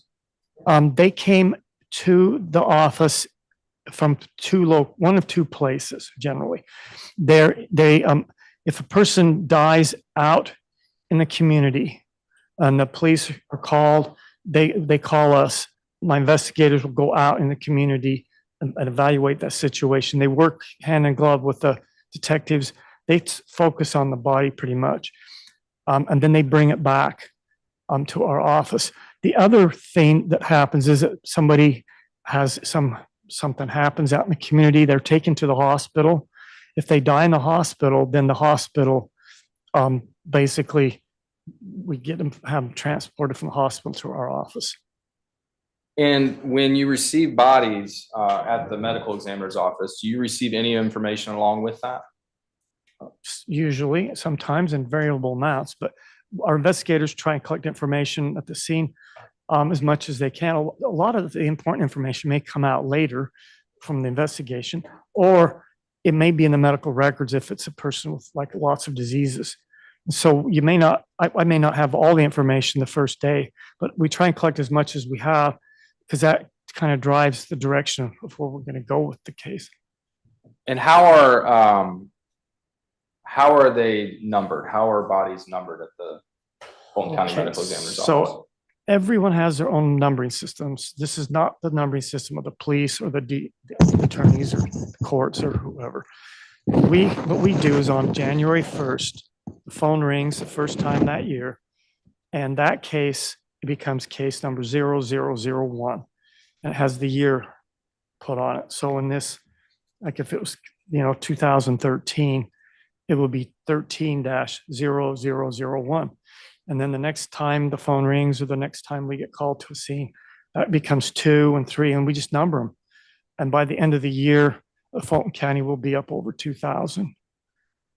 What is the purpose of assigning a number to a particular decedent? So excuse me, everything we do with that case will be documented with that number, because we do thousands of these cases, and some of them are similar to each other, and it's really easy to mix things up, and mix-ups cause a lot of problems. So the number is designed to keep us from mixing things up and to keep everything straight. You testified about maybe performing X-rays on a decedent. What part of the process would the X-ray be? Whenever I think it's appropriate, basically. But usually the way I like to do it is I like to, if I can see bullet holes in a person when they first come in, and I know we're going in now that path, I'm going to want X-rays before we do a lot of things. Even before we undress the body, because there might be bullets trapped in the clothing. So I like to do X-rays early and get, kind of head to foot. But then later we use them to find the bullets, and it can be surprisingly hard to find small bullets in big people. We may have to go back and take X-rays and look and take some more and see where, another thing that's really difficult because of our machines is that we don't do, like in the hospital, they do a view like this. They also do one like this. So when you do that, you have 3 dimensions, so you know right where it is. But when I see a bullet on an X-ray, it's here, but it might be near this front surface, it might be near the back surface, it might be anywhere in between. So it can be harder to find. So I'll take, and I found over the years that you need to take, when you're having trouble finding bullets, take X-rays early, not late. Don't wait, hunt for an hour and then go take an X-ray. So I use them all along. All right. And then what does the external examination involve? Okay, there's the main things there are, we look at the clothing, and there's valuable information that can be on the clothing. There may be like trace evidence or gunshot evidence. We look at the body for medical intervention, because some medical intervention looks like injuries. And the best example is if they decide to put a tube in somebody's chest right here, they use a scalpel, which is a sharp instrument, and they make a cut and put the tube in there. If they take that tube out, that looks like a stab wound, because it is a stab wound. And if the person's still alive, it'll look exactly like a stab wound. If the person's already dead, maybe I can tell. But so that I need to know. And punctures, if they got really big IVs and they're being aggressive because they're in a hurry and they're trying to save the person, then the punctures can start to get bigger and look like small bullet wounds. So I want to know those sorts of things. That the CPR can cause rib fractures. So I want to know as much medical intervention as possible. And then of course there's just the external, height, weight, it's kind of like a physical exam that you get when you go to the doctors. And throughout this process along the way, from when the body arrives until you're doing the external examination, are photographs being taken? Okay, so our investigators go to the scene and they take pictures there. Scenes are very difficult to deal with because there's a little bit of depends on what's going on. Sometimes there's pressure, there are people there to try and get it done. It's often dark. They don't have a lot of background. They're working with the police. And so they'll take some pictures, and they're trying to document things, mainly things that might get lost during transportation. Like you might have some, unique blood spatter pattern on a hand that might mean something. And once they put them in the bag, that may get smeared around. So they're kind of focused on preserving things that could get lost. And then we take pictures. When we start the autopsy, we take a lot of pictures as we're going through the process, both before we start and then as we go. And when dealing with gunshot wounds, are you able to tell the difference between entrance wounds and exit wounds? Usually there's some exceptions, but most of the time I can. And how are you able to do that? Two ways. One, entrance and exit wounds have characteristic appearances, and they're usually different, at least, most of the time. When a bullet passes into the body, it's coming pretty fast, usually at a really high velocity, and it may or may not be spinning really well, but as it goes in, just before it punches through the skin, it abrades it, it scrapes it. It leaves a little thin, round abrasion. Okay, when it comes out, if there was an abrasion, it'd be on the back side, where there's lots of fat and it's more slippery and stuff. So it doesn't abrade. It comes out, it tends to tear out. Now, the other really neat way to figure this out, it's kind of a shortcut, if you will. If you have a bullet goes in and doesn't come out, that hole is an entrance wound. It's not an exit. So if I have a case where there's the same number of bullets as there are holes, they're all entrance wounds. All right. And doctor, what is stippling? Okay, stippling is one of the features that we use to try and determine the answer to a question.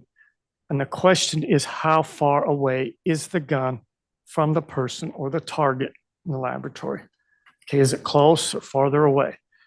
Okay, and the way we do this is there's more things that come out of a gun than just a bullet. The bullet comes out, it travels a long distance, and it's pretty much just flying through the air, and it's going to look the same whether it travels a mile or 100 feet. The bullet's going to do what it's going to do. But there's some other things that come out of the gun when it's fired. The powder that causes, that basically burns or explodes, that causes the gun or the bullet to go out, that powder, when it burns up, it creates smoke or soot. And that can be deposited on people if the gun is really close. Okay, and it's easy to lose and wash off. So it's kind of hard to deal with. But there's another thing they do. When they make bullets, they put enough powder behind them so that it doesn't all burn, because they want it to keep burning all the way along the barrel. That's to get more and more velocity. So there's going to be a little bit extra powder in most loads, and it's going to be flung out of the end of the gun, and it'll go a few feet. It'll have enough velocity to cause little pinpoint injuries. And these little pinpoint injuries, they're about the size of the head of a pin or smaller. And they were named at a time when people made their own clothes and knew about stippling, which apparently is what you do when you sew little pricks in clothing. And they look like that, at least they did. So we call it stippling. If you see stippling, then you know that the barrel of the gun was pretty close to the person. And then as you get even closer, all of this gets concentrated down to smaller and smaller areas. So that by the time you get to contact, it's all going to be right there. It's going to be just a bunch of black powder and stippling all in one little rim. So that's how we tell. Are you always looking for the presence of the stippling abrasions or the gunpowder soot, or excuse me, the firearm soot when doing autopsies? Yes. And it's not perfect because there's a lot. First of all, it doesn't go that far. Second is it depends on the gun. Some guns throw it out more than others.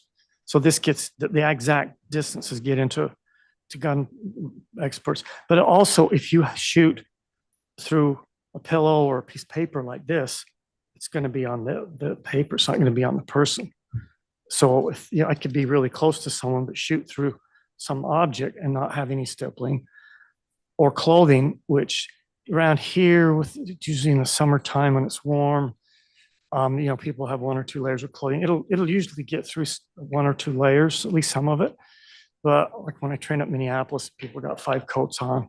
There's not gonna be any stippling get through that. You have to look at the outer coat, the clothing, the first surface to see the stippling. And if you do not find soot or stippling when performing an autopsy and looking at gunshot wounds, what conclusions do you draw? Okay, so we'll call those that we have different names that reflect there's a little bit of uncertainty that's reflecting these names. Some people call them just distant, which is kind of vague, okay, but they imply a long distance, okay. but I call them either non-specific or indeterminate. And indeterminate's more commonly used, but I often mix it up with intermediate. So I just stopped doing that. But so basically, if I don't see any sitter stippling, it's probably from a distance, but there are exceptions. So that's what that means. It means it's not specific, but probably a little ways away or went through something else. And how close are we talking about to see the presence of stippling? Okay, so that the answer to that is it depends on the gun and the ammunition. But as a general rule, and I don't know all the details of that, but as a general rule, I do know that the guns that throw it out the furthest tend to be handguns, higher caliber and shorter barreled. It doesn't burn as much. And the ones that throw it out the furthest only go out about 3 or 4 feet. Okay. So I can safely say that it's less than a few feet. If you want it, I mean, sometimes it depends on the gun and a lot of different factors. There may be people that can do better than that. Just that's what they focus on. But for my purposes, it's 3 or 4 feet is kind of as far out as it's going to go. And you also testified that clothing and even multiple layers of clothing could impact whether you would see the presence of soot or stippling on a person's surrounding a person's gunshot wounds. Yes, definitely. After doing the external examination on a decedent and notating the medical intervention, if any, and the evidence of trauma, do you then do an internal examination? Yes. What is the purpose of the internal examination? So the purpose, a lot of the really interesting forensic stuff's on the external exam, but the purpose of the internal examination is to try and determine the injuries that it caused. You know, if you got a gunshot wound and it goes right here and out, and you got to wonder, well, did that really kill them? So they have some bleeding disorder or something. But so you want to make sure that the pathways, damage vital organs or important internal organs. You want to verify. That's how you verify when you're trying to figure out entrance and exits and bullets. The pathways is how that you verify that. And then there's that basically also, if the bullets don't come out, we collect them because they can be used to link it. A bullet can be linked to a gun by a firearms expert.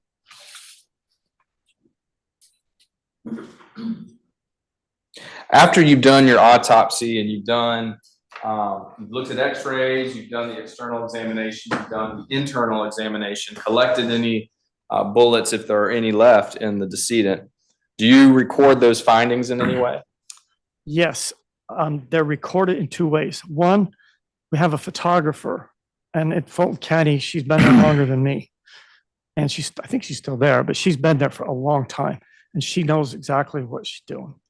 And she was trained by police photographers. So she takes a lot of pictures, and we have that. And then what I like to do is I get this little tape recorder thing. I think they're called something different now. It's a digital device that I talk into, and I dictate while I'm going. And then often that results in, I get the information, but it's not in a standard order. So I have to go back through and rearrange it. And I do it right while I'm doing the case. So I don't like I try and describe what I'm seeing while I'm seeing it, instead of try and remember it or, draw pictures. Sometimes I'll draw pictures and stuff to kind of help me organize my thinking, but when I'm dictating, I want to be as close to actual observation as possible. That gets transcribed. It takes a while to get it all corrected, and then eventually it turns into an autopsy report. All right. And do you publish that report? Yes. Now, Dr. Heninger, did you ever perform an autopsy on the body of Ashley Brown? Yes. And when did you perform the autopsy on Mr. Brown? I performed this autopsy on Sunday, June 23rd, 2013.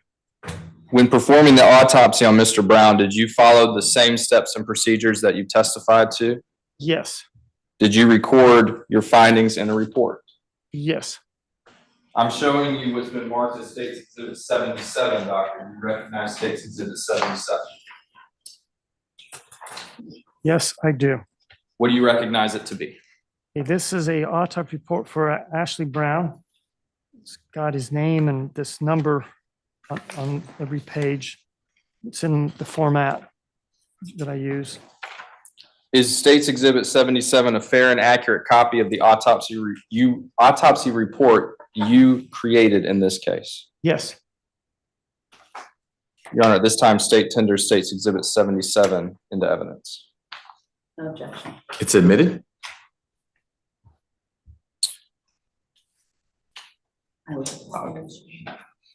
Was Mr. Brown's autopsy photographed?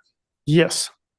I'm showing you State's Exhibit 78 through 100. Okay. Doctor, let me know if you recognize those exhibits.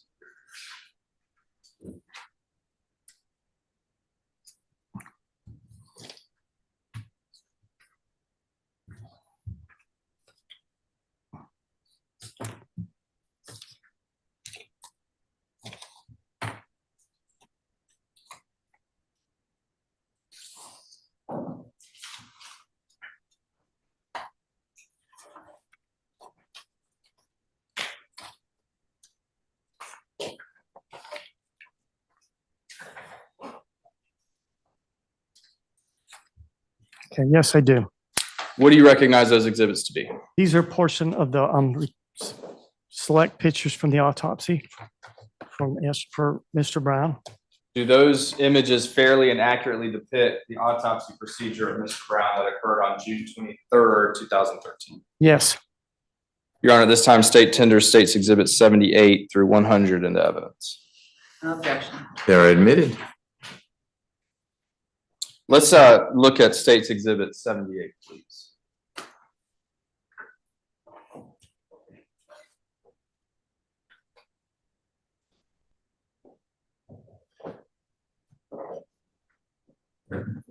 Dr. Heninger, did Mr. Brown come to you from a hospital or from a crime scene? He came from a crime scene. All right. And another way I can tell is that this picture is the first picture I take, and it we just unzip the bag, and this is what I start with. There's no medical intervention. So if you would not go to a hospital with a gunshot wound without some intervention, at least something. All right. And this is how Mr. Brown looked as soon as you open the disaster bag? Yes.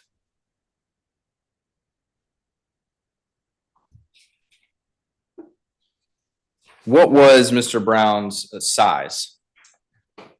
He was 76 inches tall, which is 6'4", and he weighed 234 pounds. Did you obtain any x-rays of Mr. Brown before doing your examination? Yes. What did those reveal? They revealed several metal objects is the main thing that they reveal. And at that stage, what did you believe those to be?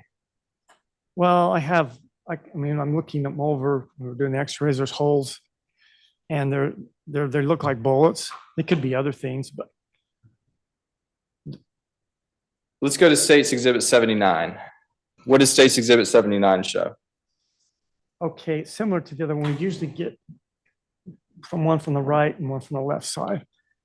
And there's both these photos also show these brown paper bags on his hands. I'm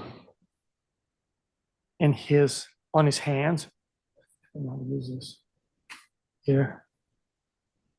Okay, those are put on his hands by my investigators at the scene, and they're to preserve any evidence, trace evidence, because it's easy to come off. Trace evidence could be anywhere, but it comes off of hands easily, and when it's on hands, it's usually really important. So, all of it gets put in a bag and wrapped in a sheet and stuff, but the hands, we have special bags just to make sure. All right, let's go to State's Exhibit 80. And what does State's Exhibit 80 show?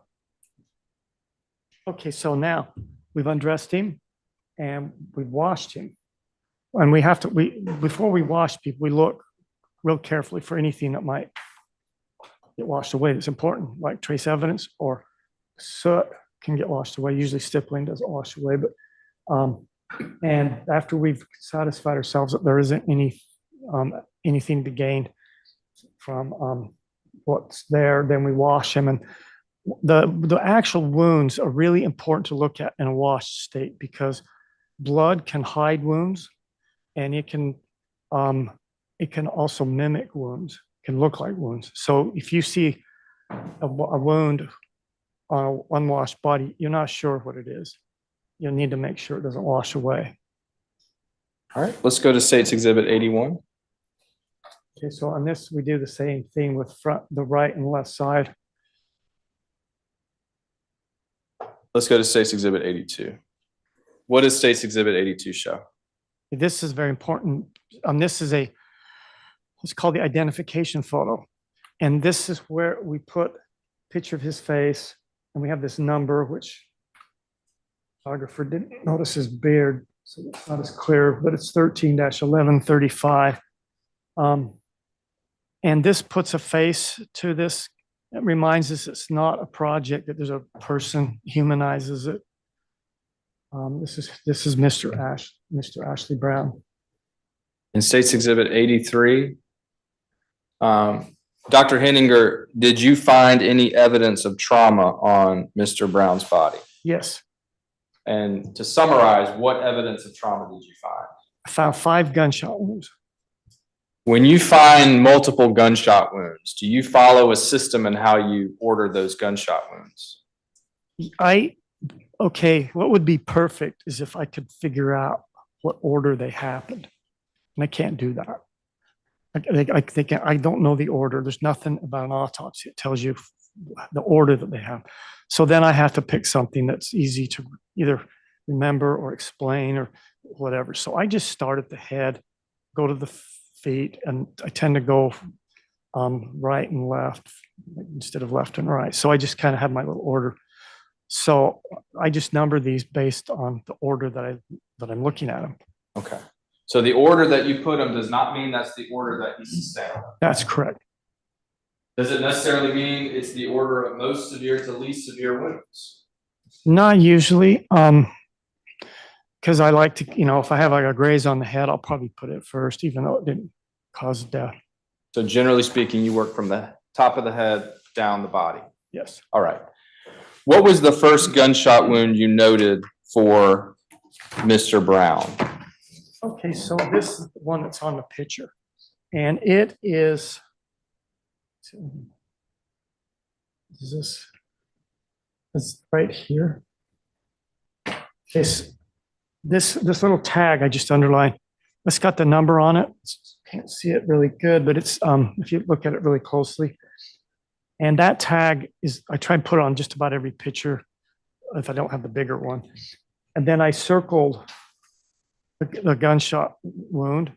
The tag also has got a ruler on it. It's 2 inches. So you can kind of go with that from size. And that is a gunshot wound. It's on his shoulder. Has the characteristics of an entrance wound. Were you able to determine a range of fire for this particular gunshot wound? None of these gunshot wounds had any soot or stippling. They're all non-specific range of fire. So you can't definitively say they were not close range. If they went through other objects, or and I looked at his clothing, and if he was wearing more clothing than I know about, which could happen. There's reasons why they could be closer, but I have no evidence. I have no positive evidence that they're closer. All right. And what you testified to is we're really talking about a 3-foot buffer or so. 3, yeah. Now,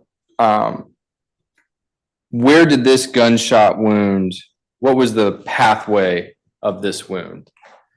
Okay, this gunshot wound went through some bones and some internal organs. It went through his humerus bone, which is the bone that's right here on the arm.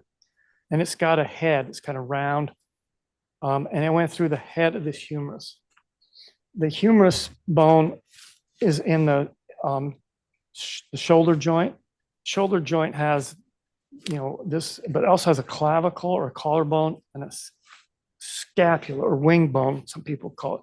So these three bones meet in this area and kind of, they hold each other together, but they also allow a lot of mobility.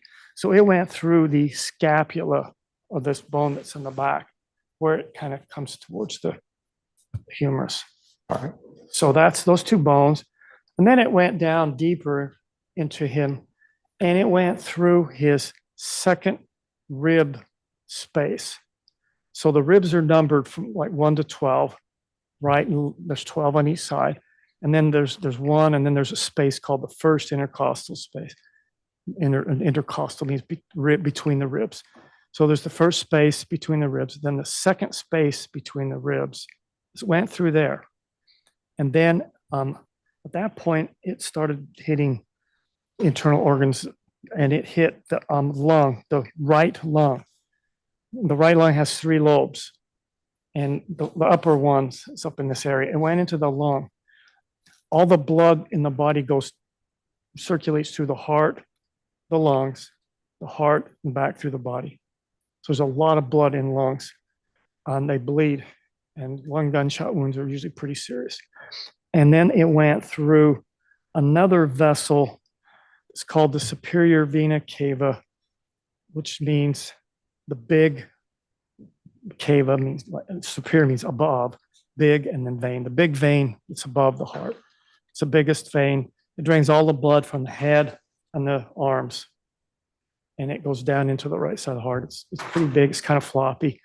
It doesn't have a lot of pressure in it, okay, but that goes through there.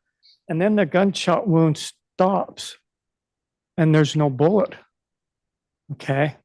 And it's kind of a mystery where it went, but the bullet is down in the right ventricle of the heart. The blood is flowing back to the heart, and it's propelled, and it's called a bullet embolism. You may have heard of like a PE, a pulmonary embolism, which is common from where the clot goes from somebody's legs to their lungs. It's a natural disease. This is like the same idea. It's a bullet embolism. They only happen about once or twice a year. They're really rare. And they're kind of this one wasn't much of a problem because it's only this far away. But sometimes you'll have this problem. If it went into the aorta, the heart's pumping, it can propel that out into places that you wouldn't think of. Like arm, I had one that ended up over an arm here. You could spend a lot of time hunting for a bullet and find out that it's been somewhere else. Anyway, that's for interest. So when the bullet entered the superior vena cava, it did not exit out the other side? No. All right. Were you able to find that bullet? So yeah, in the right ventricle of the heart. It dropped down through the heart with the blood, and then it didn't get pushed back out. Let's go to State's Exhibit 84, please. And what do we see in State's Exhibit 84? Okay. This looks like the close-up of the previous wound. There's this entrance, and there's this tag. There's a little string of skin that's come out, which is common. Were you able to describe a trajectory of this wound path? Yeah, the trajectory is kind of a vague word. I think of it as the pathway, but there's also, if you want, some people think it in terms of a direction. Okay, so the direction, I think that's what you mean, is the kind of the direction it's coming. It's coming now. Okay, the problem we have with directions is I don't know how he's standing or sitting or laying out down or what he's doing. So to solve this problem, we go back and we think of the body like we do in medical school, where you just have a person just standing like this. Okay? And on the arms are like this because the bones go across. So this is called anatomic position. So when we're in medical school and doing anatomy, we're always thinking in terms of anatomic position, which is very convenient for clinicians because people are alive, standing up and stuff.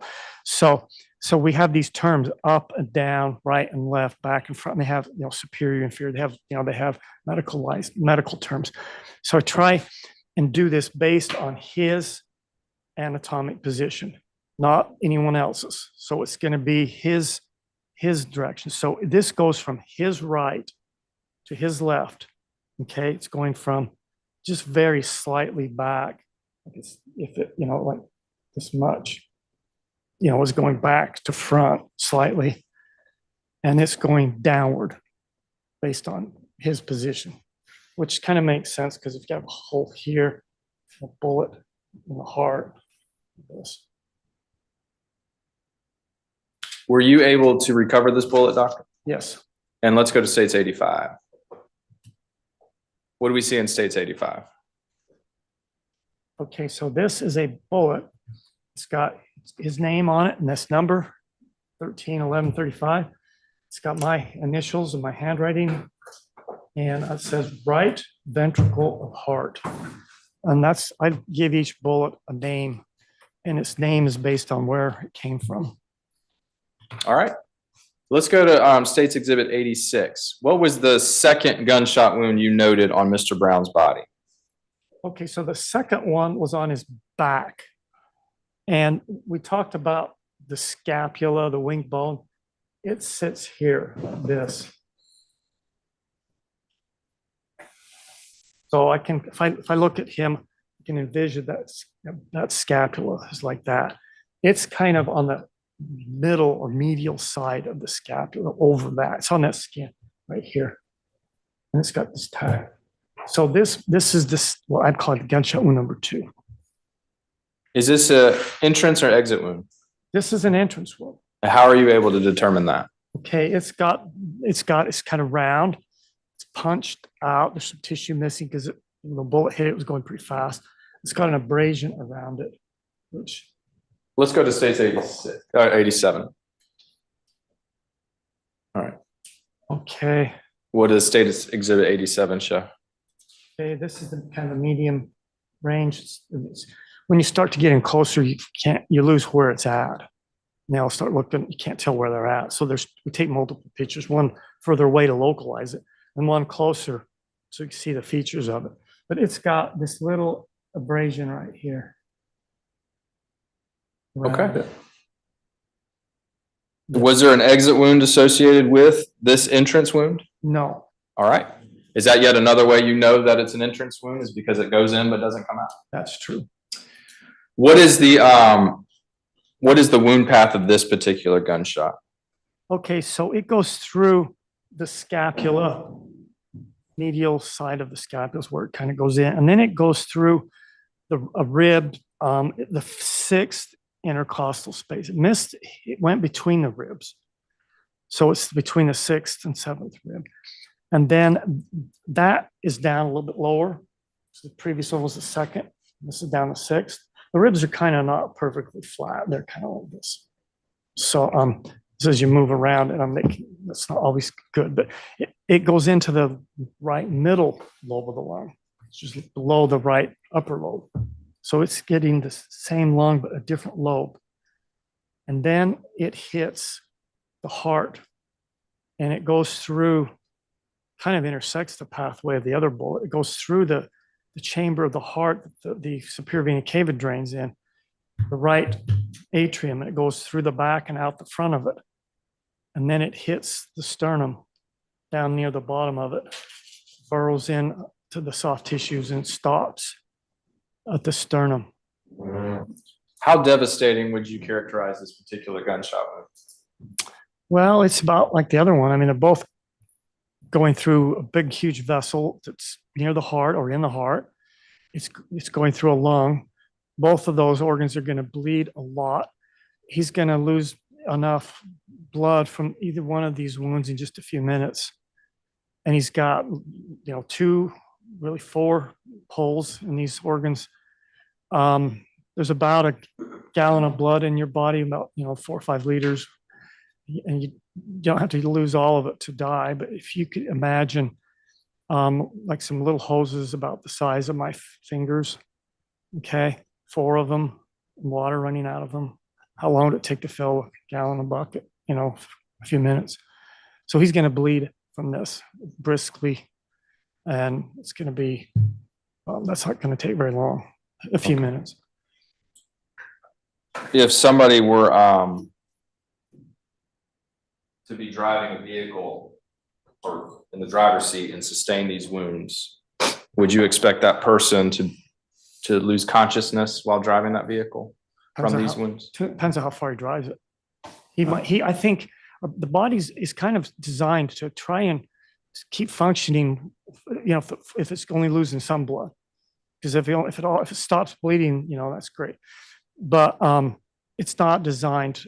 I mean, he's going to keep bleeding, and just turns into just how long and how fast does that blood come out, and he's going to get dizzy and it's kind of lightheaded, and then he'll pass out, and then it'll still take a couple more minutes for him to die. But he could drive for a while. Sometimes people surprise you that if they're really athletic, they survive longer than you think.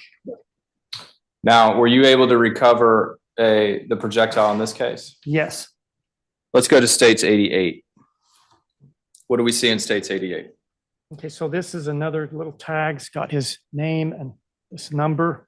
It's got my initials, and this one, I gave it the name anterior lower sternum. So that's kind of where it's at. It's on the front part of his body. It's on the lower sternum. Were you able to determine the direction that this bullet took as it entered Mr. Brown's body? Yes, this one is not exactly parallel, but in the big picture where you only have right and left and up and down, front and back, it's a similar direction, just at a different angle. So it's coming from his right side of his back towards the middle. It's coming back to front, right to left, downward. Not as much right to left, but they're both from that same kind of quadrant. Let's go to States 88.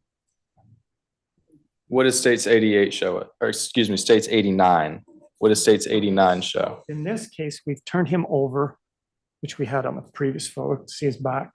There is the shoulder entrance wound is up here somewhere. Can't really see it. The one we just talked about, you can see a scapula here. It's up here somewhere. This is number 3, right here. And when you say this is number 3, this is 3. There is a bullet hole above that tag. Okay. It's an entrance wound, gunshot wound number 3. Let's go to States 90. Or let's go back to States 89 then. Before we get to States 90, what part of the body did this bullet travel through? Okay, this one was coming up pretty steep, and it ended up going up in this area. It never got into his chest. There's a lot of muscle in him between his ribs and the lungs and all the muscles. So it mainly went through his muscles, ended up near his shoulder, up on his left shoulder. And it was in the posterior part of the joint capsule, which isn't very far from the entrance of what I call number 1. So it's going, again, upward. It's going just barely back to front. And it is getting deeper, so it's going right to left. So again, it has the same direction, but in the different extremes of that direction. But this is another wound that traveled from his right to his left? Yes. Did you collect any projectiles or fragments associated with this wound? Yes. Let's go to States 90 now. What do we see in States 90? Okay, so now this is, okay, so this is again, there's a bullet, there's my same thing on the other one, right shoulder joint. So I found it. This bullet is starting to break apart. It's got the main bullet, but little pieces of jacket are right there with it, which argues that that maybe it went through something. Usually bones are enough. This didn't go through any bones, so I don't know. It might have gone through something, maybe not. Maybe it just tumbled in the right way that it tore that jacket off. Let's go to States 91. What was the 4th gunshot wound that you documented on Mr. Brown? Okay, it is right here. This is the 4th entrance wound. This was 2, 3 was down in here, and 1 was up here. So it's number 4. It's on the right side of his back, below his scapula, his wing bone. It's further down from the other one, a few inches. And Let's go to States 92. okay, All right, where do we see, or what do we see in States 92? okay, this is the tag, the gunshot wound. It's got an abrasion. It's an entrance. It's not perfectly round. So that would argue that the bullet is maybe wobbling, maybe is misshapen for some reason. It's also got, there's something called pseudo stippling. This is kind of the same idea as stippling, but not from the powder. So like if you shoot through this, like this wooden cabinet, it'll blow pieces of wood, and they may create funny little injuries. This is just like one stipple, but it's not even a stipple, it's bigger. But something is hitting him right here. It's near the gunshot wound. It's just an abrasion. It could be from fighting or for some other reason, or it could be that the gun went through something like an object, and then it took a piece of it with it and flung it against his skin and created this little abrasion. And just so the record's clear, the abrasion you're talking about would be in the bottom right portion of States Exhibit 92. Yes, and this is up. So it would be to the right of the gunshot wound, or to the moving from his, starting to go, because it's round, starting to go to the round of the front. All right. And on States Exhibit 92, the gunshot entrance wound would be the wound on the top, at least as we're looking at this exhibit. Top and closer to the middle of All his right. back. What pathway did this bullet take? Okay, this was number 4. So it went through the 10th intercostal space. He's missing the ribs. And then it went into the right lower lobe of the lung. So it's all 3 lobes, lung, gunshot wound on the right side. And it didn't go very far into that lung. It kind of stopped. It's not going through bones. It's kind of running out of gas. This bullet's not going as fast as the other ones. And does that consistent with this bullet having struck another object before striking Mr. Brown? Yes. Let's go to States 93, please. Were you able to recover a projectile associated with gunshot wound number 4, Dr. Heninger? Yes. Where did you recover it? This I found it in the right lower lobe of the lung. It's got the same labeling. The other thing interesting about this bullet is that it doesn't have a copper colored jacket. Now, not all bullets have jackets, and you can put copper jacketed bullets and unjacketed bullets in the same gun. Okay, so there's, it's not proof positive of anything, but if all the bullets are similar, because they were all shot from one gun or whatever. I mean, I don't know the whole actual stories, but this has lost its jacket. And where's the jacket? It's probably when it's going through something. There's also, which I can't see, but I'd want a gun expert to be sure of this. I don't see any of the little stripes, called striations on the side of the bullet, which is caused by it going through the barrel, which they use to match. Is there, if this is a jacket, a bullet, they're on the jacket. So I don't see the striations. They're not grossly visible. They usually use a microscope to look at those. But so I think that bullet's more likely than not is gone through a target and lost its jacket, and then not gone and lost a lot of its velocity, and also hit something that then hit his body, little piece of metal, wood, whatever, plastic. Okay. What was the trajectory for gunshot wound number 4, or the direction is probably the better word? Okay, so it's going into his back and towards his front. It's going right to left, and it's going very slightly upward. Let's talk about the 5th and final gunshot wound to Mr. Brown, going to States 94. Dr. Heninger, where did you find the last gunshot wound to Mr. Brown? This one is kind of on his left side of his back. And it's right here. It's been visible, some of the other ones over on the side. but it's right here. The one, number 4 is here. 2 is there. 3 and 1 are off the screen.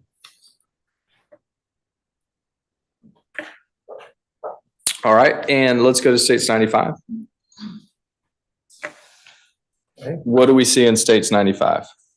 Well, this one is like a twin to the other one.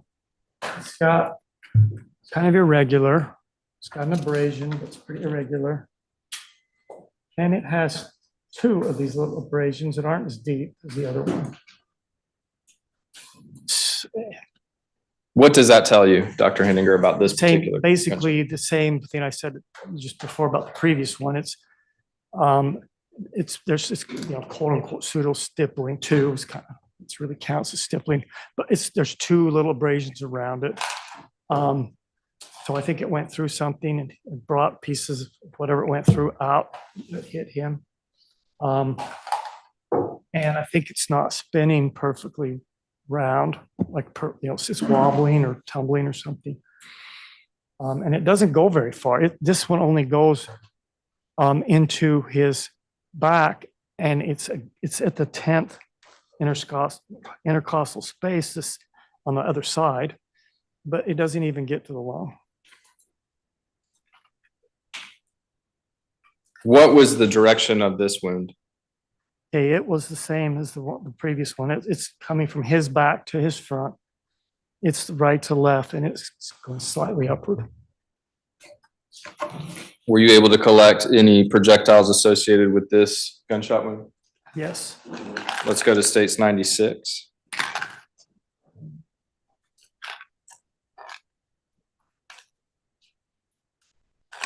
What is states exhibit 96?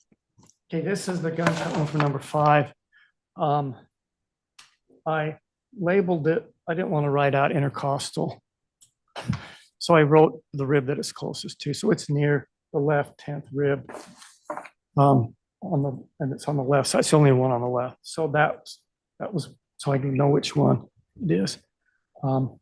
This one is kind of mushroomed out, flattened and distorted even more than the other one. And I think it's got a base right here where it might have been in it. I'm not sure, or maybe there. I'm not sure that where the base of this is, where it's flat. I think it might be there. But it's gone through things more, and it's more convincing than the other examples because it's so distorted. And it just goes through skin, soft tissues, fat, muscle, doesn't hit any bones, doesn't go very far. So would vehicle glass be a potential object that this bullet could have gone through and lost some of its velocity? Yes, the vehicle glass, other things on the vehicle. What about a car seat or the driver's seat? Okay, you can do an autopsy on the driver's seat, which I didn't do, but anything in it, it's got skin, it's like leather or plastic. Some of them have metal, some of them have plastic. There's something structural and it's not a pillow. Any of those things, it could hit and flatten out, lose its jacket, come out and hit him. And little pieces of whatever is on the car seat could do these injuries. They're not there anymore. And it's your testimony that the 4th and 5th gunshot wounds showed characteristics of the bullet losing velocity by striking another object before Mr. Brown. Yes. All right. And I mean, it's kind of a continuum. The 5th one is more convincing than the 4th. The 4th is fairly convincing. The 3rd is not, it's even less convincing, but then the company keeps. The 3rd one may also be put in this group, but it does go further and it is sort of intact. It's got a few pieces off of it, but it doesn't go through any bones. Let me show you State's Exhibit 101 and ask you, Dr. Heninger, did you collect these projectiles after removing them from Mr. Brown's body and photographing them? Did you actually collect them? Yes. And how did you do that? What is the process of that? Okay, so while we're doing the autopsy, you trace these pathways out and you try and find a bullet at the end of them. And when you collect it, you write down where it came from, wash it, because these can smell bad if you don't get the blood off of them, if they sit around in a lab for 10 years. And then and we try not to damage them while you're washing, be really careful with that. And then they're dried, they're put on a towel with these labels, the same labels we had. And then I usually get a picture, I don't know if in this case, this was done, but I usually get a picture of all of them in one shot. So, helps me keep track of them, and then close-ups of each one. And then they go into these little plastic boxes that, and they don't use these at DeKalb. This is just, I don't think they use these anywhere else. It's something that we do there for whatever reason. And so when you say use these, what are you holding in your hand? These 2-inch square plastic boxes. And do you recognize State's Exhibit 101? Because no one else uses these, and we only use them for bullets. We don't put anything else in them. Okay. And what is State's Exhibit 101? It's 5 of these boxes. It's got these red tags around it. It's got my writing there with the date. It's the same date as the autopsy, my initials. I can't see it on all of them. Most of them I can see label. It's similar to the label. And then if I rattle them around enough, I can see that kind of which ones they are. It's kind of hard. Or I could take them all out, I guess. They're kind of put together. But these are the bullets I got out of him. See the same Fulton County Medical Examiner case number on those boxes? Yes, you have to look down on the sides here. Yes.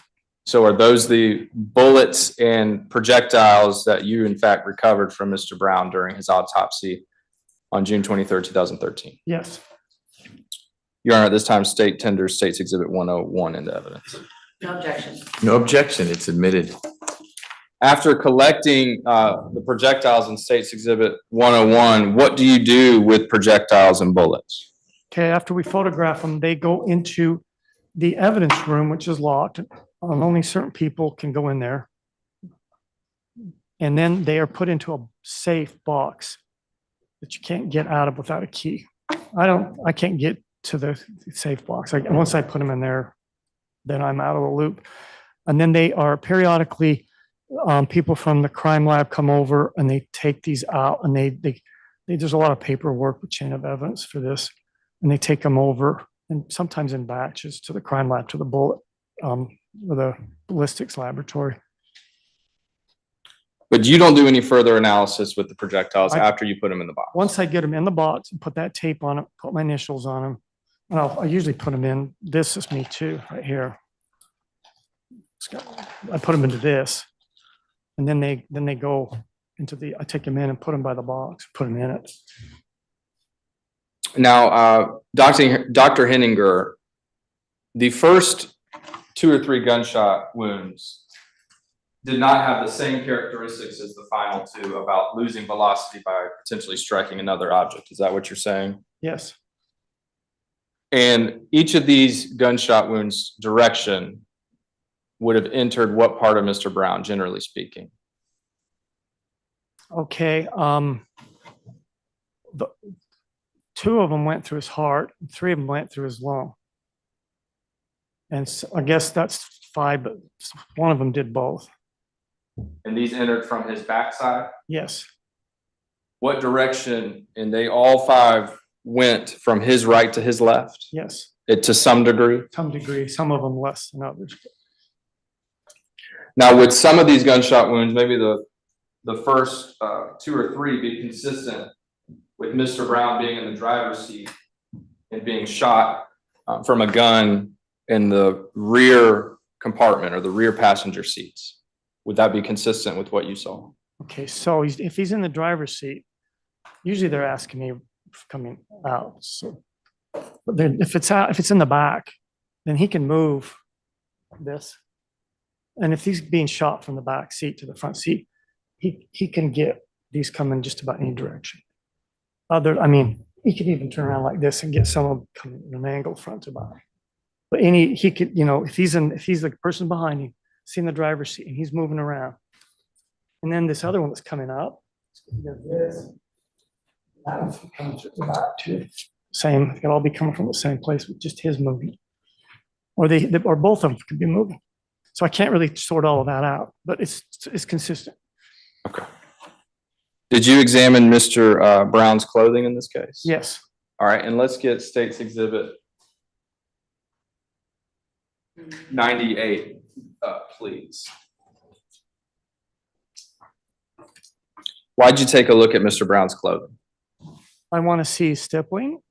And I guess in retrospect, I didn't know the exact time I'm looking at, but as in general rule, this is often true. Because you might find other interesting things, like if I could find little pieces of car parts that somebody could match to a car or a specific car, that would be extremely important because it could tie you, you know. So I'm looking at these clothes. I'm kind of lucky because it's white and all this stippling is black. Okay. So people, if you wear a white shirt when it's shot, it's easier for me. But then the blood causes problems. This is dark and it dries. But I've got several holes. These two, yeah, these two are kind of like the last two, 4 and 5. And you're directing our attention to the white T-shirt on the right side? I have a white T-shirt on the right side. All right. And this is a hole over here. It maybe could be like number 3, or if he's wearing his shirt kind of is pulled or something, it could be one of the other ones. There's some holes up here. And just generally speaking, do the holes in this shirt correspond with the bullet entrance wounds that you saw in Mr. Brown's body? They do to some degree, and that depends on the clothing. Now, there's the latest style where people are wearing these extremely tight clothes, especially, you know, when they're exercising. Those clothing are going to have really good correlation because they're like tight as the skin. Most normal clothes, like what people in the jury are wearing, you know, you can move around. These clothes move around. And that's mostly what people wear when I've been, you know, most of the time I've been doing this. And so the bullets holes don't always match up very good. And then if you start getting like in the wintertime here, or even like we're trained, you got multiple layers, it really highlights how clothing, when people are moving, they don't, they're kind of helpful, but you don't want to use them. They can't really take anything to the bank with the clothing unless if you see stippling on the clothing, that's important. But Okay. Matching hole in clothing to hole in the back is kind of. Did you see, but you saw holes in both shirts that are in State's Exhibit 98. And there's some here. All right, let's go to State's 99. What do those little blue arrows signify? Okay, so. State's 99 we're looking at. On a concrete way that our photographer gets her arrows from McDonald's. She puts them on here and to match holes. Okay, so there's 5 holes that she found. And I'm not 100% sure they match up perfectly. They're not exactly in the right place. I could see putting this together a couple different ways, but at the bottom line is that this is a shirt that doesn't have stippling on it. It's got several holes in it, some of which correspond with the entrance wounds. All right, let's go to State's 100. And what does State's 100 show? So presumably this was under the shirt, which when we got him, the first picture, there's 2 more holes there. These other 3 are up in the sleeve here. So they didn't hit the shirt. So these 2 are probably, this one's maybe better for the last, 4 and 5. Went through there, and then by extension to the other 2 on the shirt.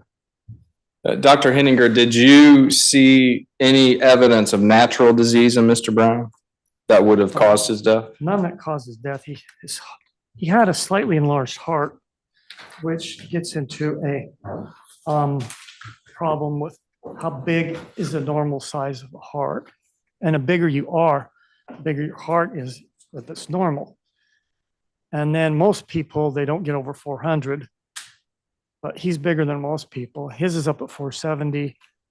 He might have some hypertension. He's still pretty young, but it's not enough to cause his death. He's got a little bit of coronary disease coming in too, about 50%, which is that's not good long term, but it didn't kill him that day. What is cause of death? Cause of death is the gunshot wounds of the torso.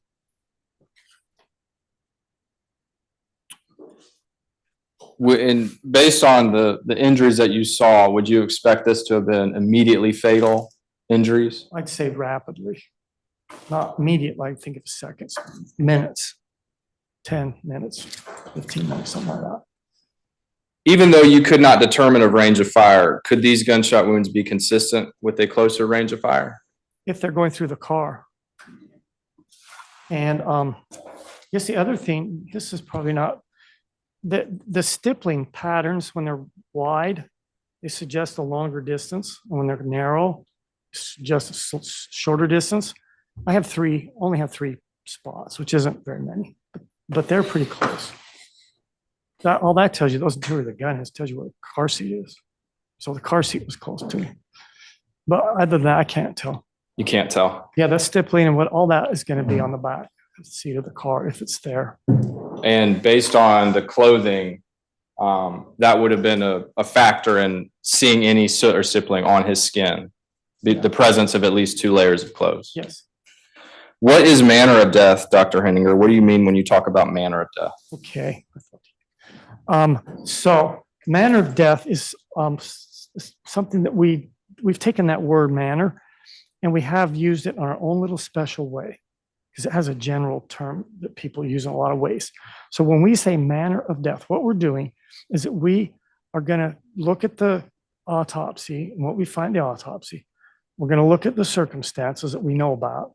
And we're going to attempt to put this death into one of 4 categories. Okay. The public health people drive this, but the courts also use this. And the manner of death, 4 categories are natural deaths, which most of them are, which are due to diseases inside the body. Accidental deaths, which happen outside of the body, but kind of unintentional, Then suicides, which are self-inflicted injuries that cause death. And then homicide, which are injuries that cause death by one person against another. And then we have a 5th one when we can't tell, where we have competing problems. So undetermined's the 5th one. But that's what manner of death is. Were you able to determine Mr. Brown's manner of death in this case after you conducted the autopsy of him? Yes. What was that? It's homicide. The gunfire. It'd be really hard to shoot yourself from a long distance away 5 times in the back. I can't see an accidental gunshot wounds. There's no way, and it's not natural. I mean, this one's pretty uncontroversial. It's definitely homicide because of multiple gunshot wounds. Okay, 1 moment. Nothing further, Judge. Mr. Brandenburg, it's about time for a break. If you've got just a few questions, then we'll do those and then break. But I don't want to limit your cross-examination in any way. If you think it'll be more than 5 minutes-ish, then we'll probably take our break and pick up after that. I think it'll be about 15 minutes. Okay. Ladies and gentlemen, we're going to take our afternoon break. I'll try to keep it to about 10 minutes. When you get back, Dr. Heninger will be back on the stand and we'll have a cross-examination. Then see if you all have any questions and take it from there. Please don't talk about the case during the break. No outside research. We'll see you shortly. Sure.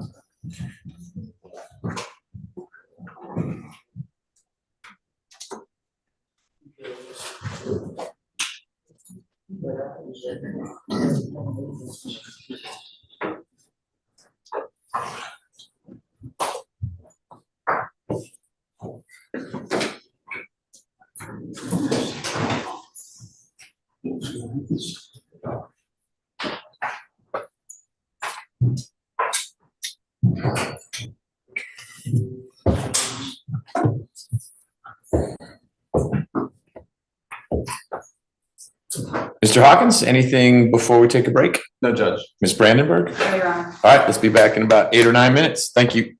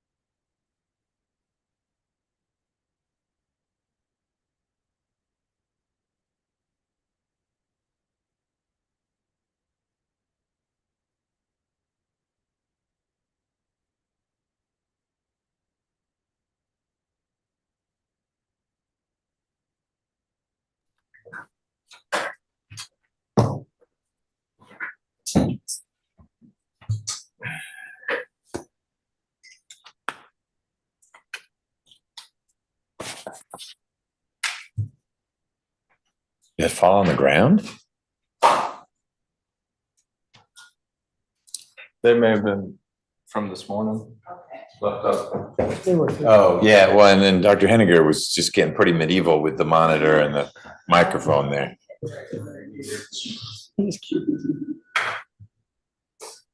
I'll rise from the jury. Okay, so we're ready.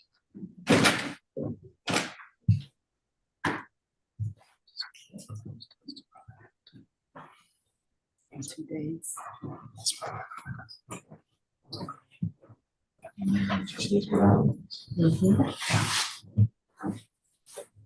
like which one is correct? Which of They would.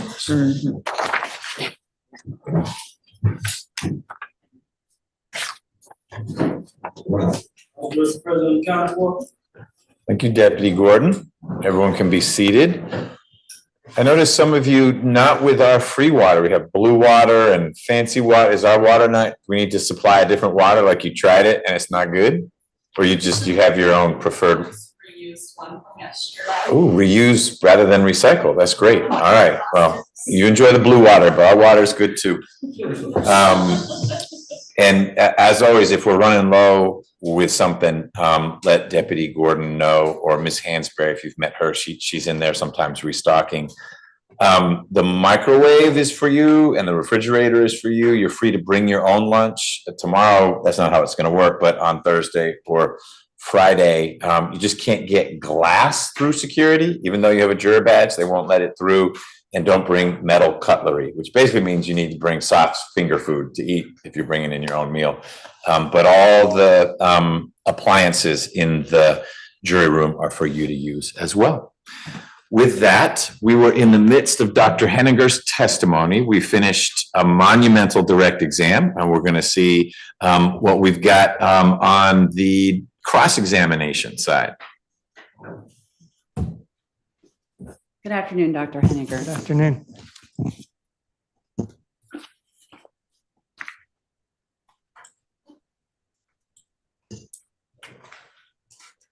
Is it fair to say that all of the 5 wounds that you found on Mr. Brown he was shot in the back from right to left? Is that right? That's correct. Okay. And you said you didn't do an autopsy on the vehicle in this case, right? No, And you didn't inspect the vehicle at all? not at all. You're not aware of any characteristics that the vehicle or the state the vehicle was in? That's correct. Okay. And so you didn't have an opportunity to compare what you found in Mr. Brown's body to any kind of scene or scenario he may have been found in? That's true. Okay. So you can't say where the shooter or shooters would have been located in relation to Mr. Brown? That's like 2 variables. So either one? Both of them could be moving. So Okay. yes. You don't know what position he was in when he was shot each time. That's true. And you don't know the position of the shooter or shooters each time, shot. That's correct. Okay. But both of those things matter, or they affect what you found. The position of Mr. Brown had an effect on where he was shot. Yeah, it doesn't, I guess knowing where he's at doesn't change where he was shot. Well, it doesn't change where I think he was shot. But obviously if he was over here versus over there, it would change what I'm seeing. Okay. And knowing the positioning of the shooter would also change what you're seeing. Yeah, well, it would change what I would have seen. Okay. I want to make sure I'm not confused. Your testimony that the decedent was shot in the back 5 times, or shoulder and back 5 times, that's concrete. Yes. You're not able to say, was the shooter lying sideways and shooting him? Was the decedent over the hood of the car and was shot that way and then was put in the seat? You don't know any of I that? don't know any of that. All I know is those gunshot wounds are where they're at. Pictures of them. Okay. And you did some twisting around in your direct testimony to demonstrate how Mr. Brown could have been in a different position each time. Yes. And at one point, I have a little bit of a bad vantage point from my seat. So correct me if I'm wrong, but I believe at one point you were faced forward and then you turned your body almost a full 90 degrees to the left. Is that? I think you were facing the jury at the time when you did that, but, and the question is that a possibility that he could have been turned 90 degrees to the left? You can see back here, if I'm more flexible. I mean, if you can move around a lot. And I guess to bolster that, I have actually seen videos of gunfights, if you will, and people move around a lot more. All I'm showing the jury are 5 snapshots. And it's very kind of calm and 1, 2, 3, 4, 5. But when you see these episodes, which I've seen a few of them, not a lot, there's a lot going on. And you know, people move around. They often shoot more than the times they hit them. There's a lot. I mean, there's a lot. All I know, I have 5 snapshots, and there are 5 times that the bullet went the direction that it dipped. That's what I know I know that. And then after that, it's kind of, does it make sense or not? And is it in a person having been shot 5 times and staying alive through the whole thing is likely that they are moving around during that episode? That's an interesting question. I don't know if anybody's ever, you could study that. And I don't know that it ever has been, because some people, I don't really know what people like, I don't know percentages about how many people. I know that sometimes people get shot and they just sit down and just hope that somebody will rescue them. And it is painful. So it's kind of a decision that they make. I don't know what, but I would say that, I mean, if it was me, I'd probably keep moving around, but of course I've never been shot, so I don't know for sure. But I don't know if I can answer that for like the same kind of certainty that I know about where a gunshot wound is. But I mean, it's kind of common. I mean, what makes sense with the whole picture. That's fair. And there was no evidence of sedation in his body? No. So there was nothing that would have immobilized him? No. And because he could have been in any position, you testified it's consistent with him having been shot from the rear part of the compartment of the vehicle. Is it also consistent with him being shot by someone in the passenger seat? Yeah, that's interesting, because if he's in the driver's seat and his gunshot wounds are coming from the right, okay, if he moves this much, okay, then that's possible. If we just reversed everything's on the left, he could be doing this. But, I think it's a little bit less distance this way, but both are possible. And the wound number 1 was the one on the top of his shoulder. And that wound path was downward. Is that correct? That's correct. So could the weapon have been higher than his shoulder in order to create that wound path? If he's in anatomic position, then the weapon will be higher. But all he has to do is lean, and it could be the same height, or lean a lot, and it could be more. So it depends on his position. So, but it is possible, It's possible that the weapon was higher than Yeah. his shoulder. And if he was sitting somewhat upright. yeah. And that's consistent too with the second and third wounds were also, or the second wound was also a downward angle. Is that right? That's correct. Okay. And the third wound was sharply upward. Yeah, that's the one that goes in here, never gets into his body, it just goes up to his into his shoulder joint. So if it was someone from the direction of the jury, it would be like this. Get that pathway. And sharply upward, is that the angle that you're describing? Yes, and I try to put numbers on this, and but I don't have the second half of this, but I have the shoulder joint. So I can do this with the pictures. If you look at his shoulder joint and you look at that gunshot wound, bullets tend to go straight. That's the angle. Here, that's the shoulder joint. They both end up in a similar, or in a. Yeah, they're coming, it's coming up, it's pretty far up. Okay, so again, either he's moving or the shooter's moving or both. Yes. That, back to number 3 and the sharply upward angle, is it possible that that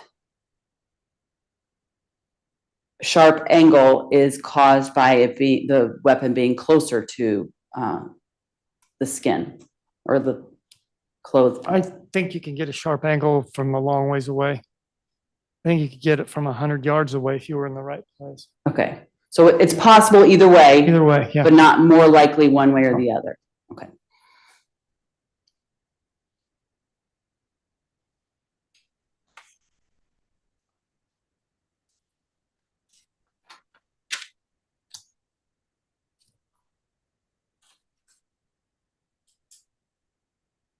I think that's all I have, if I can have a moment. Your Honor. Sure.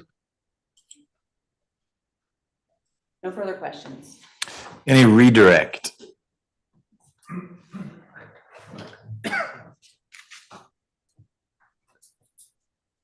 No, nothing further, Judge. Questions from the jurors?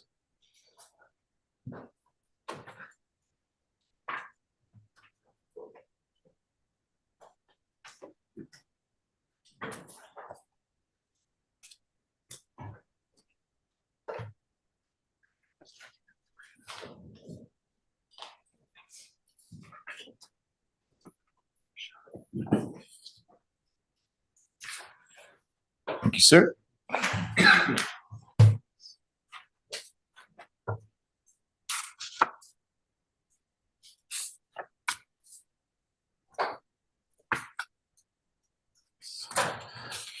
All right, counsel, we'll step outside. Doctor will be back in just 1 second. Are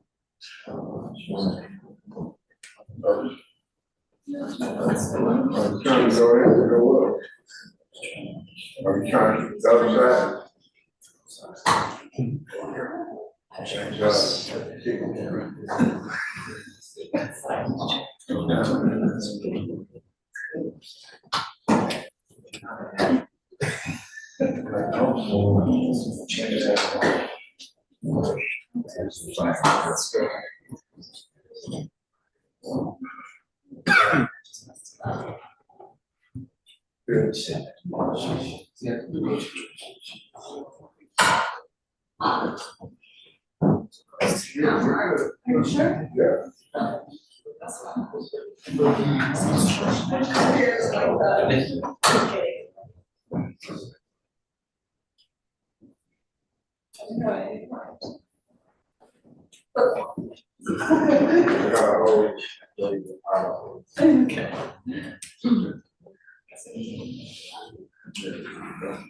other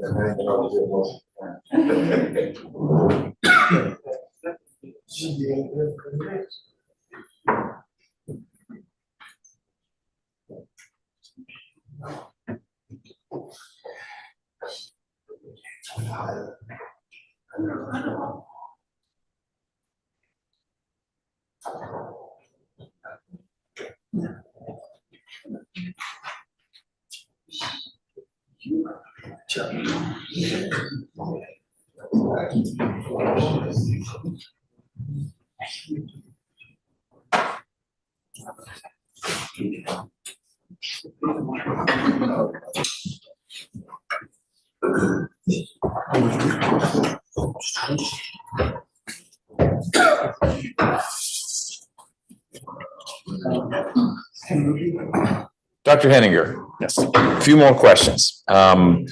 Did you perform any examination or testing that would indicate whether Mr. Brown had any controlled substances, drugs in his system? Yes, and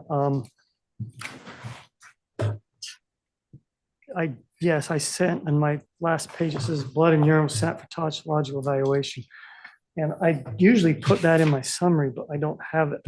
Do you perform the toxicology work? No, I basically collect the blood and then I send it to the crime laboratory, and then they have basically toxicologists, which are chemists, do that kind of chemistry. And then they send me a report back. And in case of a drug overdose, then I have to decide whether that's enough or whether it's a cause of death or not. In this case, it's not. I can't imagine what kind of a drug test. I mean, I don't know what, if he's got to be something's completely passed out still. If you shot a person who was passed out, it'd still be a homicide. Okay. So you did send the blood off to the crime lab. Whatever the results were, did not get incorporated into your report. Which I usually try and do that. Okay. I just Didn't hear. All right. Did you find anything that you felt to be gunpowder stippling on the clothing? We saw the white bloodstained t-shirt and the yellow tank top. Either one of those have anything that said to you gunpowder stippling? No, there was no gunpowder stippling on either shirt. Are you able to say, based on your analysis of the wounds and examination of the projectiles you retrieved from Mr. Brown's body, whether the bullets all came from the same gun versus up to 5 guns, since there were 5 shots? No, there can be the bullets. Well, you can have the same kind of a gun with the same kind of bullets. There's no way I could tell that apart. Now, the people, the gun, ballistics people in their lab, when those bullets come out of the gun, they scrape the barrel and they create very distinctive scratches that are as distinctive as fingerprints. And a ballistics expert can tie one bullet to one gun with certainty. So that testing can be done on the bullets that have jackets on them, or if they didn't have jackets, So that answer may or may not, I don't know, it's outside, may or may not have been looked at from the ballistics people. You had described, and there were pictures of each of the bullets you removed, and some of them still had the shiny copper on, and a couple looked pretty mangled. Is that the point you're making right now, that the ones with the shiny copper on it, there may be an expert, not you, who could say, I conclude these bullets came from the same gun, but the one that looks like it went through a blender, that would be harder to do? That would be harder, and it would be more of a matter for, luck or fortuitousness. If there was only need a little spot of it that's preserved, because they're looking at the microscope and they need a few hundred micro scratches that kind of match, so they can do more than I'd probably expect. But if they're intact, they're good. And we're taught to not mess with those striations, those scrapes on the side. The last one I think is probably pretty hard. And then if they all had jackets, the ones without jackets, you couldn't do this with them. Okay. Thank you, sir. Mr. Hawkins, any follow-up based on that? Understanding you did send off toxicology, would those findings have at all impacted your conclusions based on these 5 gunshot wounds 3 of which hit the lung, 2 of which hit the heart. Would the results of that have impacted your cause or manner of death? It would not impact the cause of manner of death, and it would have to be severe intoxications to affect any of these other questions. Nothing else. Ms. Brandenburg, anything else? No further questions, Your Honor. Dr. Heninger, thank you for your time. If you would leave anything that has an exhibit sticker, and you can take with you all your papers. Okay. Thanks. Just right there. Yep, leave them right there. And I'll have one of the prosecutors move those before the next witness comes up. The next witness is? Ricardo Thomas. All right, if you could, before Mr. Thomas takes the witness stand, make sure all those exhibits are off the witness stand, please.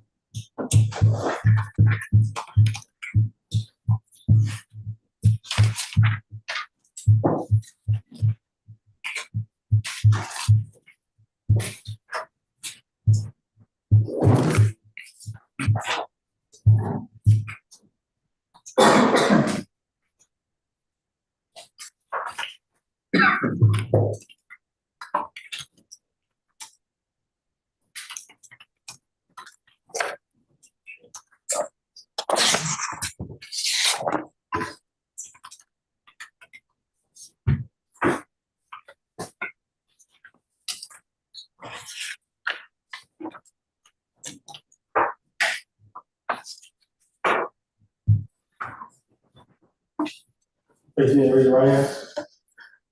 Do you swear or affirm that the testimony you will give is the truth, the whole truth, nothing but the truth, so help you God? Go ahead, have a seat. State and spell your name for the record.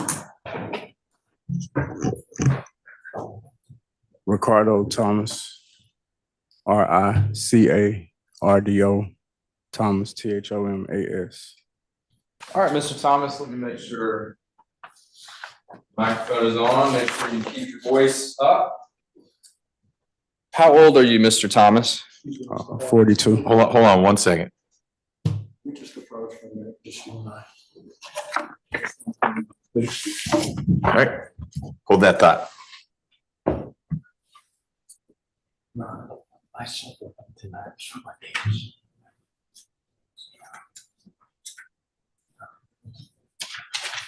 Okay.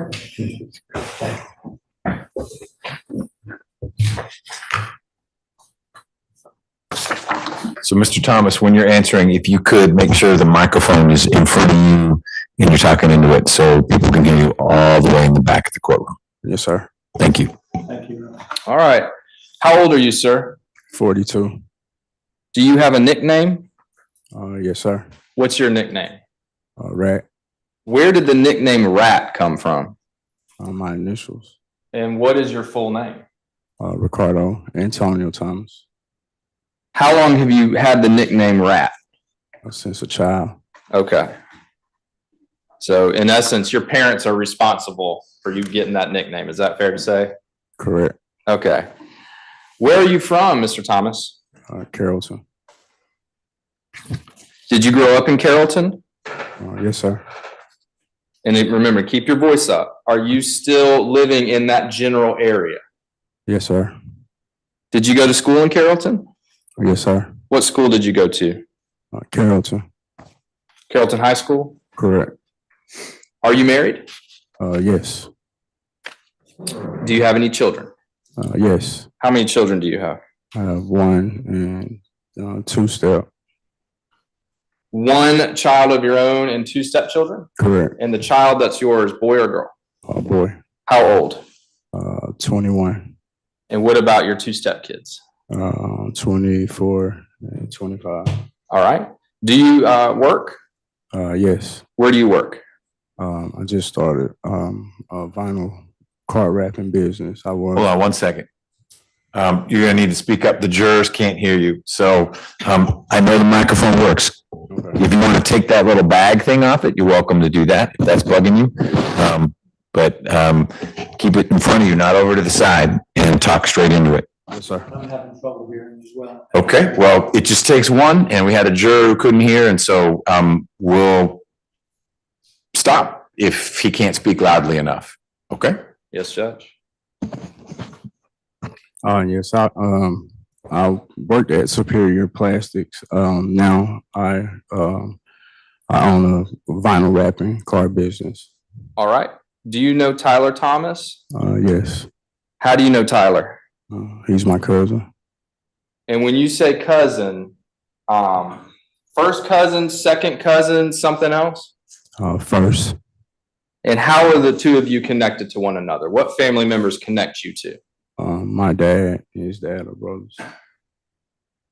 Between you and Tyler, who is older? I am. Do you know by how many years you are older than him? I'm not sure. Where is Tyler from? Carrollton. Does Tyler have any brothers? Yes, he had a brother. Were you close with Tyler growing up? Yes. How often would you see him? Just about every other weekend or so. Where would you see each other growing up? At his parents' house. Were you close with Tyler's older brother? Yes. As you and Tyler moved into adulthood, and before this incident happened, were you close with one another? I would say yes. You would say what now? Yes. Yes. And as adults, how often would you see each other? Not as often because we were older. I did more. I hung out with his brother more often. All right. Let me see if I can interview them this way. It's a talking, because the microphones work. It's not the volume of the microphone, it's the volume of the speaker and the location of the speaker's face to the microphone. So I'm not saying he needs to speak more loudly. So you can figure out how you're gonna make that happen. You can take him outside and talk about speaking louder. We can make this work. All right, Mr. Thomas, you're just gonna have to project more than you may be comfortable doing, okay? Gotcha. All right. Now, as adults, I'm gonna Just move this back, 'cause it's that weird thing. It was just, all right, thank you. as adults, how often would you see Tyler when the two of you were adults? Not as often as I seen his brother. Maybe once or twice a week at my grandmother's house. All right. Do you see Tyler Thomas here in the courtroom this afternoon? Yes. Would you please point to where you see Mr. Tyler Thomas and identify clothing that he's wearing? He's right there with the gray suit on. Okay. And let the record reflect the witness has pointed to and identified the defendant. It should reflect that. Mr. Thomas, do your folks still live in Carrollton? Yes. Did you know Ashley Brown? Yes. How did you know Ashley? Through a family member that we both was family with. And describe the connection. So are you saying you had some blood ties to Ashley Brown? Correct. Who was that family member through which you were connected? My cousin named Pee Gerard William Thrash. So your cousin Gerard was related to Ashley Howe? Cousins on his dad's side. All right. Did you call Ashley by the name Ashley, or was there another name that you called him? I call him Big A. And how long had Ashley had that nickname of Big A? Ever since I knew him. And ever since you knew him, was he a bigger guy? Yes. How long had you known Ashley prior to his death? Probably about 10 years, I would say. Did you know where Ashley was from? Columbia, South Carolina. To your knowledge, did Ashley ever live in the Atlanta area? No. And in those years that you knew Ashley, how often would you see him? Once or twice a month. And that once or twice a month, where would you see him? Carrollton, Atlanta, different locations.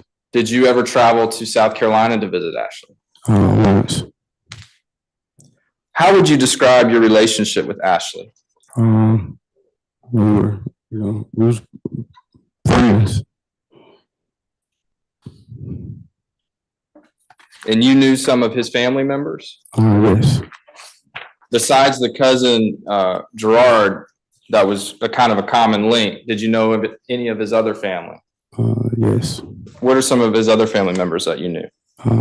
Anthony, I met his sister once, Sheila.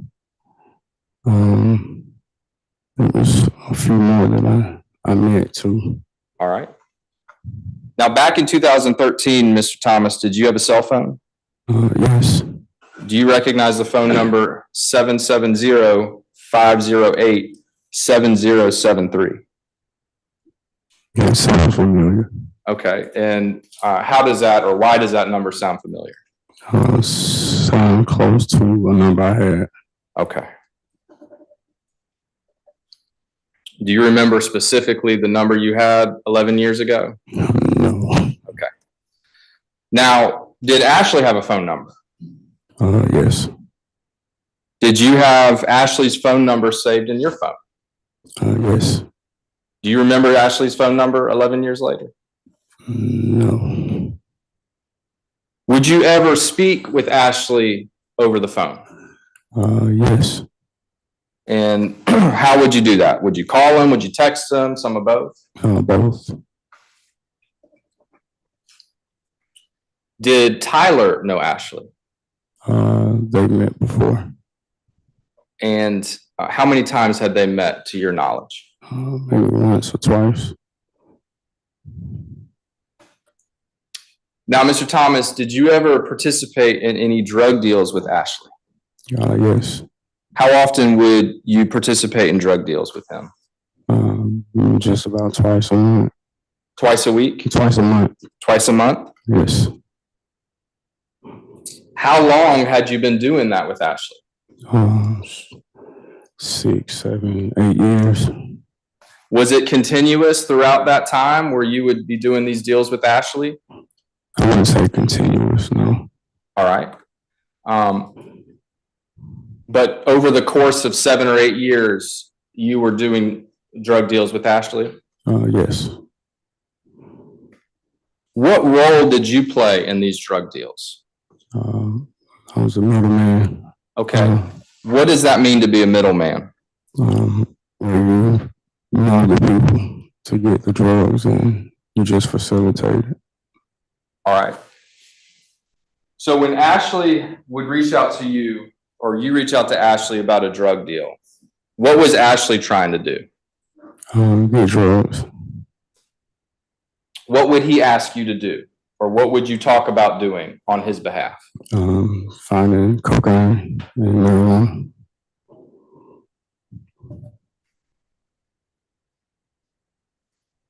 If Ashley said, hey, I'd like to find some cocaine or some marijuana, what then would you do? I would call the people that I know and try to find what he was looking for and make arrangements. All right.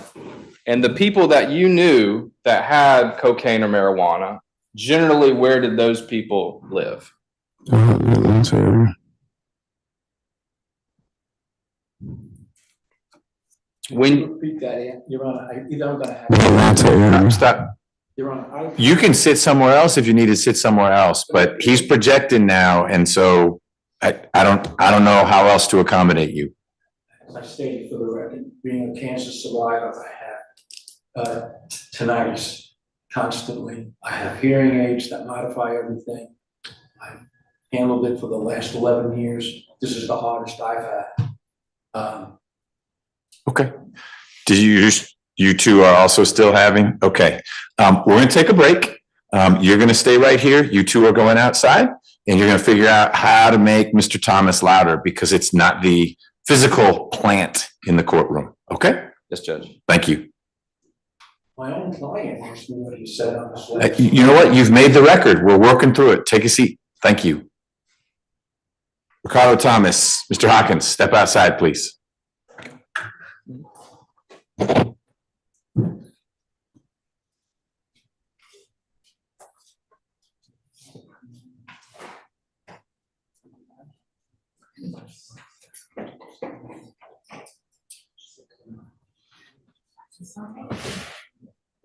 Yeah, it was worth a try, I guess.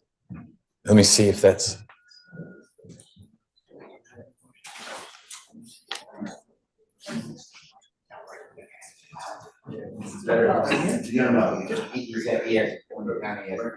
Right, I agree, and I'm gonna tell them to do that. I'm gonna let them huddle up first, but you're exactly right.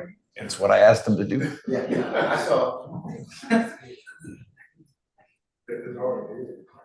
It is, Mr. Weintraub is exactly right. About what, Your Honor? Everything. So we can try this too. Yeah, if he clicked it or he can hold it.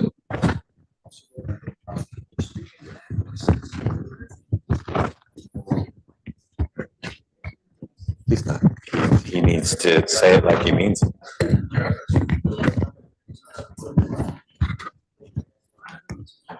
Yeah, because the cemetery, it needs to be stuck right in front of him, and he needs to. That microphone is up. All right, Deputy, can you get those two? They need to come back in now. It wasn't a complicated conversation.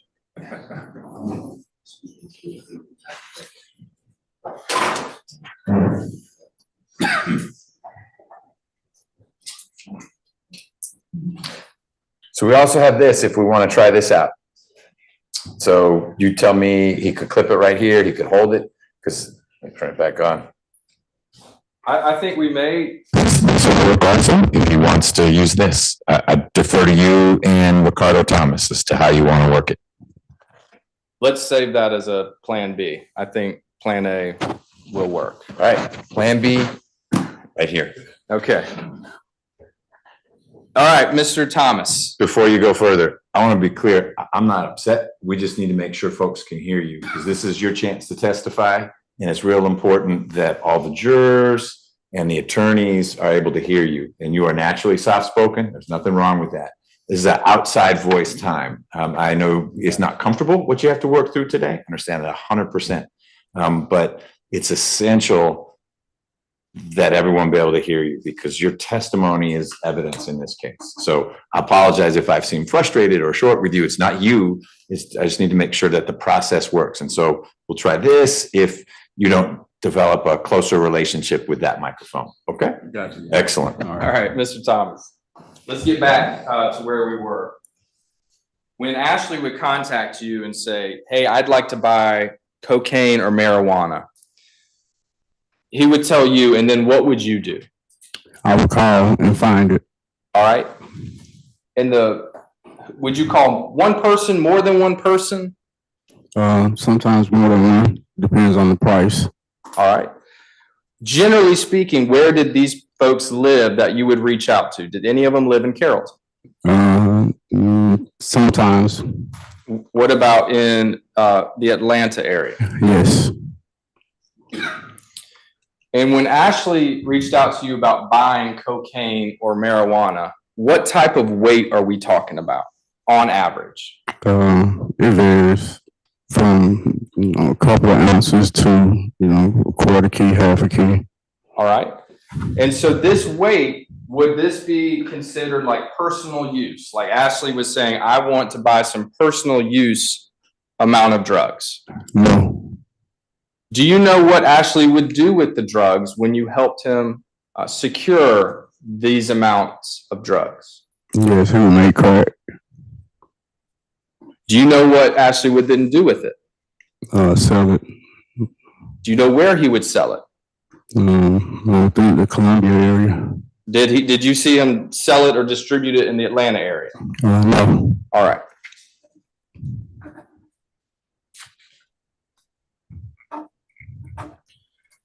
Now, why would you agree to do this? What was in it for you when Ashley would call you to help him find a connection? I would make something. He would pay me. All right. And how much would he pay you per deal? Was there an average amount or a set amount he would pay you per deal? No. Would the amount he paid you at all be based on how much weight he was buying? Correct. So if he was buying a couple ounces and you found the source for that, how much money would you expect to make in that deal? Maybe a couple hundred. And if he was buying a lot more ounces, a quarter of a kilogram, how much would you expect to make in that situation? A grand or so. About $1,000 or so? Yeah. And you said this happened regularly, about twice a month? Yes. Where would these drug deals take place generally? Would they take place in Georgia or take place in South Carolina? Georgia. Would Ashley be in person for these drug deals, or would you grab the drugs, hold them, and then take them to Ashley? No, he would want to see them first. So you had to be present at these deals. Is that your testimony? Correct. And the people that were dealing to Ashley, oftentimes, did the two of them know each other? Not all the time. All right. Because if they did, they wouldn't need you. Is that fair to say? Correct.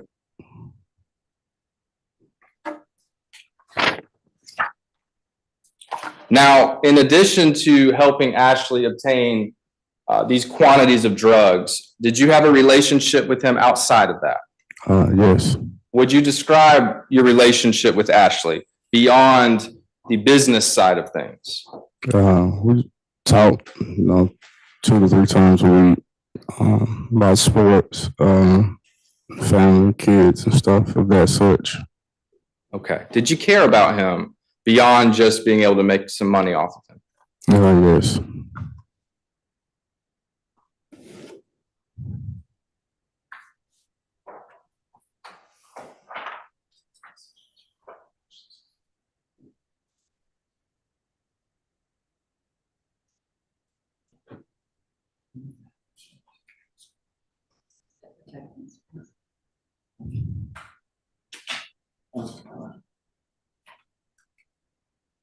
Mr.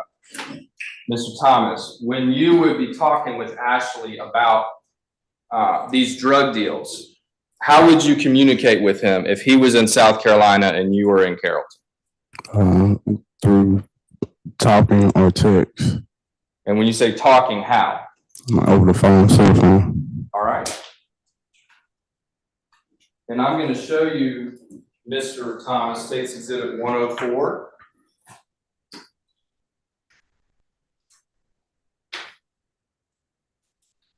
And do you recognize, Mr. Thomas, some of the information that's contained in State's Exhibit 104? Yes.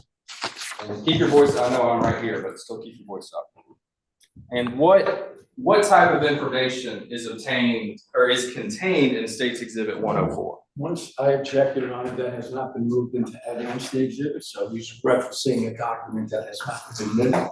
Okay, I'm going to allow a generic question like this, the type of evidence. Don't give any specifics. Line 17 says B4, and it wasn't your question, but I want to make sure Mr. Thomas doesn't go beyond the bounds of your question, which I took to be generally what type of information is in here. And the witness could say it contains the names of people or phone numbers, but not specific content. Line 13 says that Fred Smith called phone number 1234.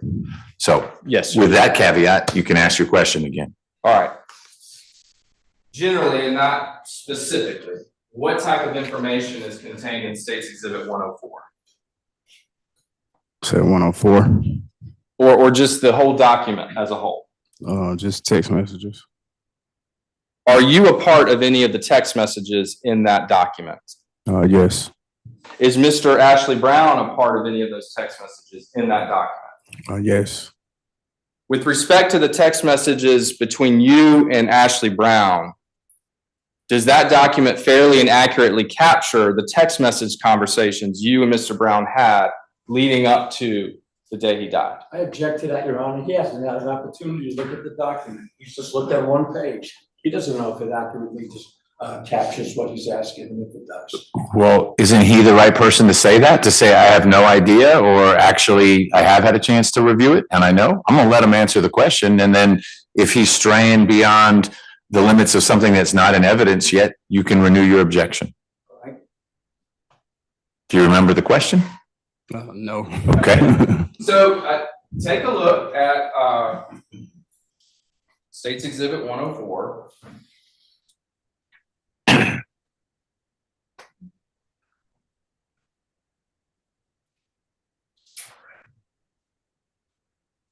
And specifically, I'm concerned with the last 3 pages of State's Exhibit 104. Does the last 3 pages of this exhibit, Mr. Thomas, contain fair and accurate copies of text message communications you and Mr. Brown had leading up to the day he died? Yes. Your Honor, at this time, State tenders State's Exhibit 104. Mr. Weintraub, objections to the admission of State's 104.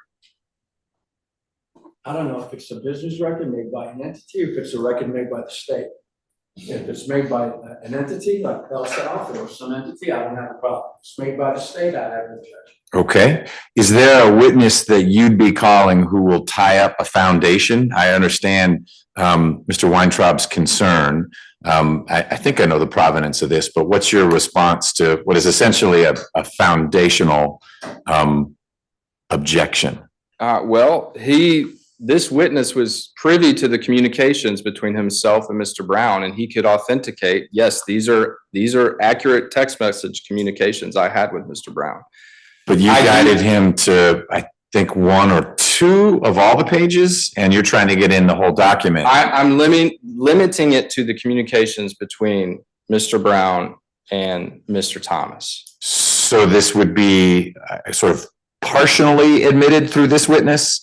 Yes, Judge. Not the entirety of 104, but sort of 104 sub 1 is being admitted based on the testimony that Ricardo Thomas has given about the fair and accurate, no, that's the right phrase for text rather than photos, but the accuracy of the text exchanges he said he had with Mr. Brown. Correct. And if there are other entries in 104 that don't relate to Mr. Brown, you are not getting those into evidence through this witness, and they wouldn't be published to the jury.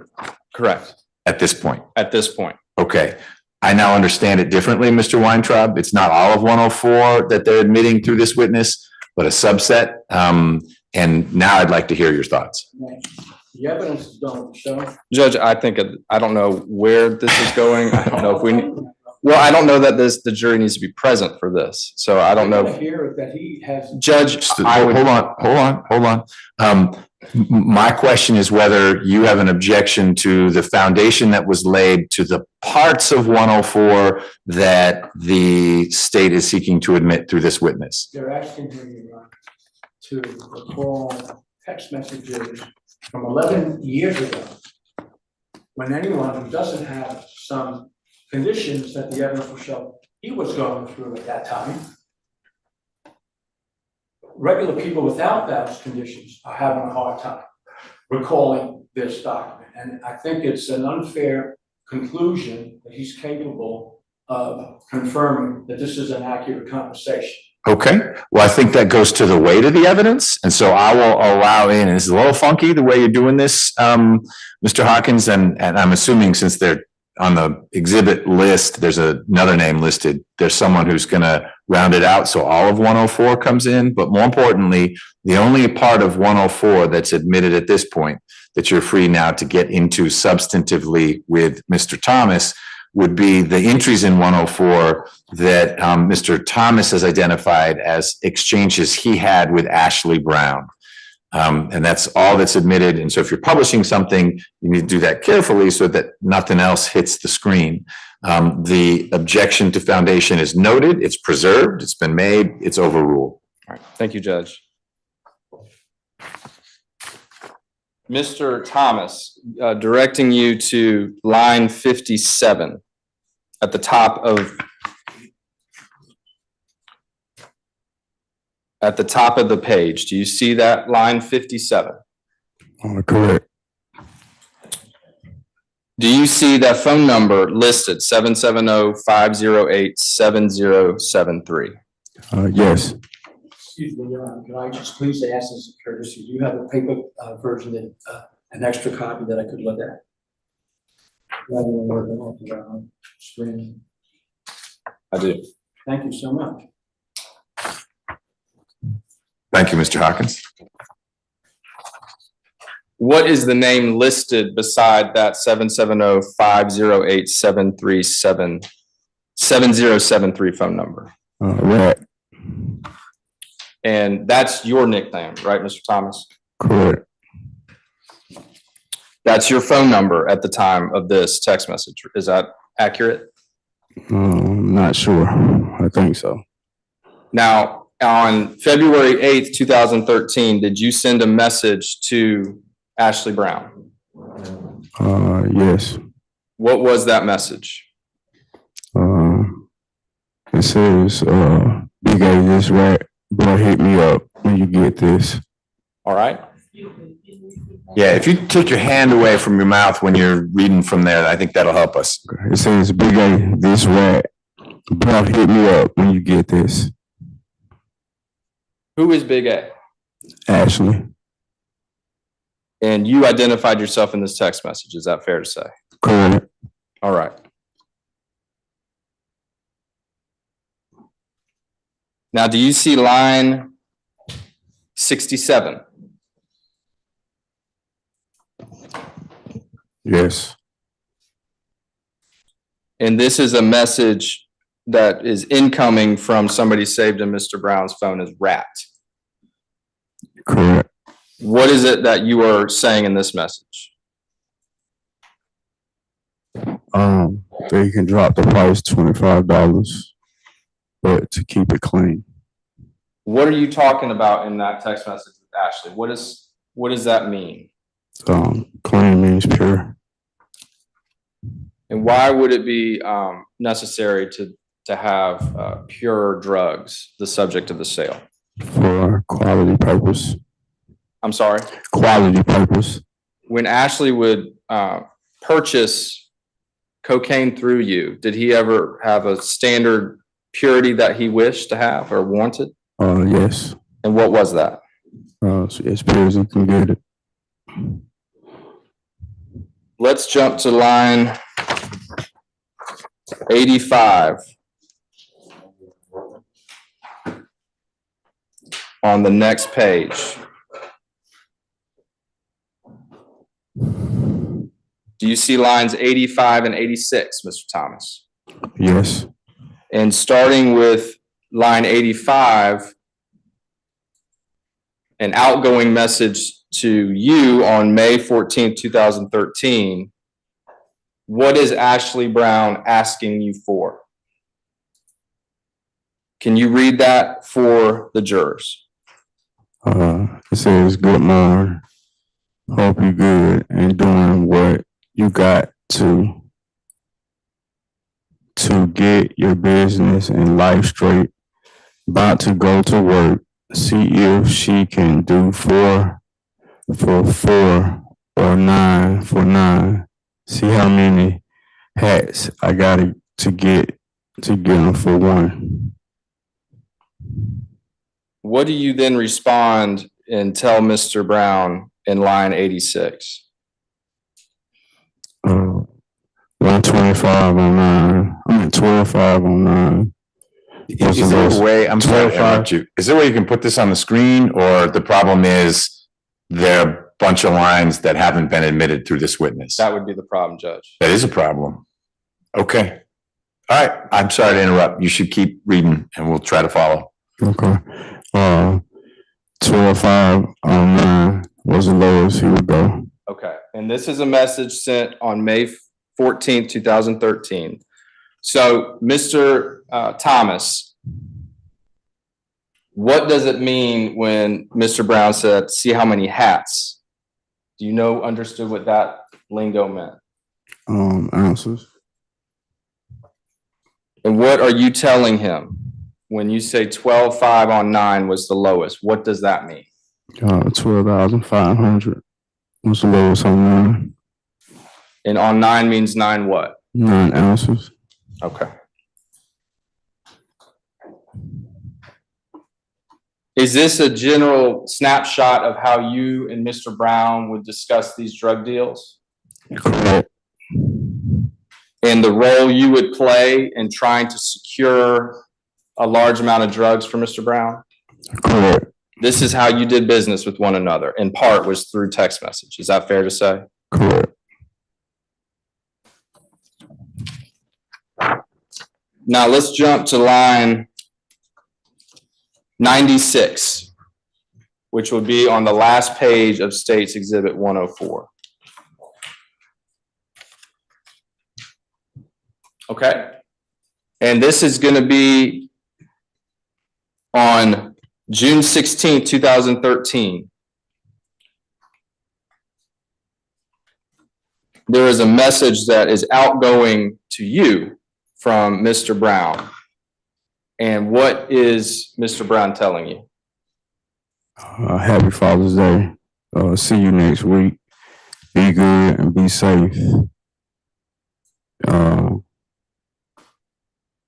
Be good and be safe. All right. What do you respond in the next line, line 97? Same to you. Enjoy, and I will. So you had a relationship with Mr. Brown outside of just selling drugs. Is that fair to say? Yes. Now, in that message that was sent on June 16, 2013, Mr. Brown texted you, see you next week.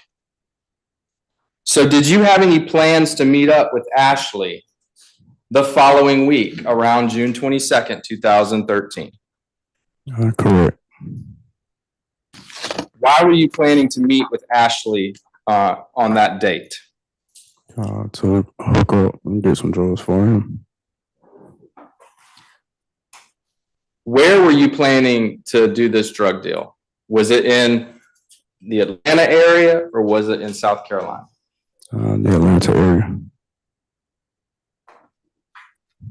What was Ashley asking you for as far as the drugs? He wanted a quarter case, 9 ounces. 9 ounces of what? Cocaine.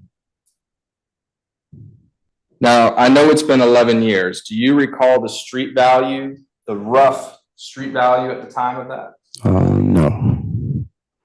Would it have been more? Market? I mean, would that be $10,000? Would that be $100,000? Yes. 12,000, 10,000, anywhere from 10,000 to 12,000. All right.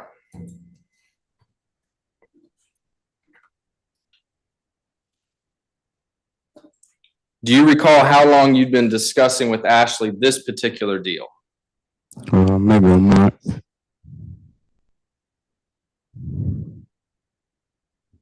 And in that month leading up to this particular deal, had you ever seen him in person? No. So you were communicating with him how? Through text and phone conversation. Do you know if there was any other reason that Ashley was coming to town that particular weekend or that day? Yes. Why did you know, or what did you know about another reason he may have been in town? It was a family reunion. Now, when Ashley's asking you about several ounces of cocaine, did you agree to try to secure that for him? Correct. So tell the jurors, what steps did you take to try to find him these 8 or 9 ounces of cocaine? I made several phone calls, trying to find them through a few of my sources. All right. And the first source or two that you tried, were you successful? No.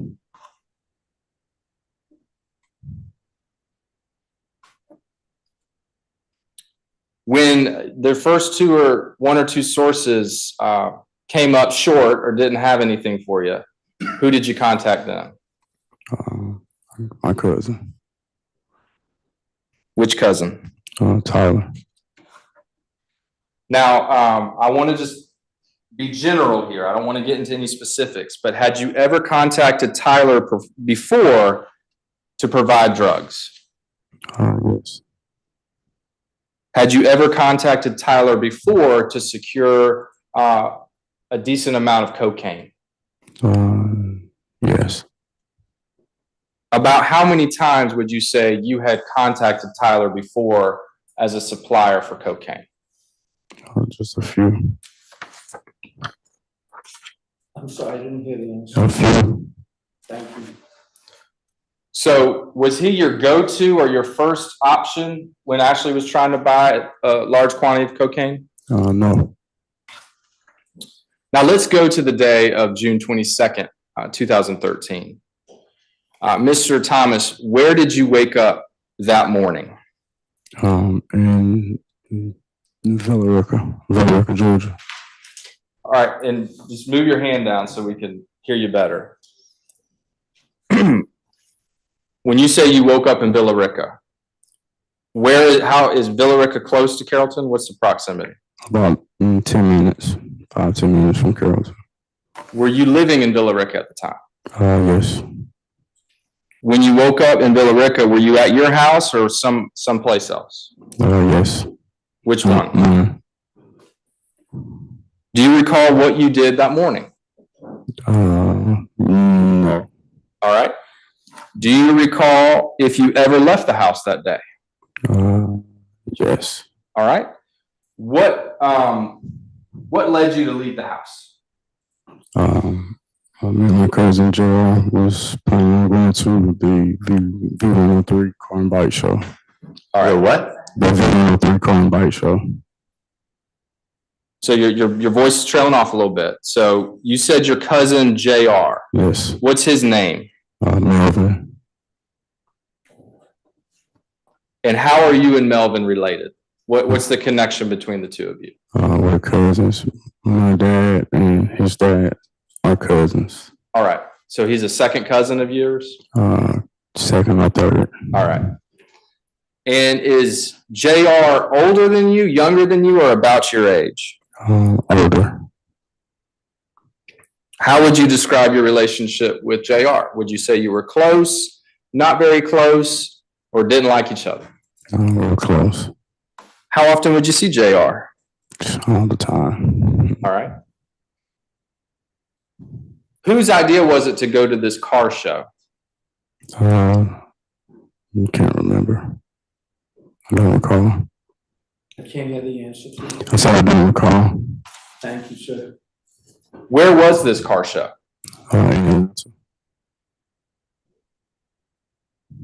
Now, at the time that you and JR talk about going to this car show, where does JR live? I think he was living in Carrollton at the time. So not far away from you at that time? Correct. Do you remember where in Atlanta the car show was? Can't remember. Do you remember what part of town? Maybe not the specific venue, but what part of town? No. All right. When JR reached out to you or you discussed this, did you agree to go? Yes. So what happened next? Once you and JR discussed this car show in Atlanta, what happens next? We met up. All right. Do you remember where you met up? I think it was a gas station on Bankhead Highway, if I'm not mistaken. When you met up, did you have a car or did JR have a car? We were riding with his girlfriend. Who was riding? Me and JR. Okay.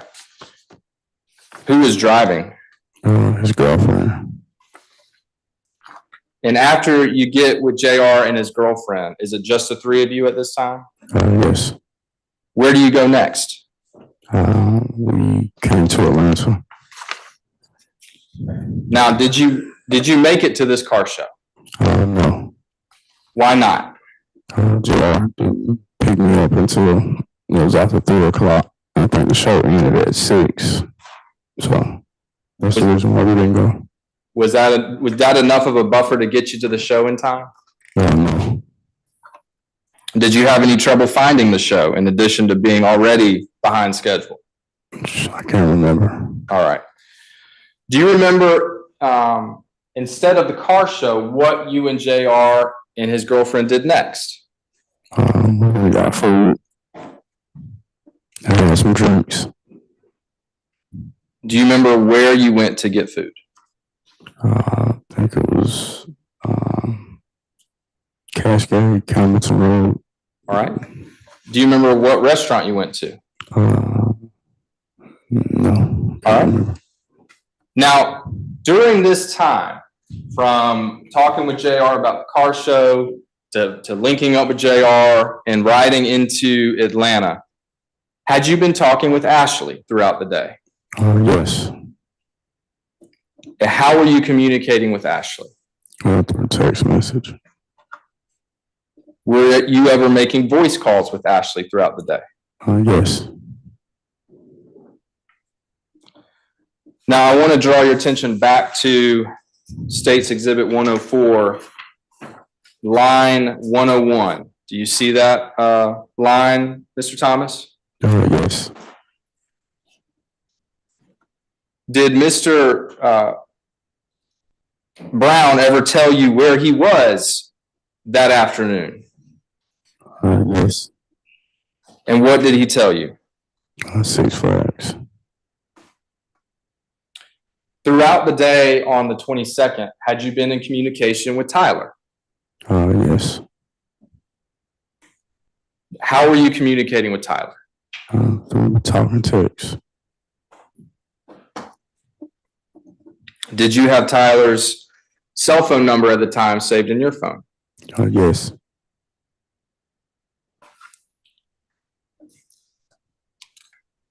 Now, after you go to the restaurant in the Cascade area with JR and his girlfriend, where do you go next?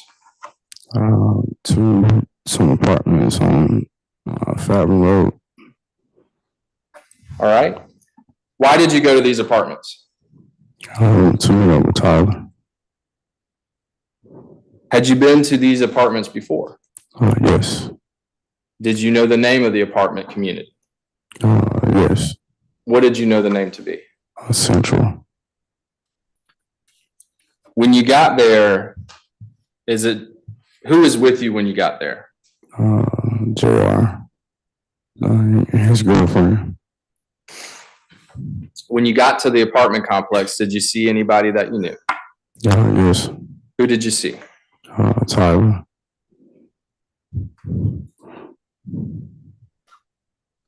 And what was Tyler doing at the time? We were just hanging out, smoking. Did you talk to Tyler? Yes. What did you talk to Tyler about? About hooking Ashley up, just some small talk. All right. And when you say hooking Ashley up, what do you mean by that? Getting the drugs. What did Tyler say in response when you asked him about hooking Ashley up? He could get them. Did he represent to you or tell you that he had them at that time? No. And while you're at the Central Apartments on Fairburn Road, are you still talking with Ashley about this deal? Yes.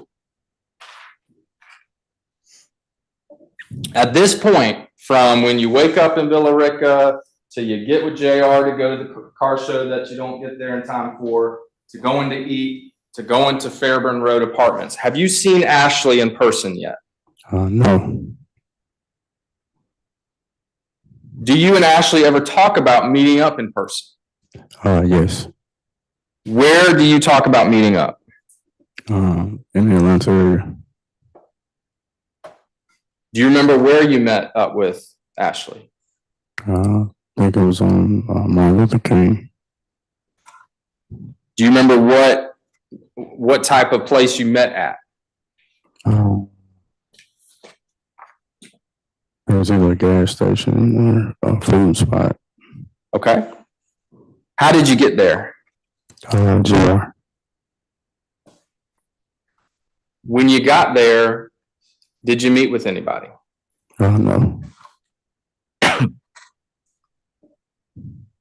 Did you ever see Ashley? Yes. Where was Ashley? In his SUV. Was anyone with Ashley at the time? No. And you said Ashley was in his SUV. Do you remember what that SUV looked like? Yes. What did it look like? It was a burgundy Escalade. Did you know whose car that was? Had you seen that car before? I think it was his sister's car. I'm sorry, Ron, couldn't hear the answer. His sister's car. Let me just keep up the volume. He was doing pretty good. Okay. Did you hear, he repeated it, I think you spoke over him, his sister's car. Did JR meet up, or how did you get to where you met with Ashley? JR. When you met up with Ashley, did JR get out and talk to Ashley? No. Did JR and Ashley know each other? No. What did JR tell you, if anything, his plans were to do next? Go to the movies, I think. At this point, is JR and his girlfriend, they're still together? Dropping you off? Yes. When they drop you off, do you see them again that night, either JR or his girlfriend? No. Now, Ashley, is he by himself or is he with anyone else? By himself. Do you get in the car with Ashley? Yes. Where does Ashley get into this car? Driver's seat. Where do you get in? Passenger. Which passenger seat? Front passenger. At this time that now you're with Ashley, are you still in communication with Tyler? Yes. And how are you communicating with Tyler? Through text. Did you and what did you and Ashley do next? After you meet up with Ashley, Ashley's in the driver's seat of his Escalade, you're in the front passenger seat. Where do you go next? I think we stopped at a store. We grabbed a soda, and I think I had a headache that day. All right. Did you get anything at the store that you remember? Some BC headache powder and a soda. What? BC headache powder. BC are good. Now, what time of day is it? Is this early afternoon, late afternoon, or getting late into the evening? It was late in the evening. I'm sorry. Late in the evening. How long? Hold on one second. Is that your phone? It's okay. I just want to make sure it's good. I want to make sure it wasn't something just floating around. Yes, it is. Hold on, I turned it off. I thought I had turned it off. Okay. Powered it back on.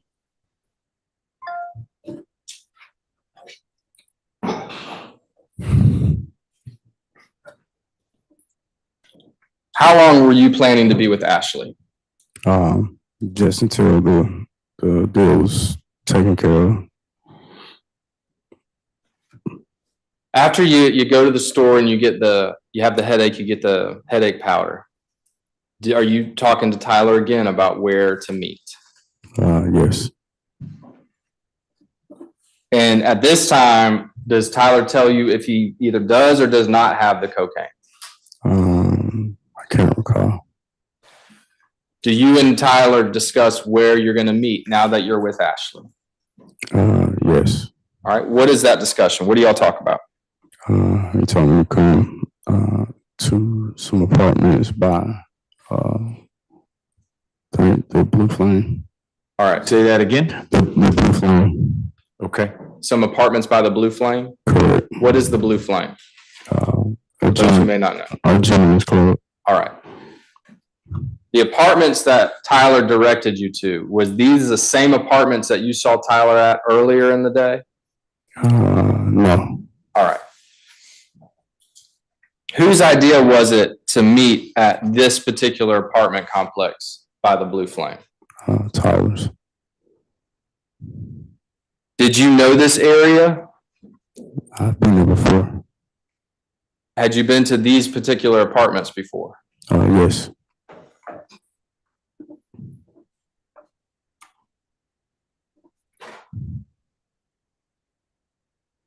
How did you get there? Ashley. Is Ashley still driving? Yes. Now, as Ashley's driving and you're in the front passenger seat on your way to these apartments near the Blue Flame, along the way, do you pick up anybody? No. When you got to these apartments, just describe, is this a small complex, a big complex? I guess small. Did you know where to go once you got to the complex? Yes. How did you know where to go? By the time he told me where to come to. Where did Tyler tell you? He told me to pull down into the back of the apartments and back in. All right.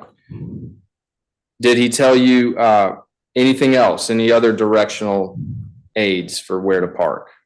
I don't recall. All right. Did he tell you where to back in? Don't recall. I said I don't recall. Don't recall. Now, up until this point, based on your conversation with Ashley, based on your conversation with Tyler, is there anything unusual about this deal in progress? No. What did you and Ashley do next? We pulled in back into the car, back into a parking spot. Backed into a parking spot? Correct.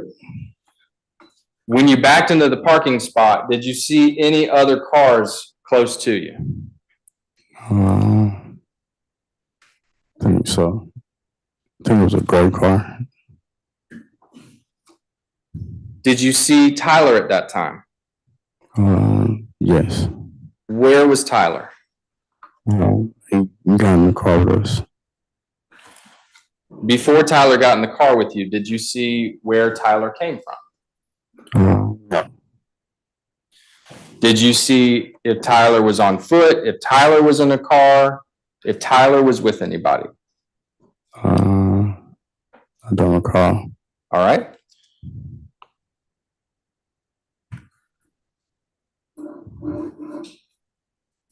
Let's talk about what happened next. So you and Ashley Ashley has backed the Escalade into a parking spot. Is that right?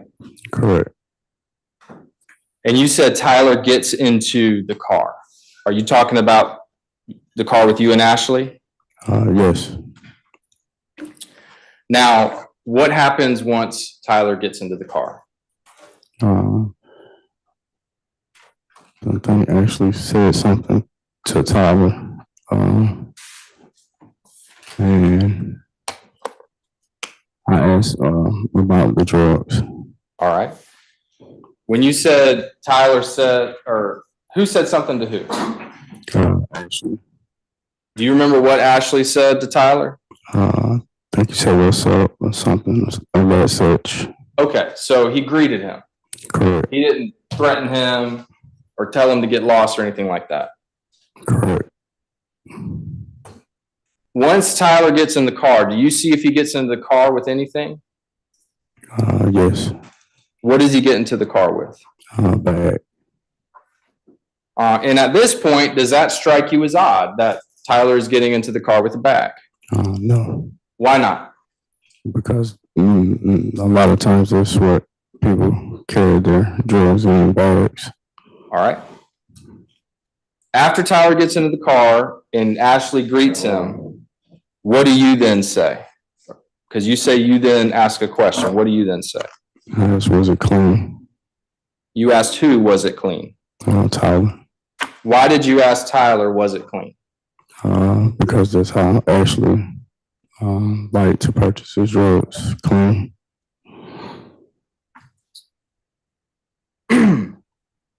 Once you asked Tyler if the drugs were clean, what did Tyler say? So give it a nigga. When he said that, what was he doing? He had a gun in his hand. So when you asked Tyler if the drugs were clean, did Tyler ever answer that question? No. And as you're asking Tyler this, are you looking at Tyler? Are you looking out the window? Where is your attention focused? I was looking towards Ashley and the back towards Tyler. All right. So you would have been turned to your left, look to where you could see both Tyler and Ashley. Correct. Right? Did you see where this gun that Tyler had came from? I think the bag. Did you see it come out of the bag? Yes. Now, after Tyler has this gun, what did the gun look like? I don't recall. It was a small black gun. Okay. So it wasn't a big gun. Mm-hmm. It wasn't a rifle, right? No. All right. And when you say it was a small gun, was it a gun that you could hold in your hand? Yes. So was it a handgun? Correct. All right. When Tyler has the handgun, where is the gun pointed or aimed? Towards Ashley. And as Tyler's doing this, what is it that you heard Tyler say?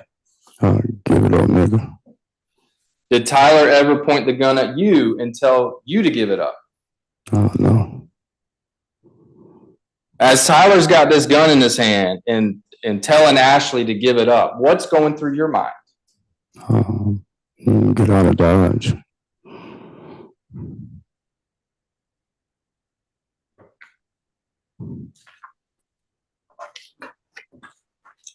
And as Tyler is doing this, where within the car is Tyler? In the back seat.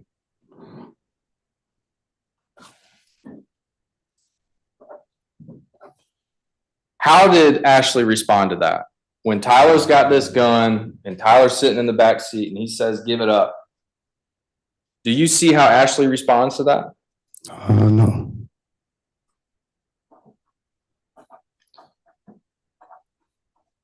Did you see Ashley do anything? No. I'm sorry? No. Did you do anything? Yes. What did you do? I got out. How did you get out? Turned out and ran. So you got out the front passenger door? Correct. And you said you ran. As you open the door, do you hear anything? Yes. What do you hear? Gunshots. Where are you when you hear the first gunshot? As soon as I got out of the car. And when you hear this first gunshot, do you have like one step on the pavement? Or are you a couple steps from the car? Do you remember? I don't remember. When you hear the gunshots, do you also see the shooting? Are you looking at where the shots are coming from? No. So as you are opening this door and getting out of the car, where is your direction and attention focused? Away. Away from what? The car. And the gunshots that you hear, where is that coming from? Sound like the car. From where you're getting away from? Correct. Where do you go? Where do you run to next? Or where do you go? The backside of the apartment complex. As you're running up the backside of the apartments, do you ever look back at the Escalade? I can't remember. I can't recall.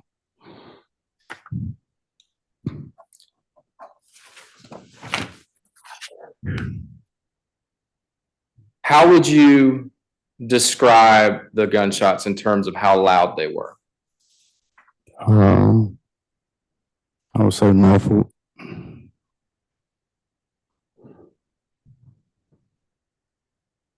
And when you say muffled, be a little more descriptive. What do you mean by that? It just wasn't, not close. It didn't sound close. Okay. Is this after you've left the car? Correct.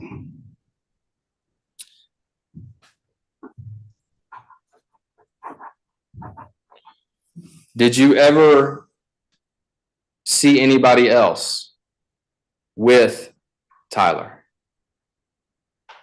I don't recall.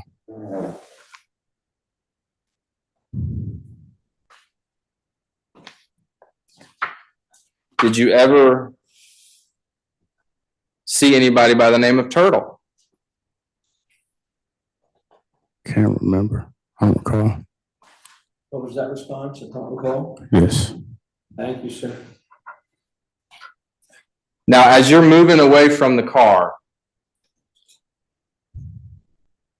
you described hearing some gunshots that were muffled. Correct. Do you hear any other gunshots? Yes. And did those sound the same or did they sound different? They were more louder. All right. Did you see where those shots came from? No. At the time that you heard these louder gunshots, where are you? I was away from the car, running up the backside of the apartment complex. And as you're running, is anybody running alongside you? Not that I know of. Where do you go next? I walked up towards Fulton Industrial, and I caught a ride. As you're walking up towards Fulton Industrial,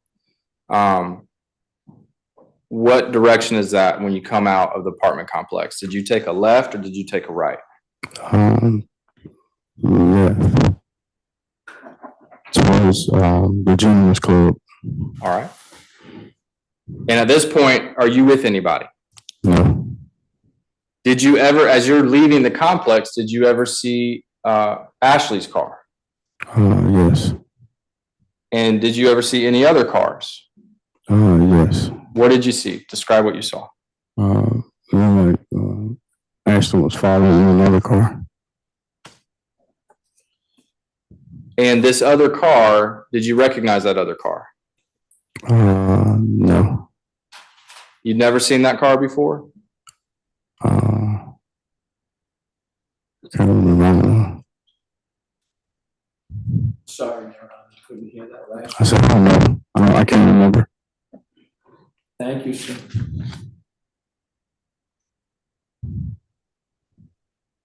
Is this other car that you saw, was it in front of Ashley's car or behind Ashley's car, or were they next to each other?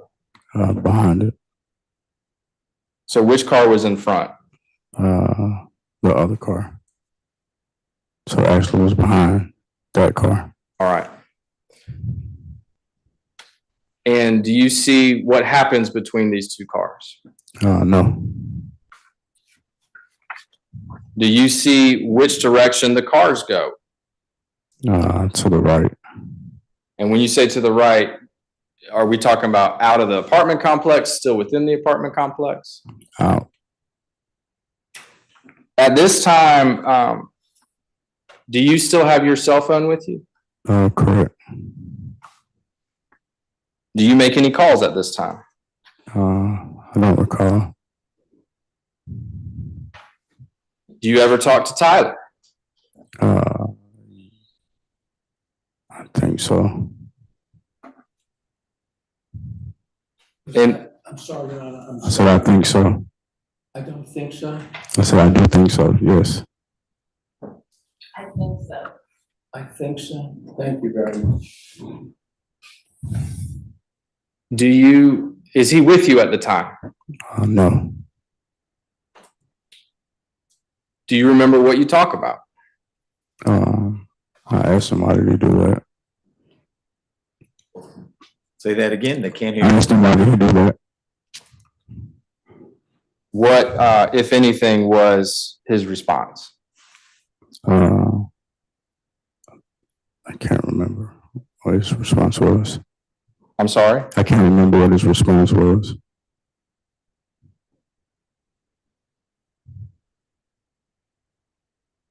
Now, did you have any idea that Tyler was going to pull a gun in that car? No. Did you have any idea that he was going to try to rob Ashley? No. Did you ever see Ashley with the gun? No.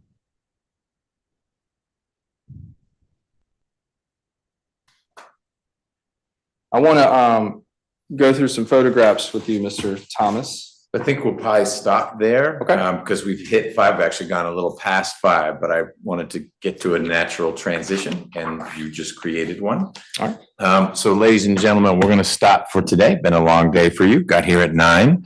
Tomorrow, what time are we starting? Noon, 12 o'clock. You're welcome to get here before then. The jury room will be open as early as it was today. But we'll start up at noon. Please have had lunch. If you do lunch before you get here, we won't be taking a lunch break. There will be an afternoon break. And we'll try to go a little past 5 again. We'll see what the natural break point is. If a witness stops at 4:55, then we'll stop then. But if we can press a little later tomorrow, we'll do that. And then we'll be back to the 9 to 5 schedule for Thursday and Friday. Any logistical questions from you all? You're going to leave your notepads on the table in the jury room. That's where you should report in the morning because you should get here in the AM because we hope to start right at noon. And we'll take it from there. Please remember, no outside research. Don't talk about your experiences today with anyone tonight because they might offer you advice that is well-meaning but not appropriate. Question? Yes, for the questions that we have currently, do we hold on to them or? You want to hold on them, just put them in your notepad. And then I promise when we're done with direct and cross and redirect and recross, then I will solicit questions from the jurors for Ricardo Thomas. Okay. So if you all would retire to the jury room and then head on out, any other questions? I didn't mean to cut anyone else off. We'll see you in the morning. Thank you.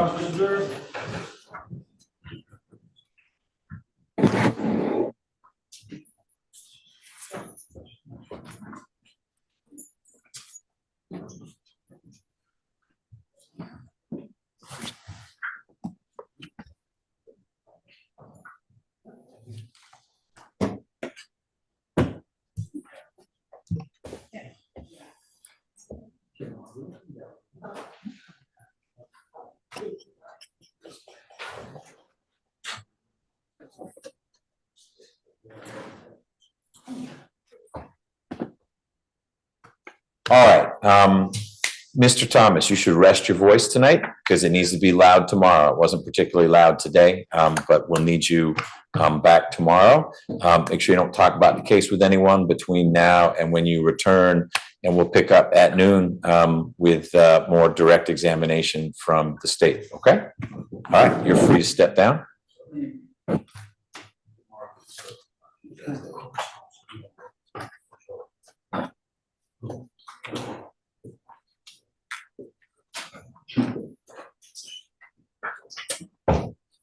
All right, Mr. Hawkins, anything we need to cover today before you head out? No, Your Honor. From the defense, Ms. Brandenburg, Mr. Weintraub, anything? Nothing for me, Your Honor. I don't think so. All right, we will work with Mr. Thomas's voice. If it persists tomorrow, we can always go with Plan B, which I'll keep right here. Should we need to deploy that? I think when I'm at the podium. It would be easier for, when you're questioning him, No, I agree. And you don't need to apologize. If you can't hear, you can't hear. He is a soft-spoken person. And we'll need to work through that. When the other juror said he asked, and I know exactly what he asked. You related to that.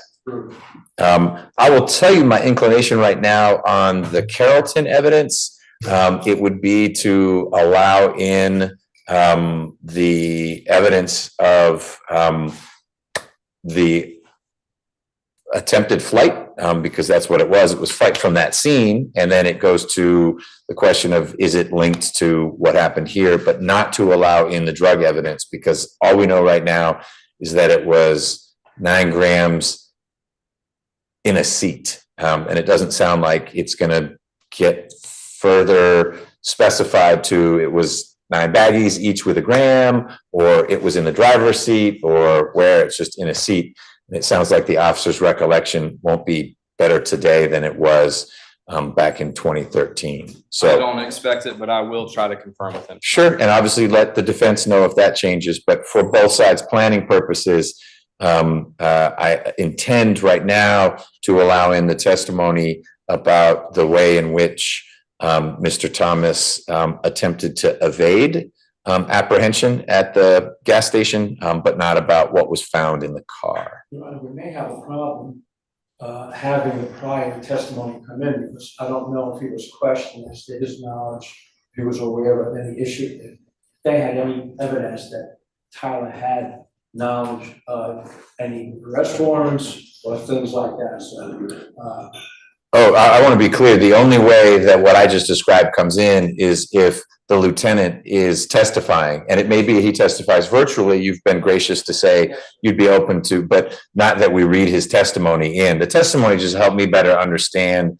the facts and circumstances as he remembered it. But to get in anything about Tyler Thomas's arrest in Carrollton, you'd need witness testimony. Sounds like the defense is okay, just as they are with the Virginia-based expert, to have the lieutenant, because of the family emergency, appear virtually.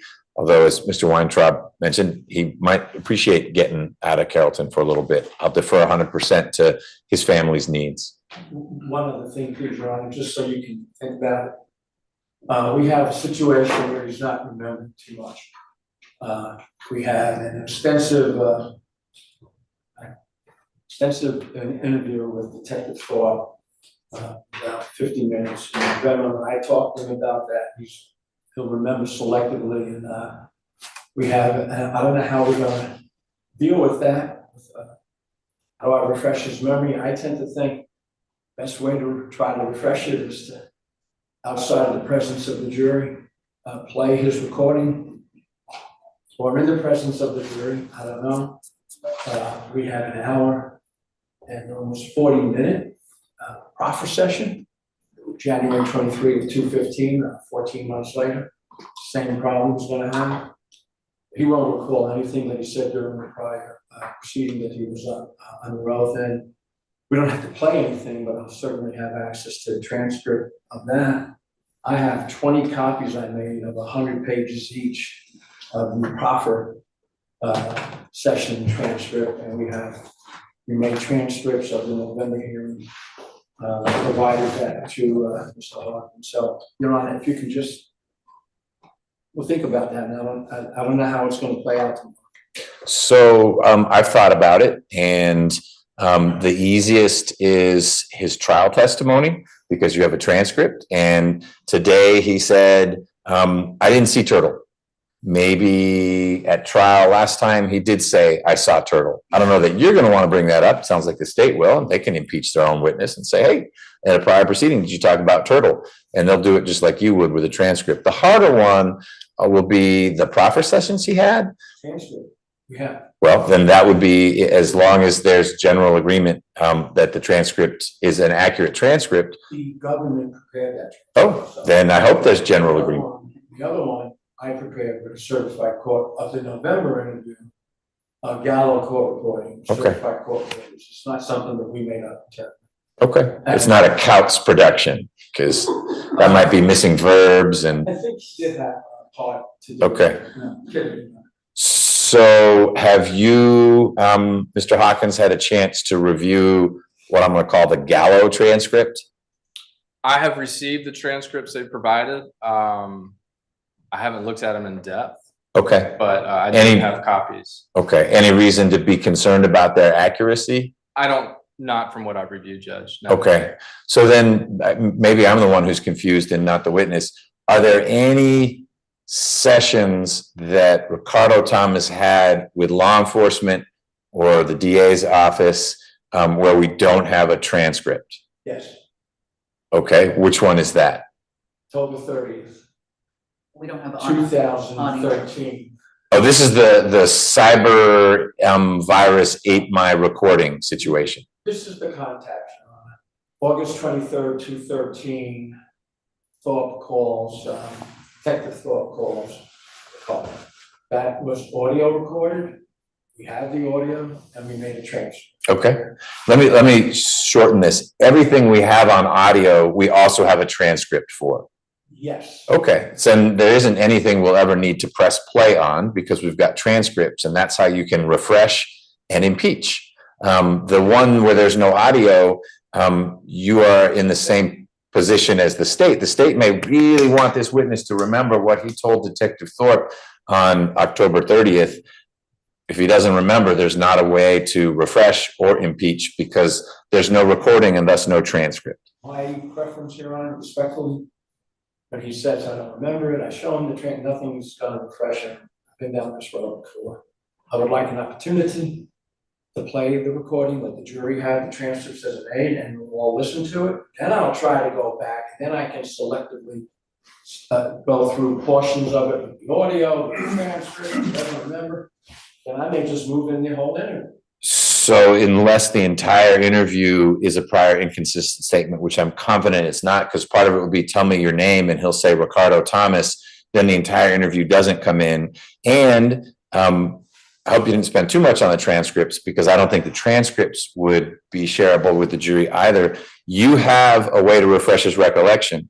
If it doesn't refresh his recollection, you're still able to read into the record. Didn't you tell Detective Thorpe, blah, blah, blah, blah, blah? That's in the record. The jurors will hear it, and that's substantive evidence.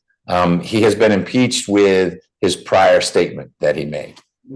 Even if he can't recall saying. Correct, because not being able to recall, as long as he's confronted with the fact that he had the interview, very good case law that says not being able to remember allows either side to use it to bolster if he's been impeached or to impeach. So you will be able to do exactly what you want to do piece by piece by piece, not with a press play and we hear everything, some of which is impeaching, some of which is bolstering, some of which is boring. It sounds like you have all the transcripts you need. We would like one more, but that recording is lost. And that's something Thorpe is going to have to navigate when you cross-examine him. You're okay with that, Your Honor? Okay. I have pages written down and even the minutes of the tapes. Excellent. Okay, but again, with the tapes, you're not going to need to press play on anything because you will be able to show Ricardo Thomas, turn to page 17, read lines 9 through 14. Does that refresh your recollection as to what you said to Detective Thorpe when he asked you, was Turtle there? It does not. And then you can read it into the record. So the only reason why we may, there are portions that are so difficult to understand and discern that even the court reporter, as well as the reporters that they use, they would say indiscernible. Unintelligible.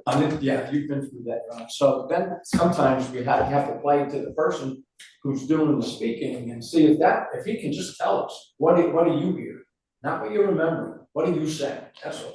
Well, my request to you is set those to the side and let the state know those where you think you've got to press play on something, see if they've got an objection, and we'll navigate that. But hopefully those are few and far between, and primarily it's the classic, here's what you said. Does this refresh your recollection? Oh, yeah, it does. Well, which is the truth? Yes or no? And if it doesn't refresh his recollection, you still get it into the record by saying, well, isn't it true that when you were talking to Thorpe at the prior proceeding, you said X, Y, Z? Yeah, that's what I said. I just don't remember. Yes, sir. Okay. Anything you want to add to that exchange, Mr. Hawkins? No, Judge. I'm not really even sure what this exercise is. It sounds like we're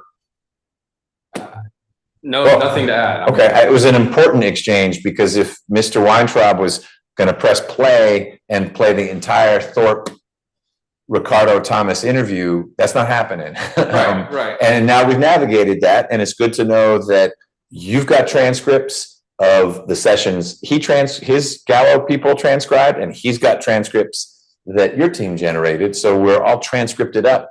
Yes. And we just need Ricardo Thomas to use that outside voice. That's right. All right, thank you, everyone. Roman order, gonna be in effect because I harassed the police at the jail. Okay, I don't advise wrestling with the police. We'll see what happens. Patience is a virtue, my friend.